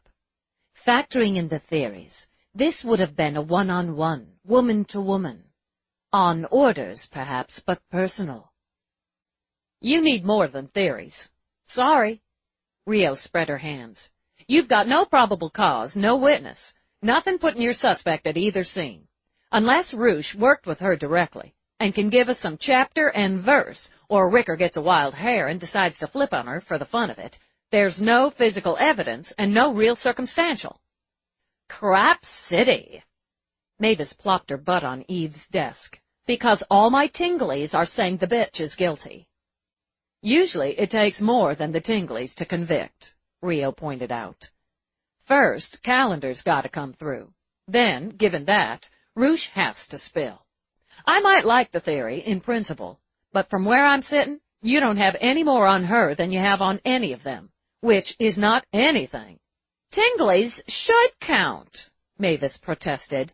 Besides, oops. She slid off the desk. Philomena's awake, she said, tapping the big pink butterfly pinned over her ear. Cha! Mavis! Eve called out as Mavis dashed for the door. Thanks for the input. Hey, us double X chromos have to stick together. Some of the others are probably stirring by now. Louise got to her feet. I'll gather them up and steer them into the dining room and keep them out of your way. I guess the party's about over. Nadine stretched out her legs. I can do some research, see if I can find anywhere Ricker's path might have crossed with this Cleo Grady's. They had to connect somewhere. I take it you've checked her pockets. It's unlikely she killed two people for love or the fun factor.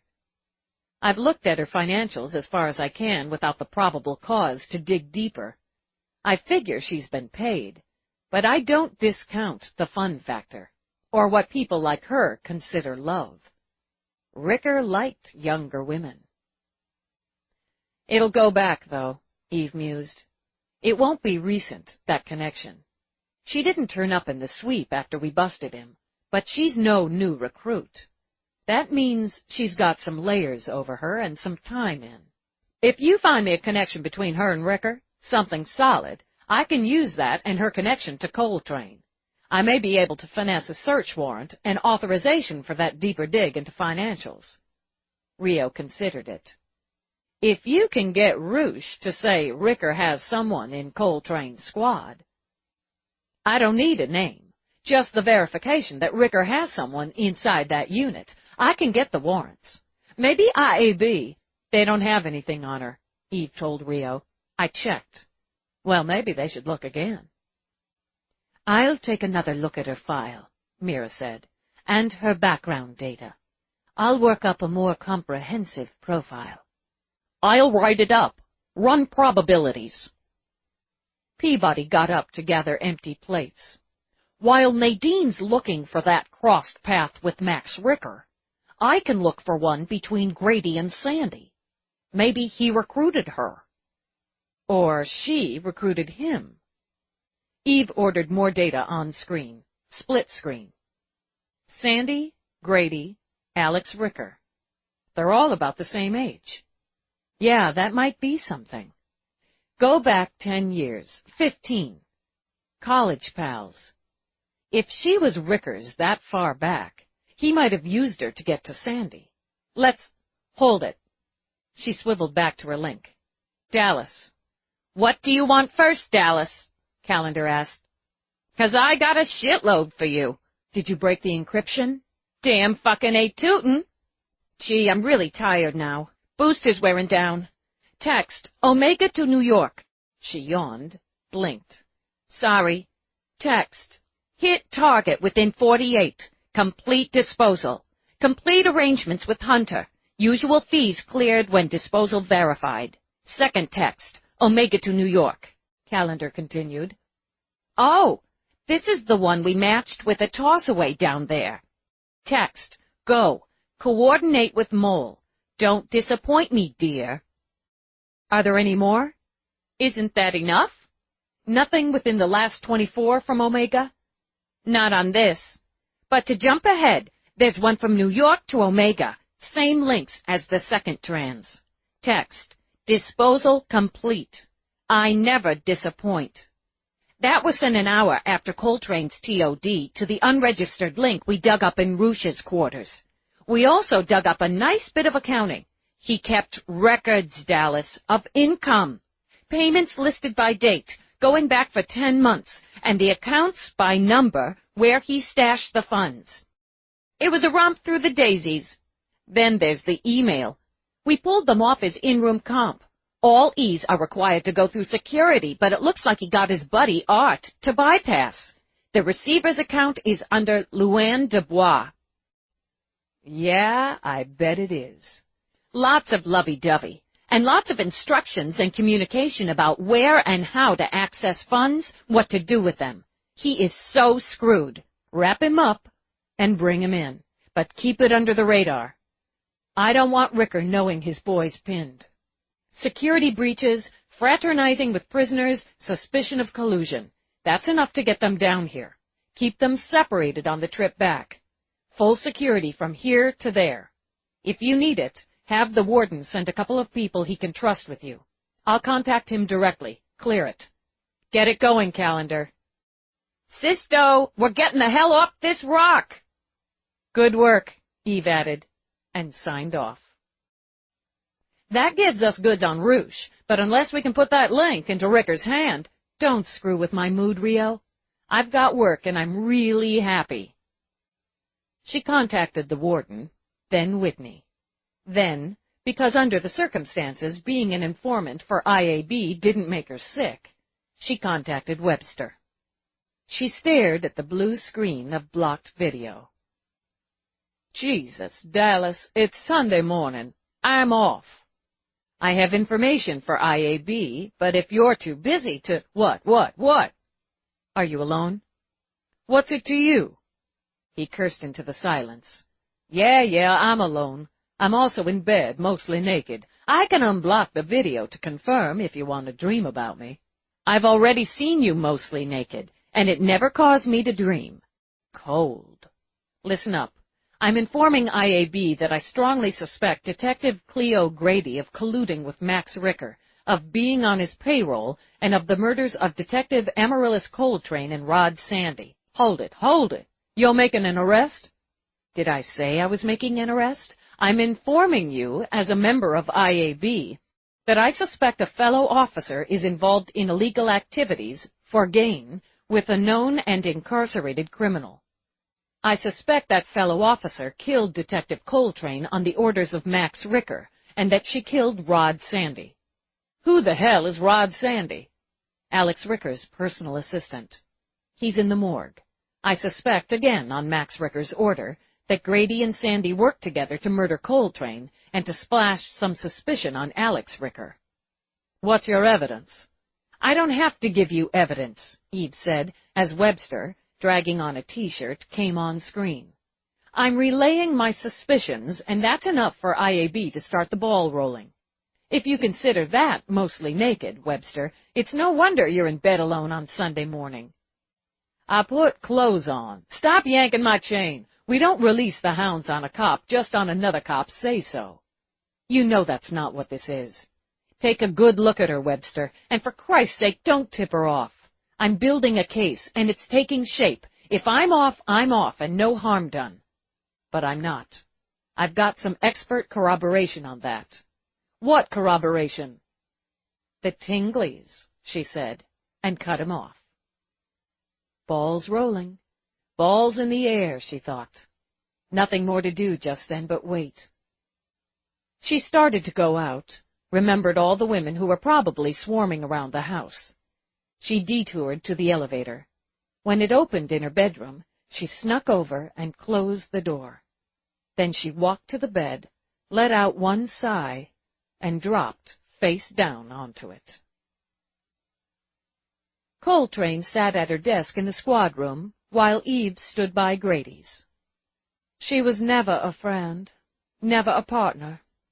Sorrow weighed down Coltrane's voice. Not to me, not to any of us. She'd have killed any one of us if Ricka ordered it. I doubt you were her first. It usually takes more than one to do it that cold. She doesn't have any kills on the job. Probably too bad, as testing after a termination's pretty intense. More intense than the screening, the evals to get a badge. You seem so sure it was her. You looked in her face when she killed you. Coltrane swiveled her chair from side to side. Your dream, Dallas, your perspective. I can't tell you anything you don't already know. Fine, we'll play it that way. Yeah, it's her. That's my perspective. Because we're women. Plays into it, yeah. I think Mavis had some good points, but she was in my top 2 right along. Newman was up there with her because he keeps his head down, stays off the grid, does the job, pleasant guy, doesn't make waves. A man who can do that makes a good tool, which is why Clifton just doesn't fit. Too volatile. The LT, too much of a by-the-book guy. And O'Brien, he just plays straight for me. A good cop who takes pride in the job. You can't take pride in what you abuse, in what you betray. Plus, the wife, the family. Why struggle to pay the bills, give the kids the education if you've got this well to dip in? You like him. I guess. DeLong needs the squad, their family, and he needs that dynamic. Clifton's posturing, hanging out with the guys so he can brag whose chops he busted that day, and use that to get under a skirt when he can. Newman, he plods his way through, maybe has a drink after a long shift with his partner of the day, then goes home to his wife and dog. Grady, she's a loner. Nobody's there when she comes home. I know how that is. But she doesn't live the job.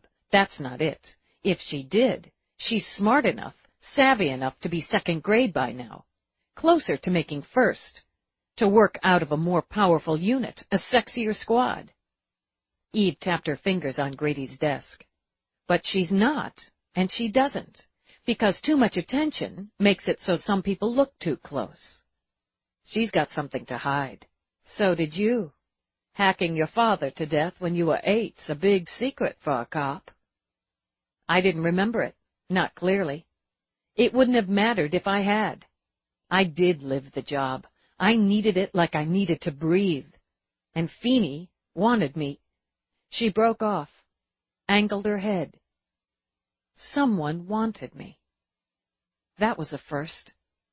Someone saw me, wanted me, was willing to invest in me. That was a rush. Maybe Ricker saw her. What if...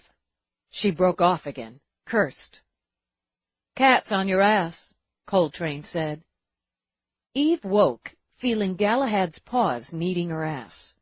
Then the considerable weight of him was gone. She rolled over and saw Rourke with his arms full of sulky cat. Sorry, he told her. He's fat, but sneaky. He beat me to you. Were you going to need my ass? I think of little else night and day. He sat beside her, stroking the cat. I'm told you were called away from the party last night. Rod Sandy. Yeah. She sat up. I don't think anyone missed me especially, so I did. Now she smiled. Yeah? Yeah. He leaned forward to kiss her. I guess I should ask if you had fun. I was with a group of men, friends, in casinos in strip joints of the highest and the lowest class. You took Trueheart to a strip dive? He almost glows in the dark when he blushes. It's charming, actually. The boy also hit for over $5 grand on some ridiculous slot called Pirate Quest. 5? Yo-ho, Trueheart! Rourke laughed. "And I've heard every variation of that ever since." "Oh, my God, my sweet blushing Jesus, wait, rewind. You took Mr. Mira to strip joints?" "He's a big boy and enjoyed himself. He has a pair of pasties to prove it." "No, no, no." She clamped her hands over her ears in defense. "I don't want to hear Mr. Mira in the same sentence as pasties. And he won about $1,200 at craps. McNabb came out $2,300.85 ahead, precisely, which he informed us of often. Charles ended up down just over that. Feeney won about $25, keeping the reputation of his lucky shirt intact. Baxter broke even. How about you, Hotshot? As it was my casino, if I win, I lose, in a manner of speaking. What about you? Did you have fun?" When she sat there frowning, he flipped a finger down the dent in her chin. "That wasn't a trick question. I had to think about it. I have to say, I did, in a weird way. I'm surprised. Then this morning, I end up running a breakfast meeting with the core group, through no plan of mine, and Mavis puts her finger on the killer." "Mavis?" "Yeah, I've got all these brains. I don't mean Mavis is stupid, but I've got the police detective, the profiler, the ace reporter, and the doctor, and it's the former grifter turned music disc star and mother who nails it. I'll fill you in later if you want, but I guess I've got to go down and do whatever I'm supposed to do with everybody until they go the hell home. They've all gone the hell home. Don't toy with me. With many thanks for a wonderful party." She started to grin, caught herself. "That's bad, right? That's being a crappy hostess. I was just going to go down for an hour while the rest of them were getting breakfast and all that. I was supposed to be down there waving bye-bye and thanking everyone for coming. I can tell you, everyone who was still here when we arrived, hope you got some much-needed rest. McNabb had to come up and wake Peabody, so you weren't alone. I think you did very well. How long have I been down? I don't know when you finally fell on your face, but it's nearly 4 now. Shit! I have to check, make sure Calendar's on her way. I can tell you she is, along with the other detective, 2 prisoners, and a representative of Omega. They had to clear the shuttle with me, so... He shifted, moved back to sit at the head of the bed, patted the space beside him. Why don't you come over here and tell me what prisoners my shuttle is transporting to New York, and how they're connected to Ricker, Coltrane, and Sandy? It's going to take a while, she warned him. Believe me, after nearly 20 hours of gambling, naked women, strip music, and extraordinarily filthy jokes, I'm ready for home. She rolled over until she was snuggled against him. I missed you, too. And while the cat sat at the foot of the bed washing himself, she filled Rourke in on the progress of the case. Chapter 20. Rourke listened, relaxing with his wife curled up against him. The cat padded up the bed to bookend him at the hip. Yes, it was good to be home. They'll shut him down for a while, he said, thinking of Ricker. But down the line he'll find another ruche, another way. His powers diminished, his freedom gone. He needs some outlet, some entertainment. He has enough power and freedom to have caused 2 murders, or 1, anyway, Eve considered. I don't think he ordered Sandy's. If Calendar didn't find a transmission on that, I have to believe it wasn't there. Grady did that one for free, for herself. Ricker wouldn't object, not in the long run. Sandy was on shaky ground, enough to let it show. Ricker might have decided to snip that thread even as he arranged for Coltrane's murder. I don't know. She started to roll away, and Rourke tightened his grip on her. I'll be back. He's used Sandy for years. More than likely, she continued as she got off the bed. Sandy, shaky or not, was his best line to his son. His infallible way to keep tabs on Alex. That's gone now. Grady might think she can find a way to make that work for her. Rourke watched Eve go to the panel, open it to select a bottle of wine. I got ambition from her, and couldn't figure out why she's stuck at 3rd grade, working out of that small, low-level squad. Now it makes sense, because her ambitions lie elsewhere. Eve chose a Tuscan red, opened it. So yeah, I've got to figure she's got plans. And she's got to think she's in the clear on Coltrane. Sandy takes the rap there. Or I work on trying to tie Alex up along with his dead pal. That's how it's going to look. You've got plans. I'm working on some. She poured 2 glasses of wine, then carried them to the auto chef. She programmed an assortment of cheeses, breads, crackers, fruit. She brought the wine over, handed a glass to Rourke, put hers on the night table before going back for the food. When she laid the tray on the bed, both the cat, who'd propped his head on Rourke's thigh, and her husband studied her. Well, now, isn't this homey? Some. She reached over him for her wine, brushed her lips over his on the way back. Might consider it groveling. It might be a start. She spread cheese on a small round of crusty bread, offered it. Alex and Sandy hooked up in college. Father and son weren't on the best of terms at that point, so it could be Ricker enlisted Sandy to get close, to develop a friendship. She spread another round for herself. The thing is, from what I've got at this point, Grady went to college. Not the same college, but she did 6 months in Europe. Some sort of exchange deal. You're wondering if she was Ricker's even then, and she recruited Sandy for him. It's a thought. She'd have been pretty young, but then so were you when you had business with Ricker. You don't remember her? She might have used a different name when she came around, maybe had a different look. There were women, certainly. Young women. He enjoyed them, used them, sexually or for whatever purpose best suited. I saw her ID shot and got a look at her at the memorial. She didn't look familiar. Eve brooded over it. It doesn't fit that she's new to him. He couldn't know Coltrane would transfer to New York before she knew it herself. Grady's been in that squad for 3 years, and a cop for more than 8. And he'd never trust someone that new with an assignment like this. Plus, he's been in a cage longer than Coltrane's been in New York, so how could he select and convince Grady to kill her? Hunter. That was his term for her in the transmission. She's done this before.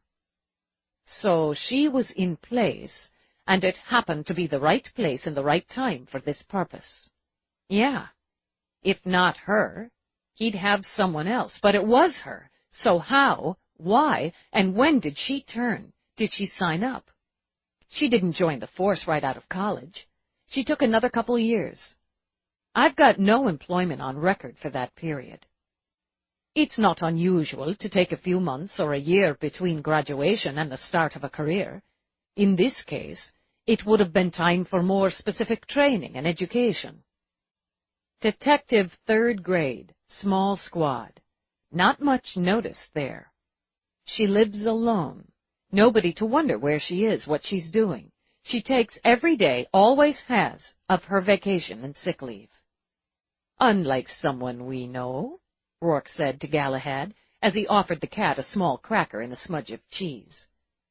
Flexing time regularly, Eve added. Not enough to raise eyebrows, but considerable.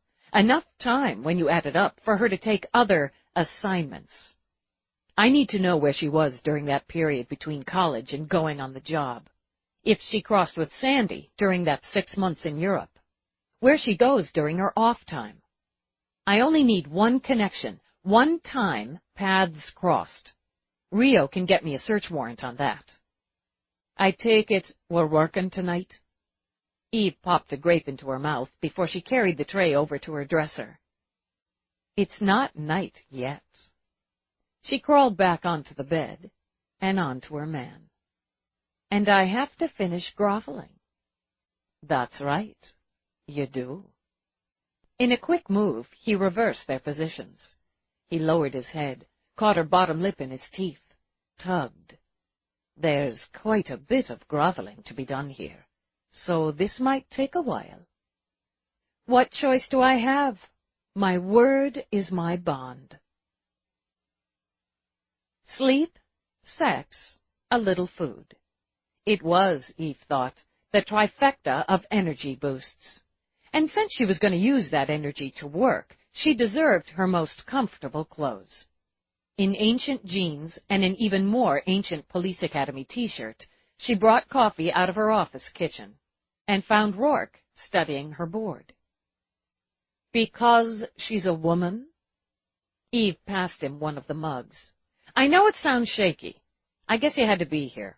It could be any one of them, but she's the best fit, and fitting her, it's all head and gut. That's the problem.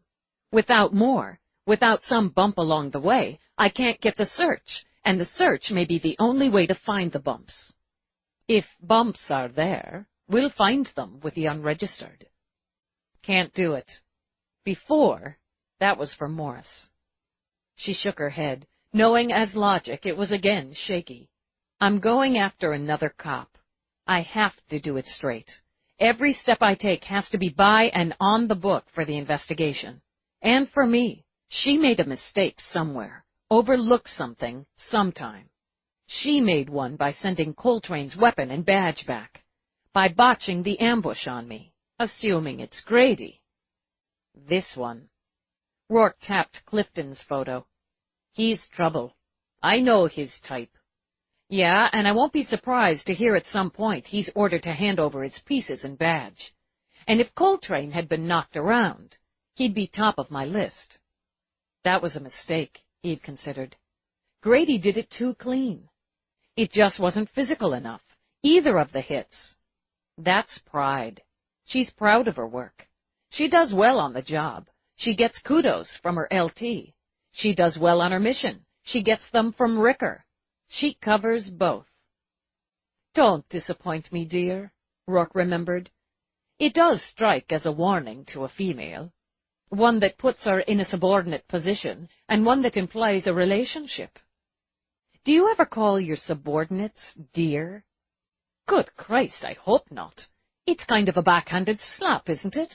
If I need to slap an employee, I do it face to face. Exactly. Ricker can't, being all busy in a cage off-planet. The whole phrase is an insult and a warning. His history with women, it just fits again. So where did she catch his eye? I figure I'll start with that 6 months in Europe, the college stint. I might find some intersect with Sandy. Then I can work back and forward from there. She went to her desk to do just that. Rourke continued to stand, studying the board. Attractive woman, he thought. Compact, athletic, a strong face, but very female in the shape of the mouth, the line of the jaw. Certainly one of Ricker's type, he mused, as far as he could recall. And still, if that connection went back as far as Eve seemed to think, she'd have been 18, perhaps 20. Ricker certainly hadn't been above using youth for sex, but had he ever taken an actual interest in a girl of that age? Not in Rourke's memory of him. No, that part didn't fit. Not with the man he'd known in his own youth. Women had been commodities, something to be used, easily discarded, paid off, discarded, disposed of. Or, as with Alex's mother, eliminated. Look at her mother. What? Her mother, Rourke repeated. Run her mother, her parents. Indulge me, he said when she frowned at him. Eve ordered the run, and Lisa Grady's data on screen. Attractive woman, Rourke commented. Works part-time in an art gallery where she and her husband retired. Suburban Florida. Respectable salary. No criminal. I ran everyone's connections before. The father's clean, too, she pointed out. Had his own accounting firm. Small company with 2 employees. Clean. Now he plays a lot of golf and works freelance. They must have sacrificed considerably to give their daughter the kind of education she had. Where were they when she started college? Eve ordered the history. Bloomfield, New Jersey. No, the employment. She's a clerk, and he's working for an accounting firm. Go back on her. Where was she, let's say, 9 months before she gave birth? Chicago, Eve announced. Working her way through graduate school. Art history major, as an assistant manager in a private art gallery. She moved to New Jersey, where her parents lived, during the pregnancy. She took maternity benefits, then the professional mother's stipend. And was single until, what would it be, she was about 4 months along? Like that never happens. Wait. Run the gallery, Eve. Where she worked when she became pregnant. She began, shook her head. It doesn't exist anymore, and hasn't for 6 years. It's an antique store now. Oh, big, giant pop. I'm an idiot. Not a protégé, not exactly, not an employee, not only, not a lover. His freaking daughter. Alex said he'd spent most of his life trying to please his father. Maybe she's doing the same. Ricker owns several art galleries, an excellent front for smuggling and art forgery. Lisa Grady, or Lisa Neal at the time, could have caught his eye. And if she turned up pregnant, he'd get rid of her? Unless she was carrying a son, I imagine so. She's tested. It's a female. He might, if he was feeling generous, give the young woman some form of payment. If not, he'd issue a warning. And Lisa either took the payment or the warning, moved back home to New Jersey. Gave up her chance at her graduate degree, her job, had the kid, married some guy. The some guy's stuck more than 30 years, so I'd say Lisa found someone and made something. Would he have kept tabs on her? Eve wondered. Looked up the kid? I wouldn't think so, no. The woman and the child wouldn't have existed for him.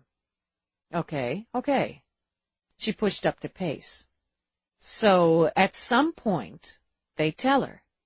Or maybe they've been upfront about it all along. Maybe she always knew the guy raising her wasn't her biological. She gets curious. She starts digging. And finds Max Ricker. Most people, they're going to be sick if they're looking for a biological and turn up a criminal kingpin, one suspected of being responsible for more deaths than a lot of small wars. If this is right, if this, she pointed at Lisa's image on the wall screen, is the connection, Grady went to him. She made the contact. I'm your kid, asshole. What are you going to do about it? What would he have done? Depends on his mood again, Rourke said. But he might have been entertained by a direct approach. And as he and Alex weren't on the best of terms at that point, it might have intrigued him. The idea of having a chance to mold an offspring. Educate her, train her, use her. She knew all about that, Eve thought, all about the methods a father might use to mold. She blocked it out, focused on Grady. And God, wouldn't it be sweet to use her to screw with a son who disappointed him? And for her, wouldn't you think? Rourke walked back to the board. For her, also sweet to have a part in undermining the son, the prince as he'd appear to be from the outside, the one who had all she didn't, the wealth, the advantages, the attention, the name. It all falls into place with this single element. But then you have to prove this single element is fact. I can do that. Eve grinned fiercely. DNA doesn't lie. I'm going to write this all up, toss it to Mira to add to the stew for the profile. I still need something that puts her and Sandy together, even just the same general place, same general time. That would be my assignment. It would, but you have to play it straight. You're always spoiling my fun. You already had fun. I groveled. True. He walked over, laid his hands on her shoulders, laid his lips on hers. I know you. He rubbed her shoulders lightly. The part of you who isn't working the case in your head is wondering if all this is true. Is she what she is? Did she do what she did because of that DNA? Yes, she thought, he knew her. It's a question. And the mirror turns, so you wonder next about your own blood. What passes from father to daughter? I know I'm not like her, but it's another question. Here's an answer. 3 fathers, hers, mine, yours, and 3 products of that blood, so to speak. And all of us have done what we've done with it, maybe because of it.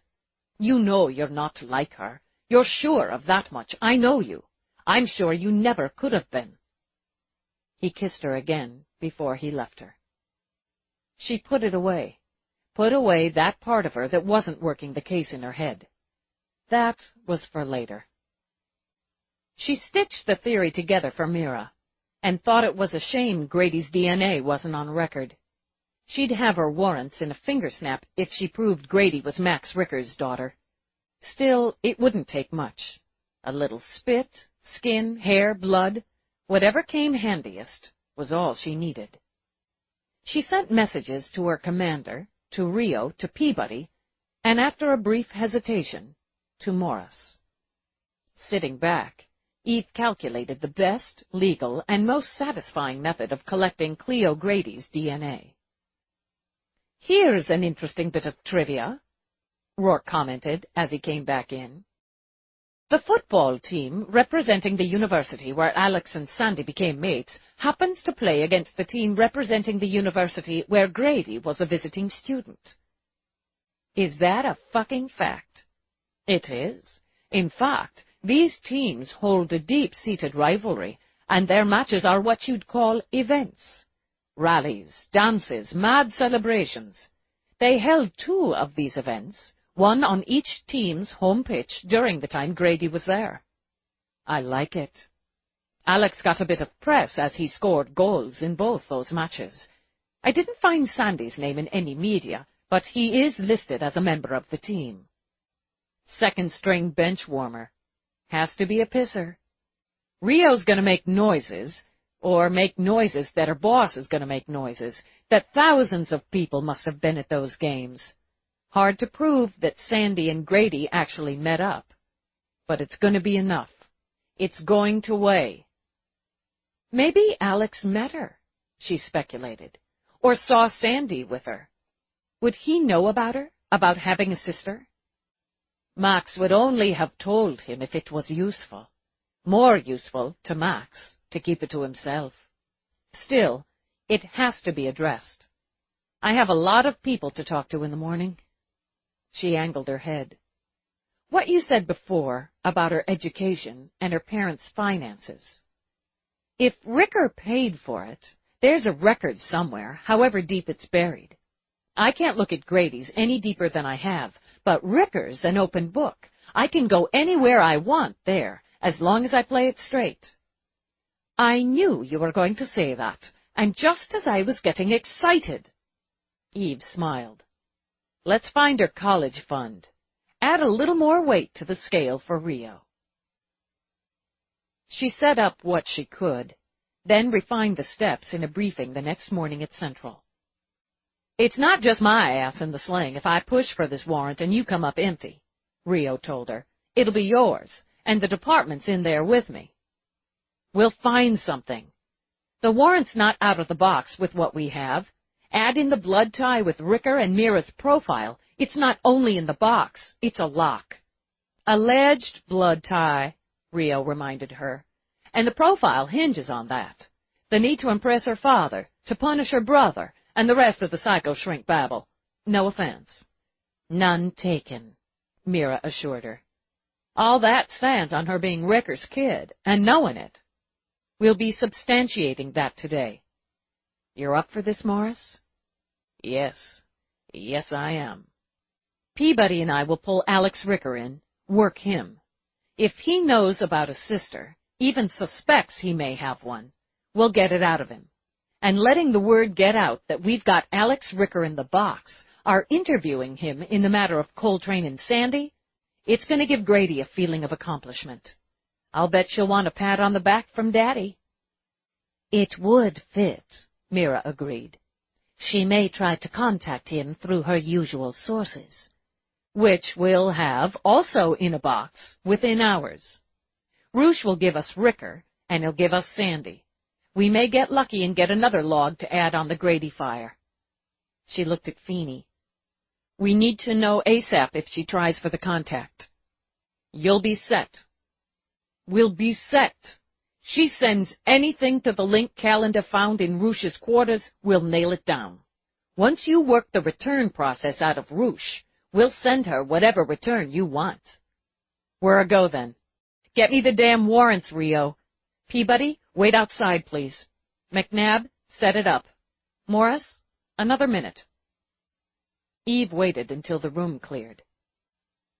"McNabb's going to have ears on you the whole time you're with her." "I'm not worried about it. She's a killer. It's her job. You should worry about it. If she senses anything off, she'll do you first. Think about it later. You just have to, we've been over what you want me to do, how you want me to do it 3 times. I can do this, and I should be the one to do it, not only for Amaryllis, but because I'm the only logical choice. You have to trust me to do my part. I'm trusting you to do yours." No choice, she thought, but to back off. "Call it in, either way." "I will." Eve watched him walk away, then stuck her hands in her pockets as Peabody stepped up. "He'll be okay, Dallas.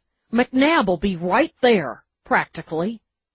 "If he tips it the wrong way, and she pulls out her weapon or a knife, McNabb will get it on record." Morris is still down. "I couldn't work out a way to do it myself. She'll be on alert with me. I thought about pushing her into taking a swing at me so I could swing back, then, oops, I've got her blood on my shirt, but then I've provoked her into giving up DNA instead of her, essentially, volunteering it." "He'll get it done. He needs to, so he will." "Right. Contact Alex Ricker and ask him real nice to come on down so we can chat." "He'll bring a bunch of lawyers." "I'm looking forward to it." She went into her office to prep, to line up all the threads she intended to tie together. She could wrap that knot tight around Cleo Grady, but she needed all those threads to put the bow on it. Now it was wait, she thought. Wait for Rio to get the warrants, wait for Calendar and Sisto to deliver Roosh, wait for Morris to play out his role. Alex Ricker? At this point, he was more a pawn than a thread. She'd use him and prove his father, his friend, and his half-sister had used him. And she'd prove all the threads ran out from him simply because he was. She wouldn't be sorry for it. He'd made his choices, to follow in his father's footsteps, or close enough alongside them to cross the lines. He'd chosen to stay on that path rather than change it for a woman who must have loved him. A woman who died because she loved him and left him. She stood at her window, drinking coffee, considering choices. When she heard the knock on her door, she called out, "Come on!" Mira stepped in, closed the door behind her. "Do you want me to observe when you interview Alex Ricker?" "I've got it." "All right. I will want to observe if and when you interview Cleo Grady." "When?" "The DNA's going to lock it. I need that because the law says I do, but I know who she is. She's Ricker's spawn. What I don't know, what I'm curious about, is what she wanted or needed from him. Was it the recognition, the money, the thrill? Maybe all of it. It fits that she sought him out rather than the other way.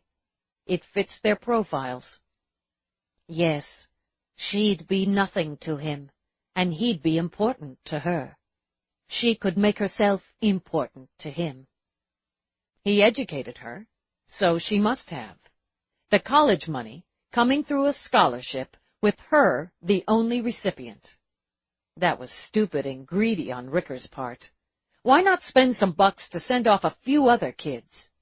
He'd buried the payment, putting it through one of the arms of one of his fronts. He could have made it a legit deal, done the same a few times, gotten a tax break or whatever. He wouldn't give $1 to anyone without a purpose, a personal interest. It's not in his scope. Once she took it, he owned her. Was she too stupid to see that, or didn't she care? She didn't care, Eve said before Mira spoke. I read your profile, I'm just talking out loud. It troubles you, all of this. The genetics of it. Maybe it does, but that only makes me more determined to put her away. She had a pretty good life from what I can see. Parents who stuck, a decent home. She tossed it. Some people are just born fucked up, I know that. She studied Grady's photo on her board. Maybe she was always going to go bad, even without knowing Ricker, without knowing she came from him. And maybe needing to know where she came from and finding out turned her just enough so she kept going and couldn't go back. I'm curious. Will it make a difference in what you do? Mira asked her. Or how you handle what you've done afterward? No to the first. I'm not sure to the second. I'm not going to say taking her down isn't personal, because it is. Because she's a cop. Because of Ricker. Because of Morris. And because of Coltrane. It's personal, right down the line. And it's easier, clearer, to take the steps, do what has to be done when it's not. Or not this personal. Eve met Mira's eyes and spoke calmly, coolly. I want to hurt her, to use my hands on her, get her blood on them. I want that for all the reasons I just said, and I want it just for me. But you won't. Eve shrugged. I guess we'll see. You won't jeopardize the case for your own satisfaction, however much you'd enjoy it.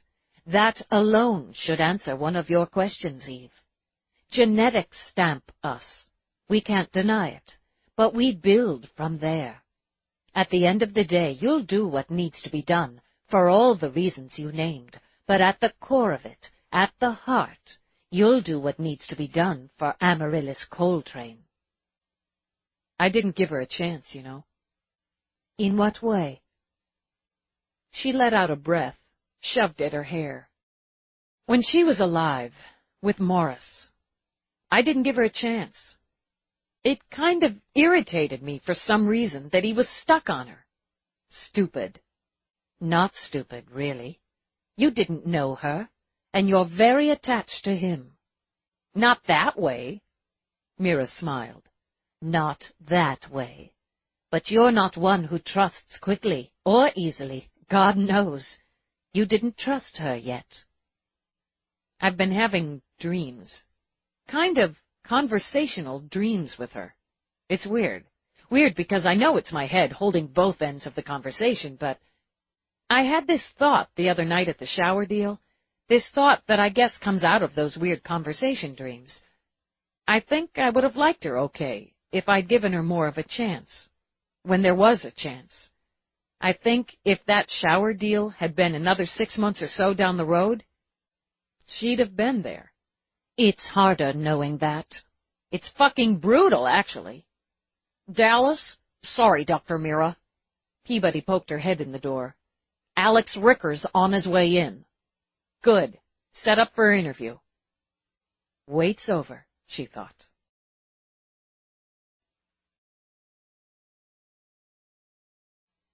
Chapter 21. Alex sat with his complement of lawyers while Eve and Peabody set up, while Eve engaged the recorder and read off the salients. Though she'd Mirandized him before, she did so again. Questions? She asked pleasantly. Comments? Snide remarks? As she expected, the head suit went into a prepared riff on Mr. Ricker's voluntary presence, on his willingness to cooperate, the previous examples of his cooperation.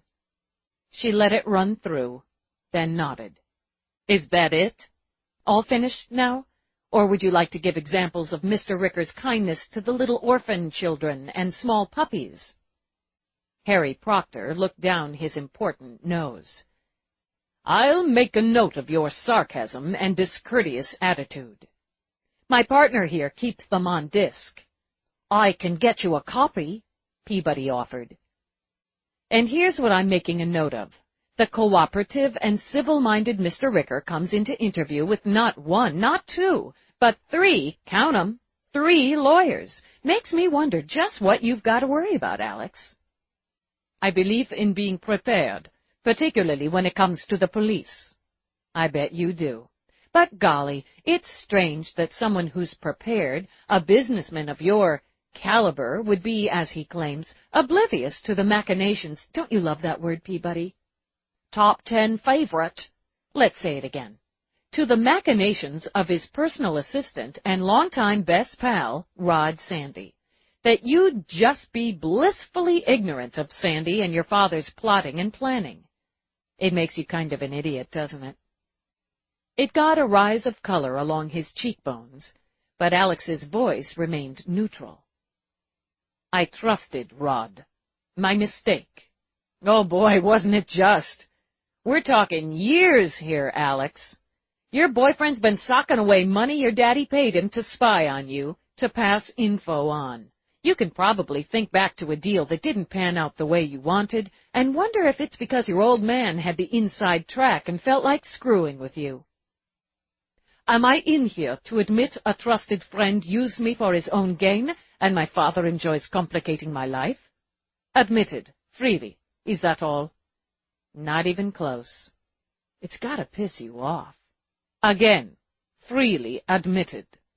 In your shoes, I'd want some payback. Eve gave Peabody a speculative glance. If my partner here worked me that way, and I found out, she couldn't run far or fast enough. And I can run pretty fast, given the right incentive. I'd make her pay for it. How do you think I'd make you pay for it, Peabody? In the most painful and humiliating way possible. See how well we know each other? The difference in the situations and personalities, as I see it, is I wouldn't end her. I'd want her to hurt and fear me for a long, long time. But we all have our different definitions of fun. Did you have fun killing Sandy, Alex? That accusation! Alex simply lifted a hand to cut the lawyer off. Rod's dead? How? She'd kept a lid on it, and saw now she'd been right to do so. He hadn't known, Eve thought. His network hadn't found Sandy, or hadn't been ordered to look quite deep enough. I'm asking the questions. He betrayed you, made a fool of you, now he's dead. That's a 1 + 1 = 2 kind of deal around here. Of course, that's if we believe you were the goat. She tipped back casually in her chair. We could speculate that you and Sandy were duping your father. Take his money, and Sandy feeds him what you want him to eat. You're smart enough to do that. It's exactly what I would have done, if I'd known. You're in a tough spot here, Alex.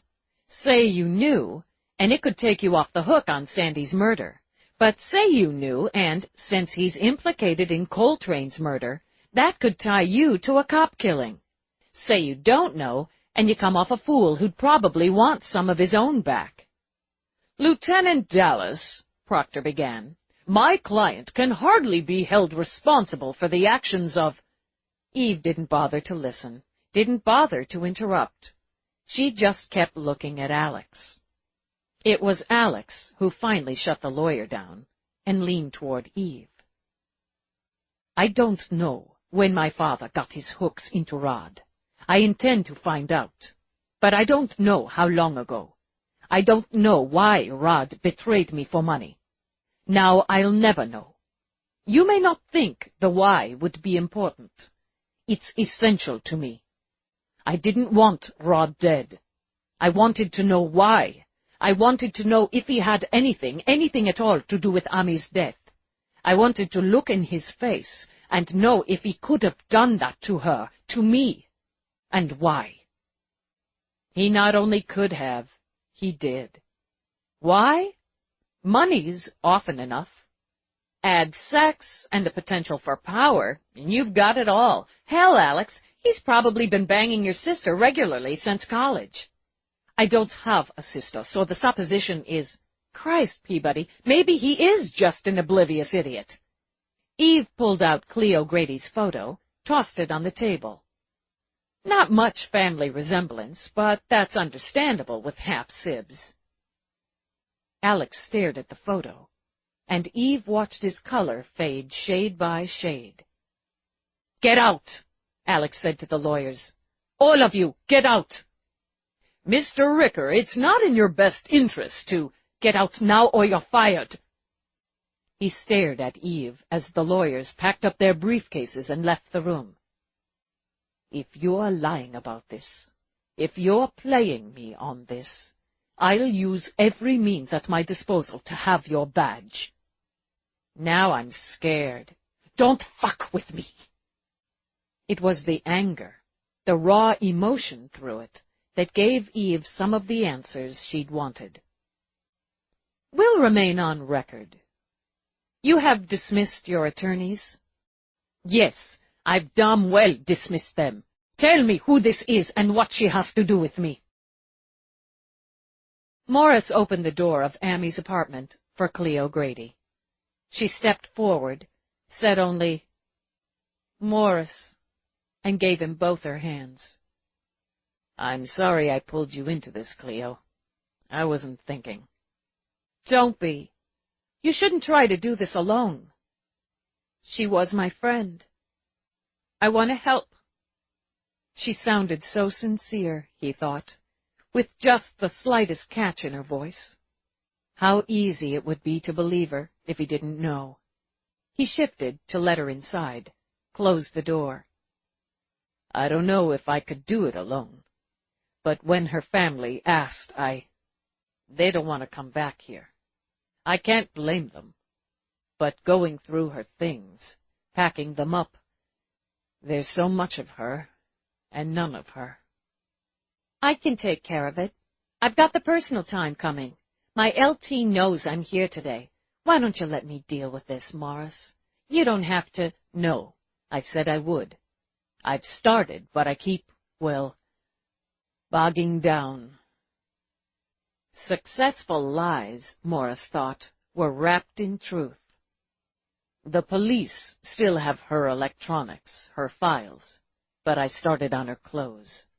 Her family told me to keep whatever I wanted, or to give what I thought appropriate to her friends here.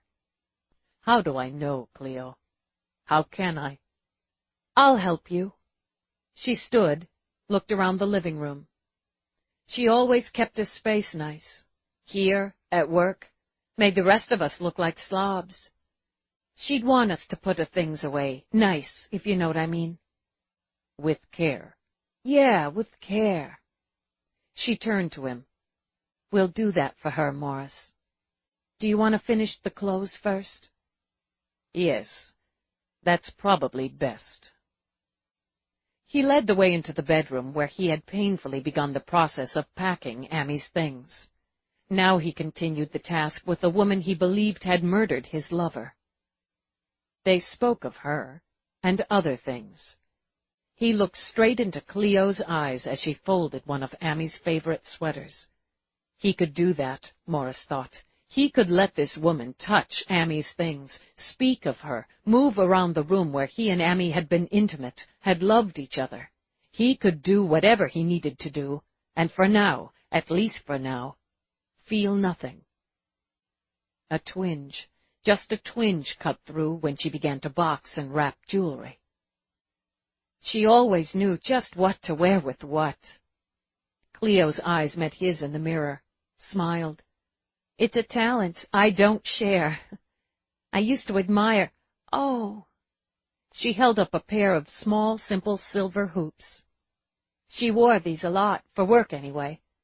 They're so her, you know. Just exactly right. Not too much, not too little. They're just her. It hurt, heart and gut, but he did what he had to do. "You should have them." Oh, I couldn't. Her family... Bitch, he thought as he watched her. You cold bitch. Her family told me to give what was appropriate to friends. She'd want you to have those since they remind you of her. I'd really love to, if you're sure. I'd love to have something of hers. Tears sheened her eyes as she smiled. I'll treasure them. I know you will. There were so many ways to kill, he thought, as they closed and sealed boxes. Slow, painful ways, quick, merciful ways, obscene ways. He knew them all. Did she? How many ways had she killed? Had she felt anything when she'd taken Ammy's life, or had it been simply a task to be done, like sealing a box for shipment? He wanted to ask her that, just that single thing. Instead, he asked if she'd like coffee. I wouldn't mind, actually. Why don't I get it? I know where everything is. When she went out to the kitchen, he followed as far as the living room and crouched in front of the droid kitten. He activated it, then stepped away to carry boxes and protective wrap to a chair. He began meticulously to wrap the pale green glass vase she'd used for the roses he'd sent her. And the kitten mewed as programmed. It stretched its silky white body as Cleo came back with the coffee. Thanks. He kept his hands full, coffee, wrapping, while the kitten wound through Cleo's legs. She loved this thing. Cleo looked down as the kitten gave a plaintive meow and stared up at her with adoring eyes. She just loved it. Will you keep it? I suppose I will. I haven't thought that far yet. Cleo laughed a little as the kitten continued to rub, meow, stare. Do droids get lonely? You'd swear it's desperate for a little attention. It's programmed for companionship, so... Yeah, okay. Cleo set down the coffee, bent down. Morris continued to rap, even as he held his breath. It's kind of sweet if you go for this sort of thing. And she did. She bought it little toys and the cat bed. Cleo picked up the kitten, gave it a stroke. Cursed. Don't tell me it scratched you. Morris put aside the wrapping to go to her. No, but something did. Cleo held up her hand, and blood welled in a shallow cut on her index finger. Something on the collar. Damn rhinestones.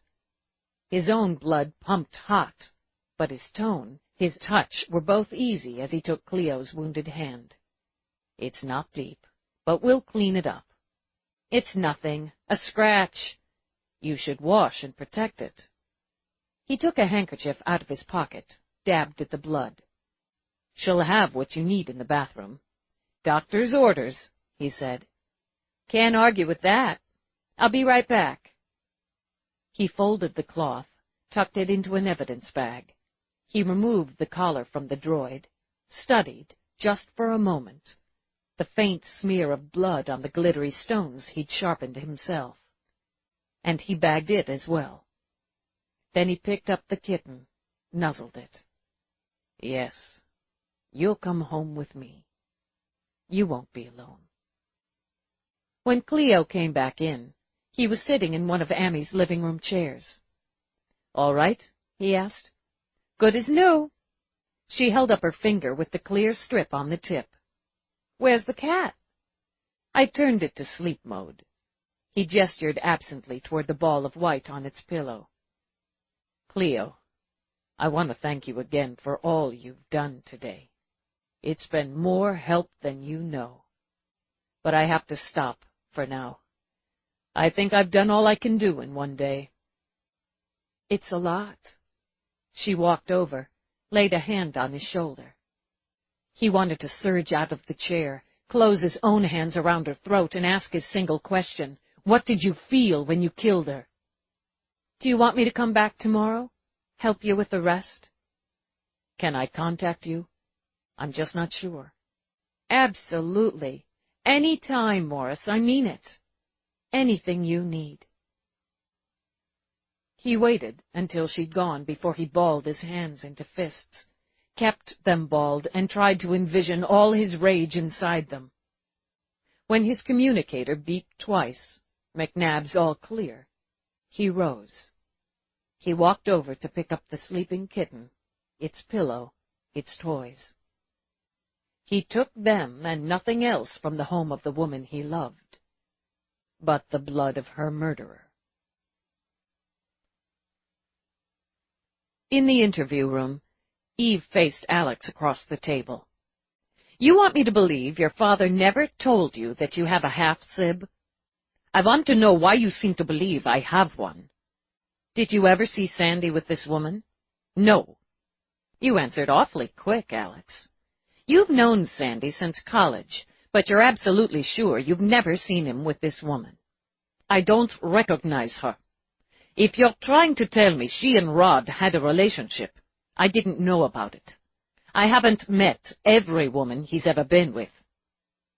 "Why do you think she's my sister?" "Her mother was involved with your father." "For Christ's sake, your father sent this woman to college, paid the whole shot," she continued, as she saw annoyance turn to bafflement.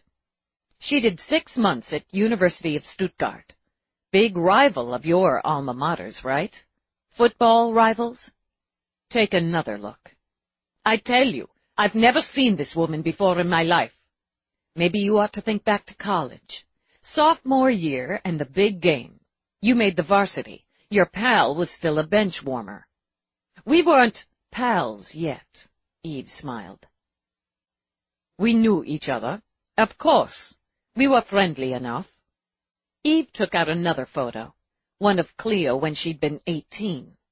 "Try this one, taken back in the day. I don't—" But he trailed off. "Yeah, she looks different there. Younger, but that's not all. Lots of long blonde hair. The face is fuller. She looks girlier, fresher. Ring any bells?" "You're talking about more than 10 years ago. I can't remember every woman I've met or seen." "Now you're lying to me. Fine, we'll just move on." He slapped his hand on the photo before Eve could pick it up.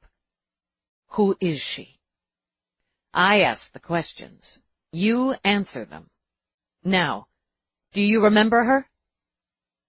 "I'm not sure I do." "She looks like someone I saw around during that time, with Rod. We were becoming friends, real friends.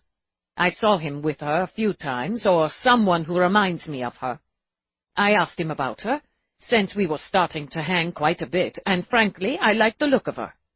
He was cagey, wouldn't say more than she went to Stuttgart. I only remember because I called her Miss Mystery. Just a lame joke between us that lasted for months, long enough that I remember it and her. She's not my sister." "Because?" "Because I don't have a sister. Do you think I wouldn't find out? That he, my father, wouldn't use it against me in some way? He broke off, and again Eve waited while he thought it through. "You think my father sent her to Rod, to recruit him, to enlist him as a spy, to get close to me? That all this time, right from the beginning, Rod was my father's dog?" He pushed up from the table, walked to the two-way glass, and stared through his own image. "Yes, I see. I see how that could be, how he could and would orchestrate that. It doesn't make this woman my blood, my sister. It just makes her another of Max Ricker's tools." Peabody's communicator signaled. She glanced at the text, nodded to Eve.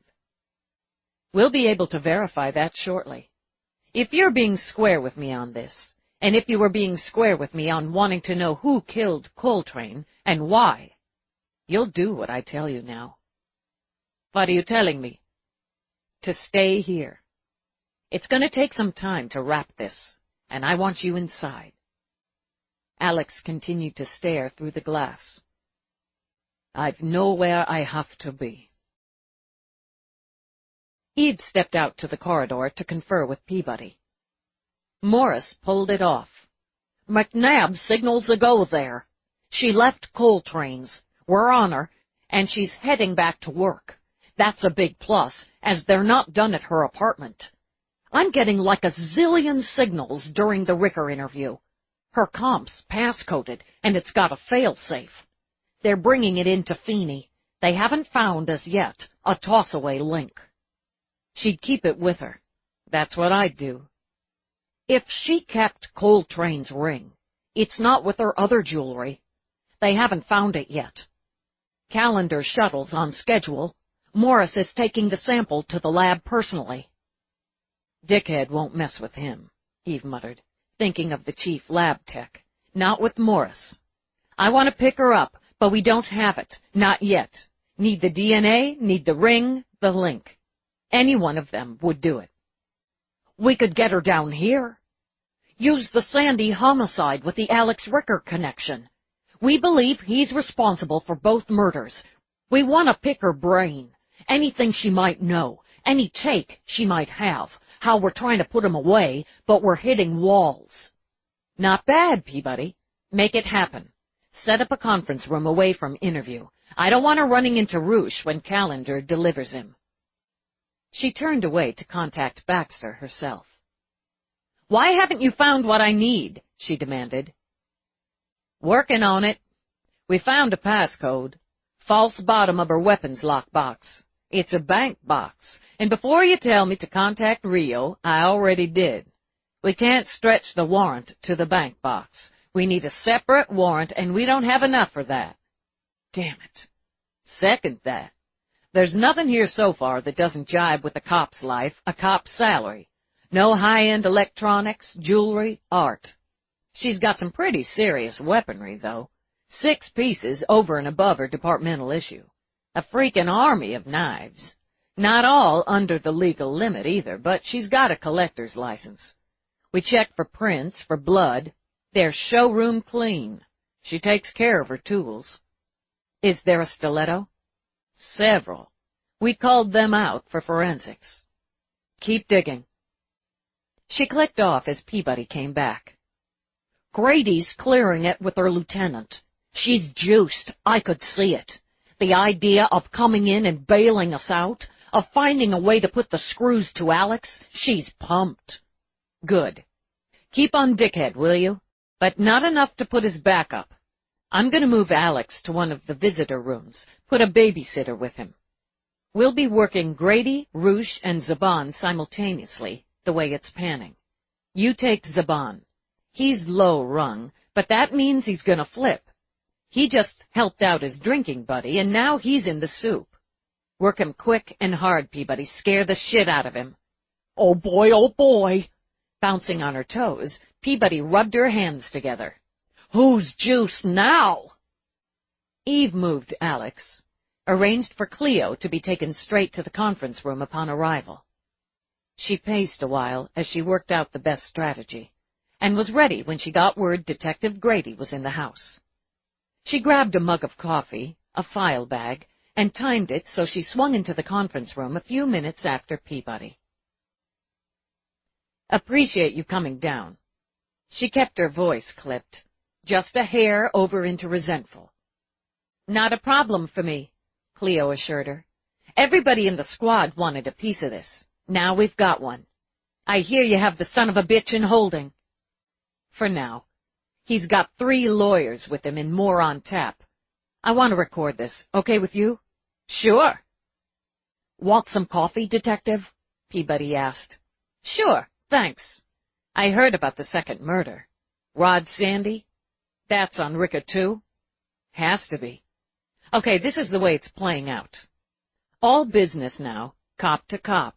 Eve sat across from Cleo. Ricker and Sandy kill Coltrane. Ricker does Sandy to put the first murder on him. Could work, but where's Sandy's motive? There's no evidence of anything between Coltrane and Sandy. Sandy's Ricker's tool. Was, like father, like son, Eve said with a shrug. You use the tool until you're done, then you break it so nobody else can. Ricker's blood? It's poison. Cleo only smiled. That may be your opinion, But that's not going to put Alex Ricker away for Amy. If that's all you've got, you're not as good as everybody says you are. I put the old man away.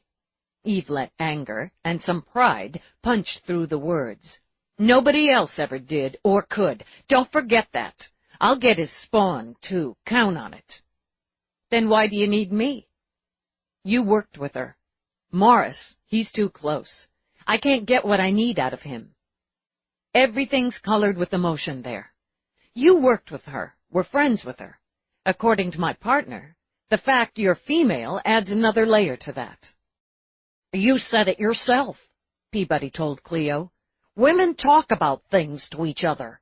Maybe they don't talk about those things even to guys they're sleeping with. Plus, you were both cops.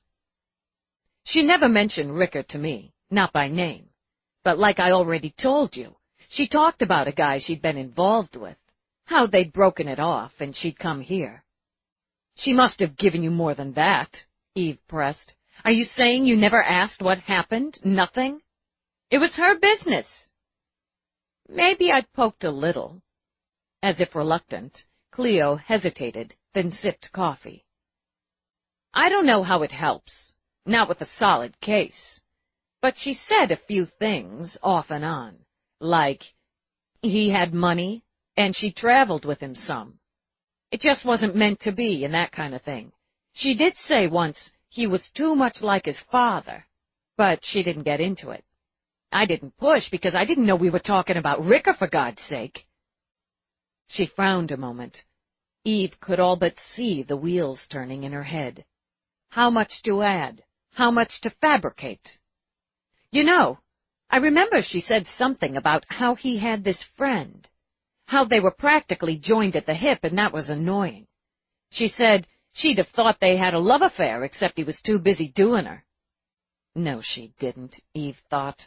Coltrane wouldn't have said that in a million. The friend didn't like her, Cleo added. Tension there. Resented her. They had words at the end. He called her a cunt. Eve picked up her cue, narrowed her eyes. You're sure of that? That exact word? Cunt cop. That's what she said, he said. Said it to her as she was walking out with stuff she had at the boyfriend's place. She just kept walking. That was Amy. No point in mixing it up when it was done, you know.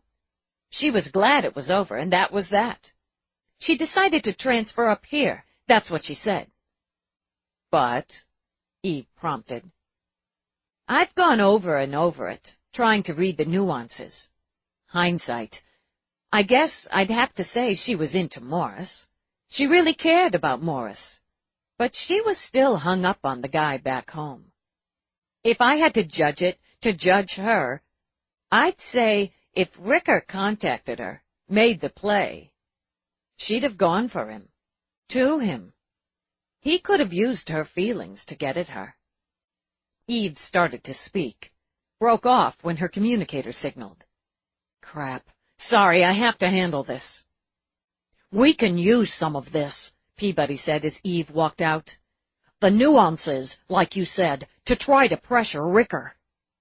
Keep it up, Peabody, Eve thought, and answered Morris's signal. Dallas. I'm at the lab. Cleo Grady is Max Ricker's daughter. We're doing a second test, but it's all I need. I'm coming in, Dallas. I need to be there when you take her. I've got her now, working her now. She thinks she's helping me nail Ricker. I don't want her to see you, Morris. She won't. He cut her off, so she contacted Baxter. DNA's confirmed. Contact Rio. I want a warrant for that bank box. She cut him off in turn, pulled out her link when it signaled, and her communicator beeped in her hand. She saw Rourke on the readout of the link, answered with a "Hold it a damn minute," then switched to the comm. Hey, Lieutenant, we are back on planet Earth. Get your ass in here, Calendar. Turn over your prisoners, go home. Affirmative to 1 and 2, negativo on 3. Come on, Dallas, I want to see it through. Your choice. Peabody will let you know which interview rooms. Nice work, Detective. Fucking A. Eve ended the transmission, switched to Link. Yeah? Busy girl. Yeah, and I've been trying to fit in a manicure all day. I had a meeting cancel and have a bit of time on my hands. To echo calendar, I'd like to see this through. There's going to be plenty to see here. If you really want to come down, maybe you could hang with Morris. Feeney's on the electronics. Unless he decides he needs super geek, I'd like Morris to have a friend nearby. I can do that. Yes, he could, she thought. Then get your ass in here. Fucking A. She shoved her link back in her pocket, dragged her communicator out again to tag Feeney. Any hit? No attempt to contact the Ricka link. I'll give her more time to try to talk to Daddy. Like a boxer before the big match, she rolled her shoulders, then walked back into the conference room. Chapter 22.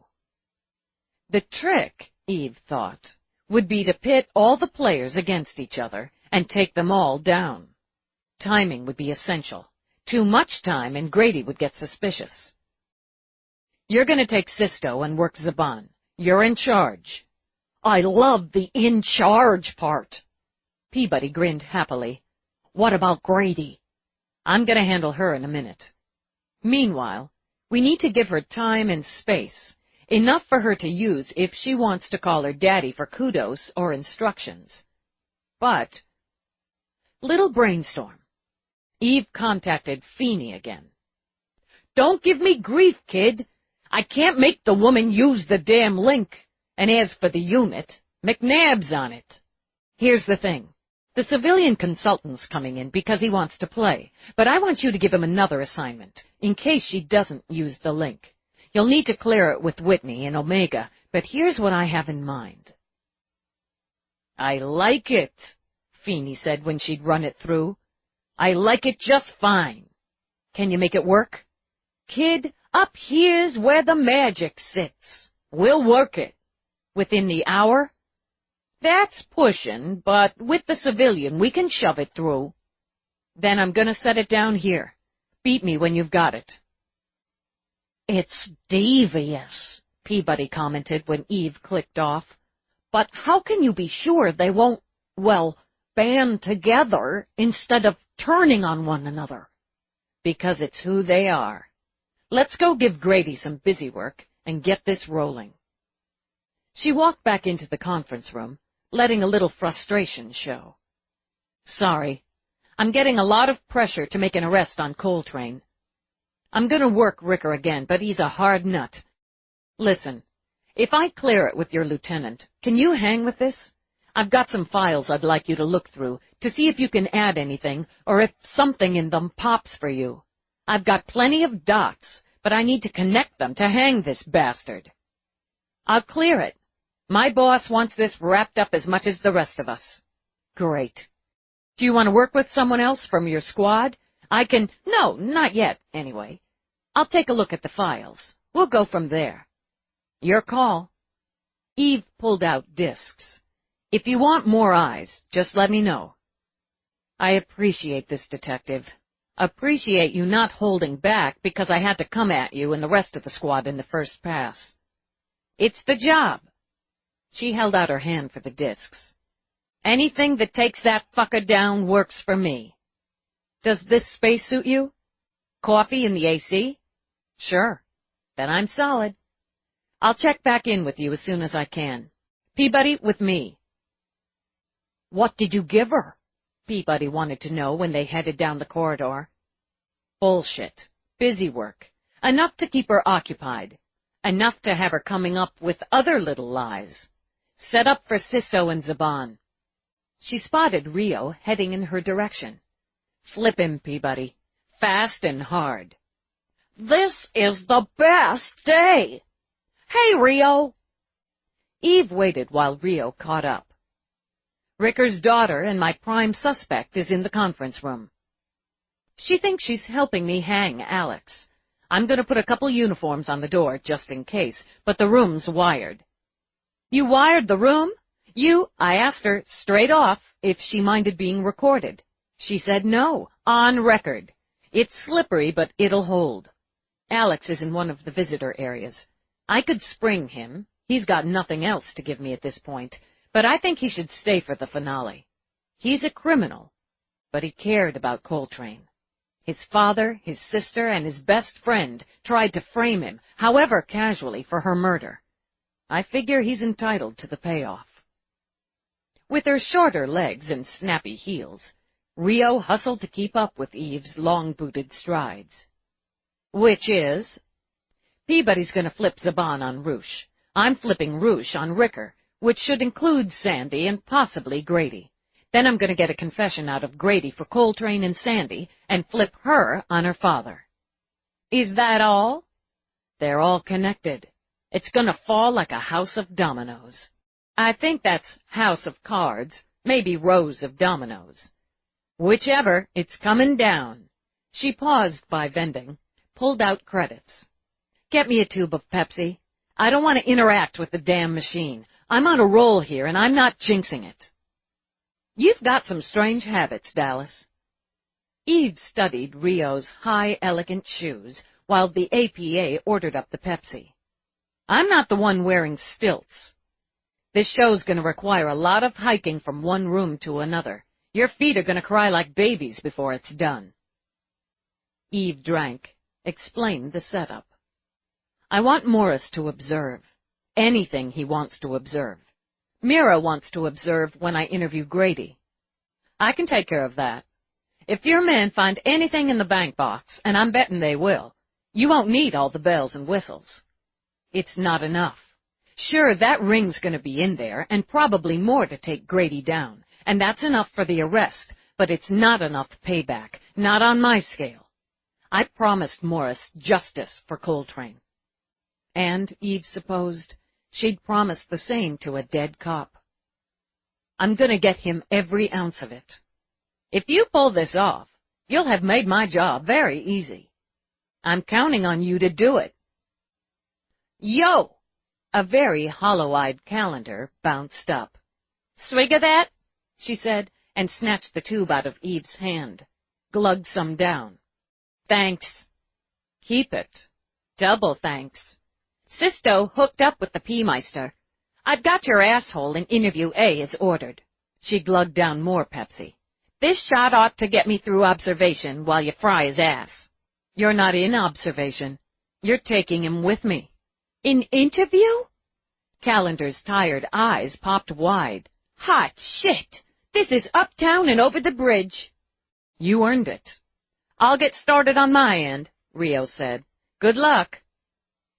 How'd you swing with this guy? Kept it low and chill, Calendar began.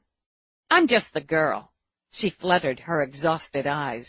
He's interested in my tits, but they all are. Who could blame? Yes, they're exceptional. Use them if it works. He hasn't said the L word yet, but he's thinking about it, I can tell. He can lawyer. It won't matter. If he does, he won't get the deal. I'm going to be mean. You can be shocked. Let's go. She stepped in. Record on, she said briskly, barely glancing at the big, bulky man huddled at the table. She read off the salients, pointing a finger at him to shut him up. Wide face, she noted, short, bristly hair, fear in his eyes. She sat. Officer Roosh, welcome to Earth, and smiled. You have the right to remain silent, she began, keeping her eyes hard on his until she'd completed the recitation. Do you understand your rights and obligations in this matter? Yeah, I understand. I don't understand why the hell I need rights and obligations. I don't understand why the hell I got dragged off my job and down here like some criminal. Eve leaned forward. Oh, yes, you do. And when you go back up, it won't be to the job. It'll be to a cage, maybe real close to your good pal, Max Ricker. You gotta be crazy. I wanna say lawyer, and we're done. She pointed her index finger at him, cocked her thumb. I don't give you a shot. Just wrap you up and dust off my hands while you're charged, tried, and convicted of conspiracy to murder a police officer. He literally choked while his face went raw-beet red. What the hell? I never killed anybody. Hence the word conspiracy. You don't have to do the kill to go down just as hard, just as long. That's life, Roosh. But hey, not so bad since you already live on Omega. I mean, it's not like you were planning to retire and relocate to, say, the south of France. She grinned when he lost every ounce of angry color. Here you go, Roosh. Calendar moved to him, offered a cup of water. You really look like you need this. Geez, cop murder. You're so burnt. I mean, wow. And putting a former guard in up there with the major badasses he used to dick around? Ouch, majorly sucks to be you. Your pal Zaban's in another room just like this right now, Eve added. And he's going to roll over so fast he'll look like a circus dog. I got to knock on that door before you do your trick of the day, and I don't need you. Calendar let out a whistle. Boy, howdy, I'd jump, roll, and stand up and beg. I don't know what she's talking about. He spoke directly to Calendar now, as little beads of sweat formed on his upper lip. Hand to God, I never killed anybody. I don't know anything about killing a cop. Why would I do that? I hear you. Calendar gave his arm a sympathetic pat. But, and I'm sort of sorry to say it, under the circumstances, you were chummy with Max Ricker. I found the data myself. Feel kind of responsible for what's going down now. But, you know, I just did my job. The doctored logs, the toss-away link in your quarters, the text message, plus, south of France. Calendar looked at Eve as if she just understood. The transmissions with the ex-wife, which puts her ass in the same sling. She's being picked up right now, and that's conspiracy to murder on her, in addition to the tax fraud, money laundering, bribery, and a host of others. Luann didn't have anything to do with it. She just did like I said. What the hell is this? Max Ricker ordered the assassination of a police officer, one Detective Amaryllis Coltrane, through the link you provided him.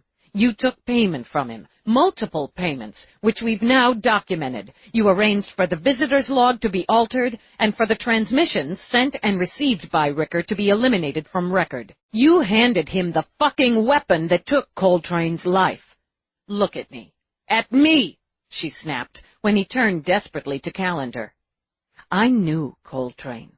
Believe me when I tell you, I have a personal stake in this, that I won't give a goddamn if you and your greedy ex spend the rest of your useless lives in a cage. In fact, I'll have a small celebration over that fact daily. Do you believe me?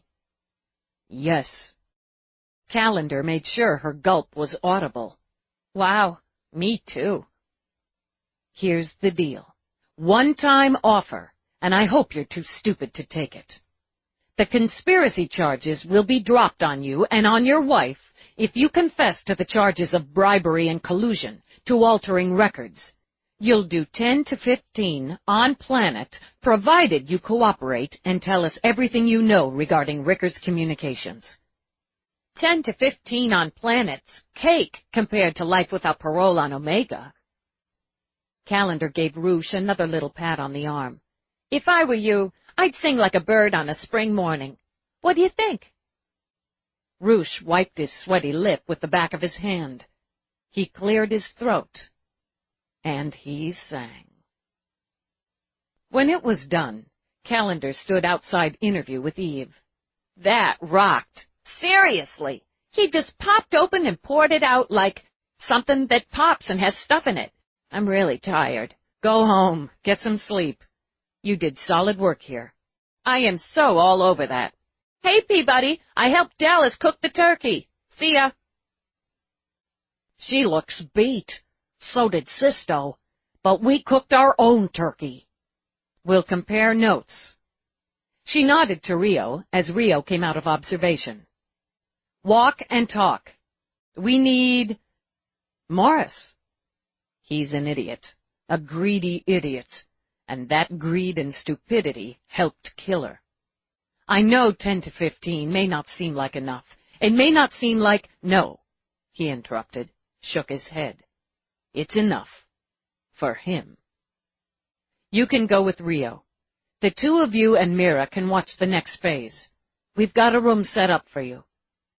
She pulled out her communicator when it signaled, noted it was Baxter. You go on ahead. We're nearly ready to start. She waited until Morris was out of hearing before she answered. Tell me. A whole shitload of cash money, credit cards, and IDs in fake names.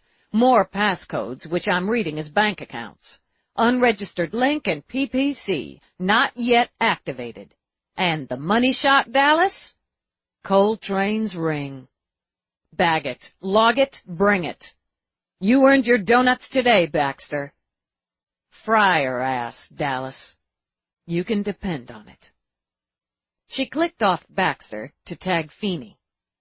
Did she bite? Not a nibble on the links. How about her unit? Through the passcode and fail-safe. She has some skills, but I've got more. I'm just starting on the data. Plan B, then. Rourke? Ask him yourself. Hey, hotshot, your wife wants you. Eve winced at your wife, then shrugged it off as Rourke came on. Hello, darling. Don't do that. I'm clocking time. Did you hook it up? Ready when you are. And let me just say this is a brilliant idea on so many levels. I'm pleased to have a hand in it. Thought you would be. I'll beep you twice when I'm ready. I like darling, Peabody commented. It's old-fashioned and romantic, especially with the accent. Peabody? Just thinking out loud. So, can we fry her now? Right now. When she reached the conference room, she stopped to give the uniforms new orders. She won't get past me, but on the off chance she does, take her down. She walked into the conference room. Grady sat at the conference table, drinking coffee, studying the screen. Looking, Eve thought, very pleased with herself. I was just about to hunt for you. I think I might have something. Funny, I have something too. You helped me get to it. Yeah? Genuine pleasure lit Cleo's face. Can I be there when you arrest the fucker? Front and center. Do you think it comes down in the blood? Eve asked conversationally. You know, bad blood begets bad blood. I think that's a cop-out myself. You're in the job long enough. You see it's not that simple. You see people who come from shit and crawl out of it to make a decent life. Others who come from decent and crawl into the shit. Because they like it. Then again, Ricker's blood's partially foul. Alex Ricker doesn't have his father's brains.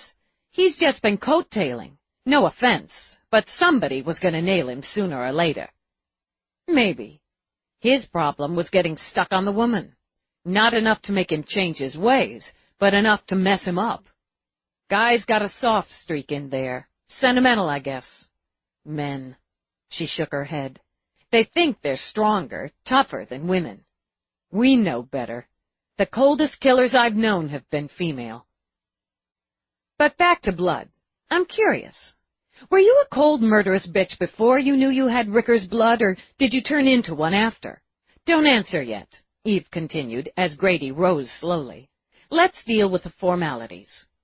Cleo Grady, you're under arrest for the murder of Amaryllis Coltrane, the murder of Rod Sandy.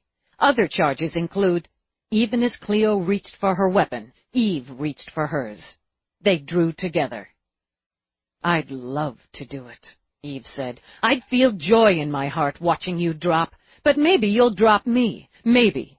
Then my partner, who's got her weapon at your back, will drop you. You're not walking out of this room, Grady. Lower your weapon, or you'll get a taste of what you gave Coltrane. Mine's on full. You go down, you won't get up. Maybe. My partner's still gonna drop you. Put down your weapon. The fuck I will! You move away from... Eve fired. Her weapon was on its lowest setting and did no more than jolt Cleo, sent her stumbling back as her own weapon clattered to the floor. That felt good. Small of me, but damn, that felt good. Got her weapon secured, Peabody? Yes, sir, I do. And it felt good over here, too. Hands behind your back, Cleo. Eve secured her own weapon, took out her restraints. Oh, and please make a try for the door, she invited, so I have an excuse to kick your ass. Easy to say when you and your partner have weapons on me. Yeah, It is. Eve grinned. Want me to say it again? You can't make this stick. None of it's gonna stick. Bet? She shoved Cleo into the chair, looped the restraints through the back rungs, and chained her to it as she completed the revised Miranda. No blood on my hands, Eve thought.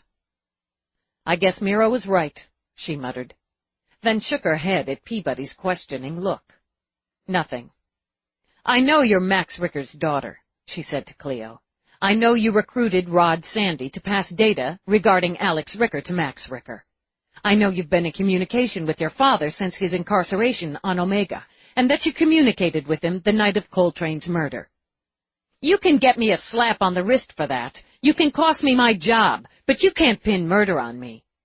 Oh, I will. You went looking for him, didn't you? Went looking for Daddy. What if I did? No crime. Hoping for his love and affection. Maybe a puppy. Pathetic. Insult had Cleo yanking against the restraints. I know about you, how you were raised by the state. You don't even know where you came from. That's pathetic. I know where I landed. Eve brought a chair around, straddled it. Max Ricker sent you to college, paid your freight. So what? No crime. But it wasn't free. No free lunch from Max, not for anyone. But then, it had to be a pleasure for you to find a way to stick it to your brother. Half. The half that got all the attention, all the bennies, all those years. The son. Men are so freaking high on having sons. Depends on the son. Rod Sandy was easy to mold.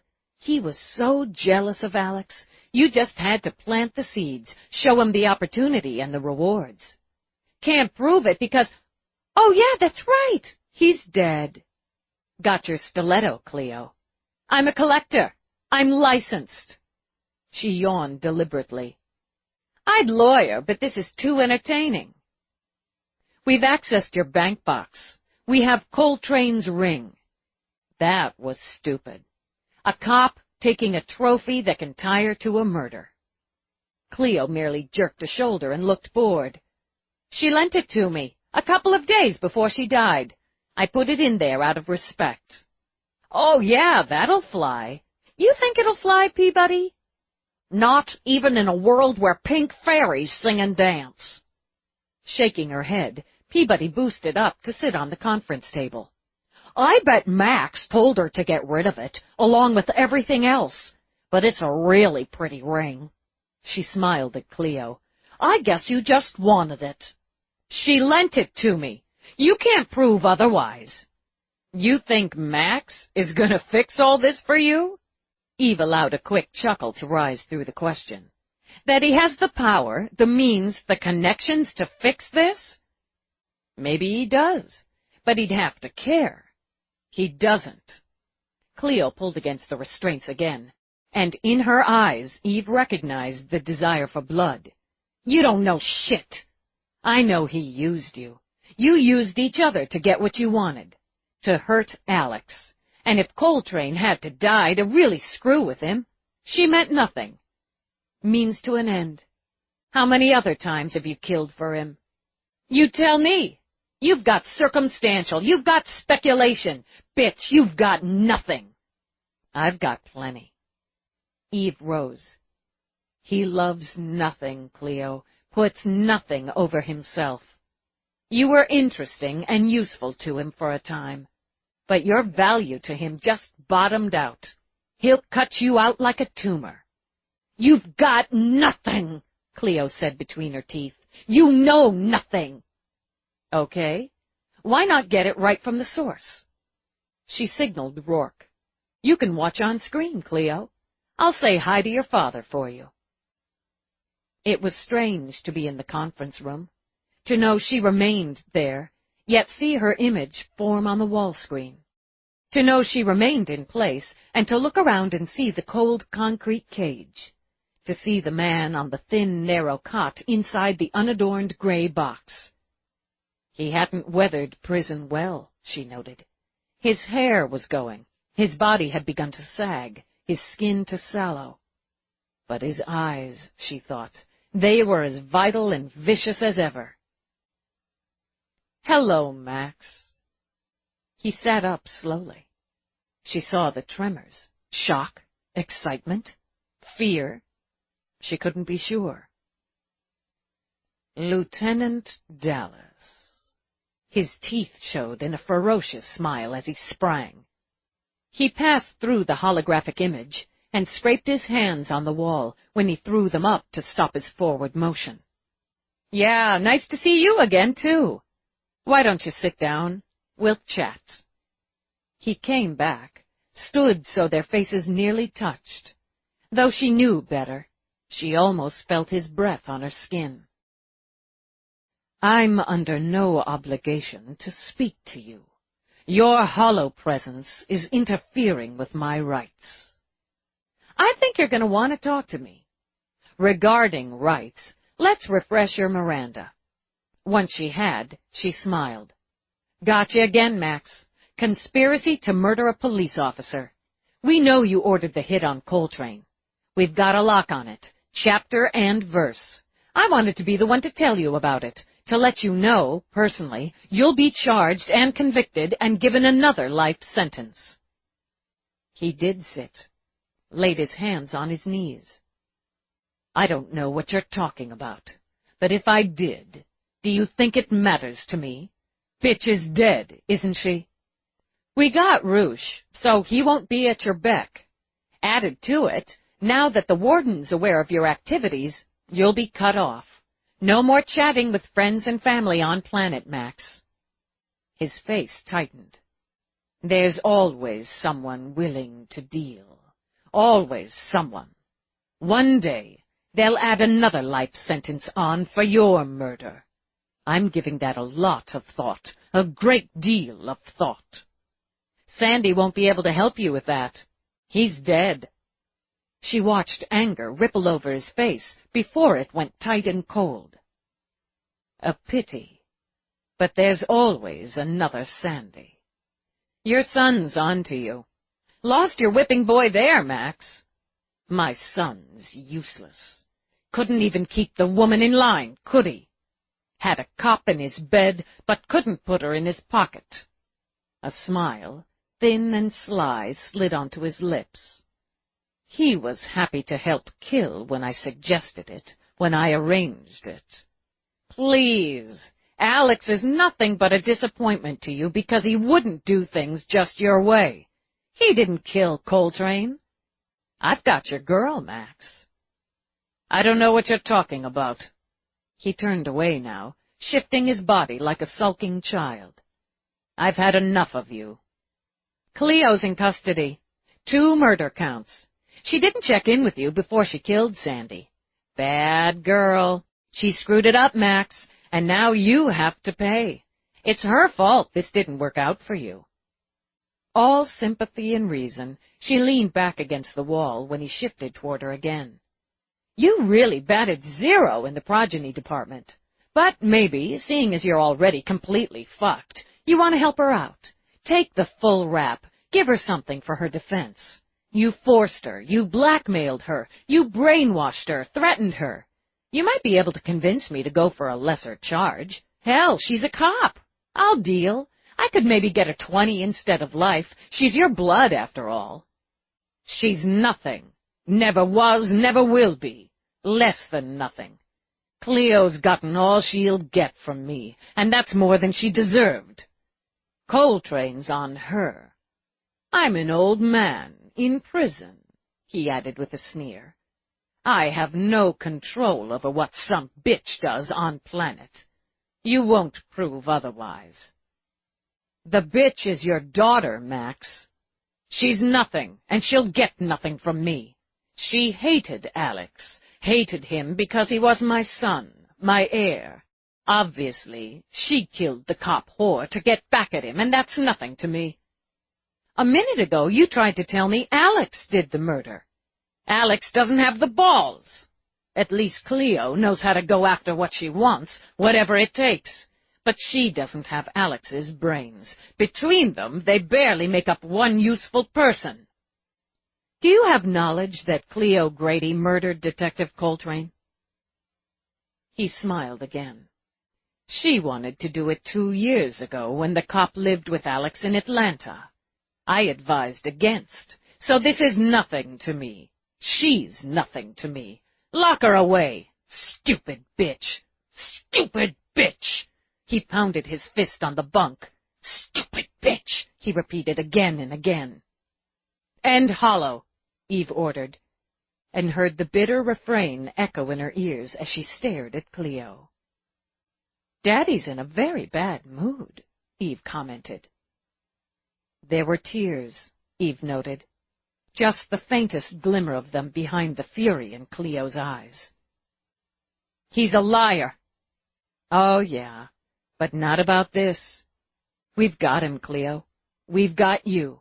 And unless you're a complete fool, you know he won't lift a finger to help you out. I want a deal. You won't get one.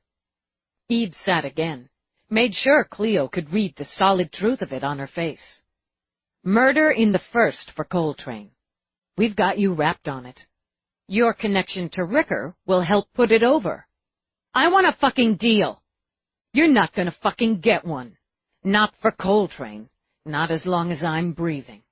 You wanted to please your father and hurt your brother, so you murdered an innocent woman, a fellow officer, a squad mate. You're gonna pay with the rest of your life for that. And for Sandy. He doesn't mean the same to me, that's a fact, but that's the job. You're gonna pay for him, too. Then we've got nothing to say. Up to you. Let's book her, Peabody. 2 counts of murder in the first. Give me something, goddammit! You want something, detective? You want some sort of consideration from me? The fact that you're conscious and not bleeding's all the consideration you're gonna get. I know Max's contacts, the ones you missed.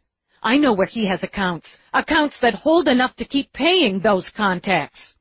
I don't care.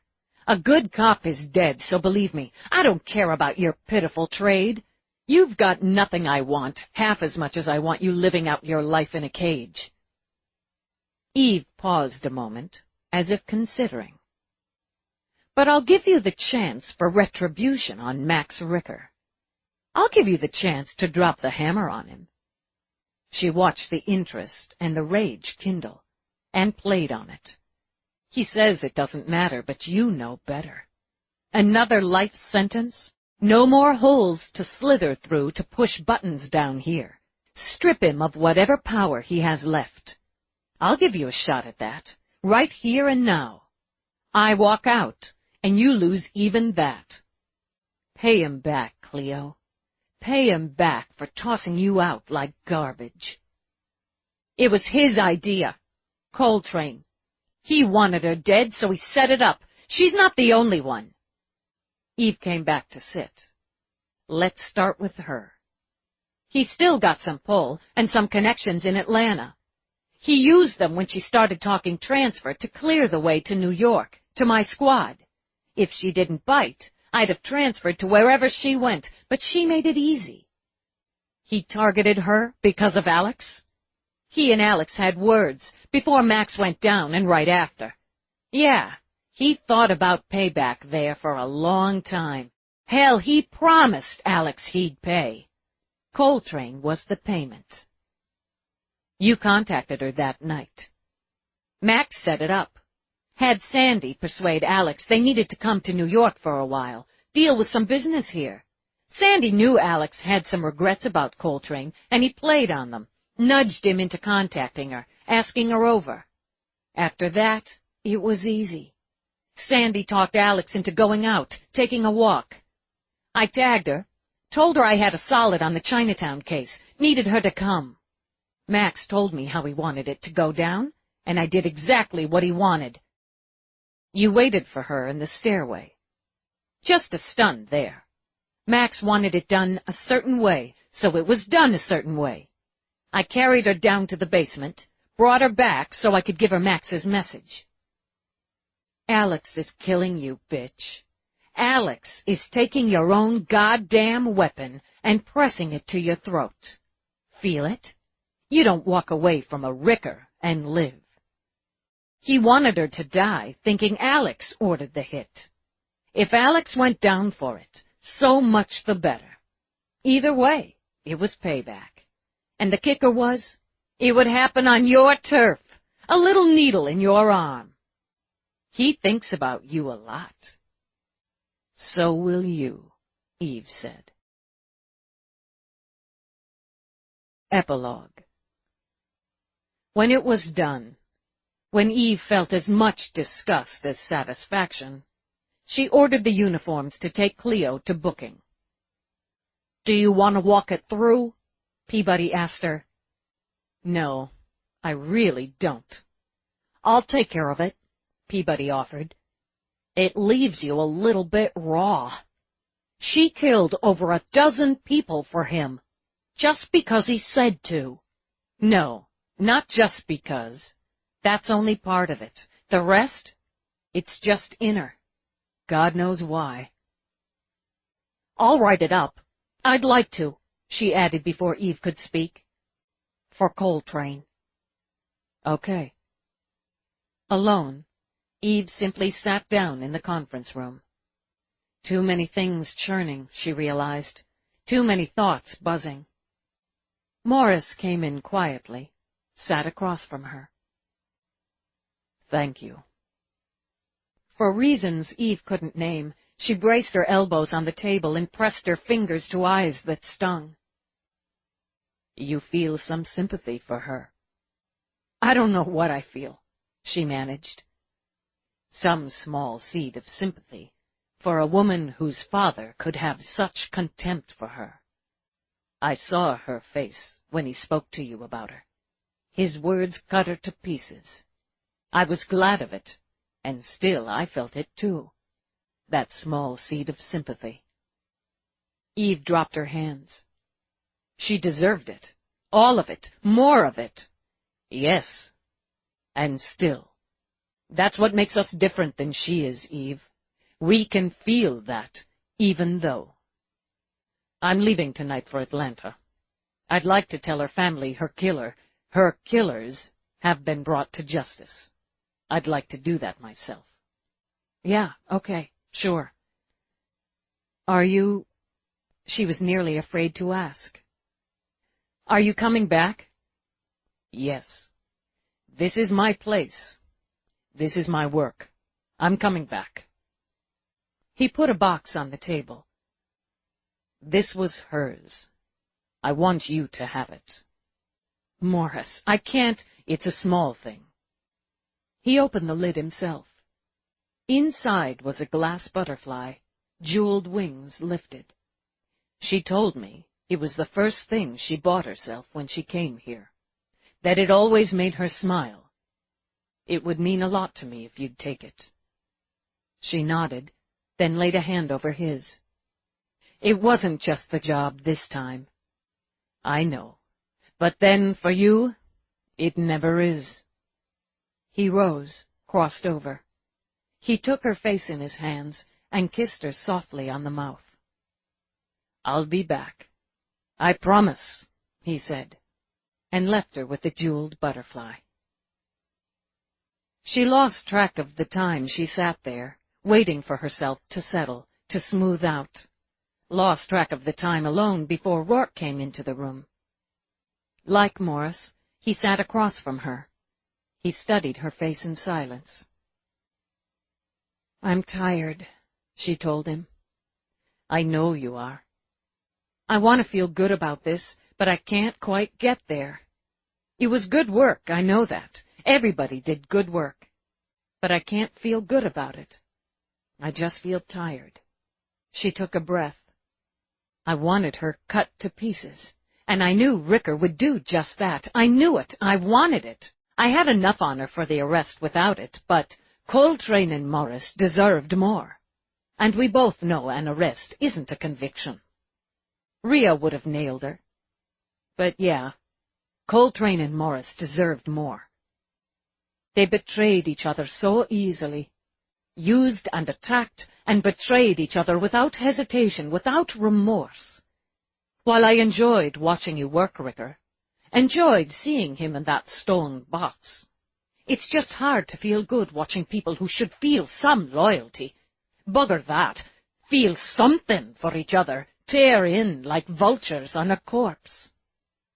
She did feel something for him. Maybe that's the problem. You're right, yes, but it didn't stop her. You knew she felt something, however twisted, and used it, and that, Lieutenant, is good work. He tapped the open box. What's this? It was Coltrane's. Morris, he wanted me to have it. Across those jeweled wings, he smiled at her. I think you'll be able to look at that in days to come and feel good. Can you go home? Yeah, Peabody's handling the grunt work.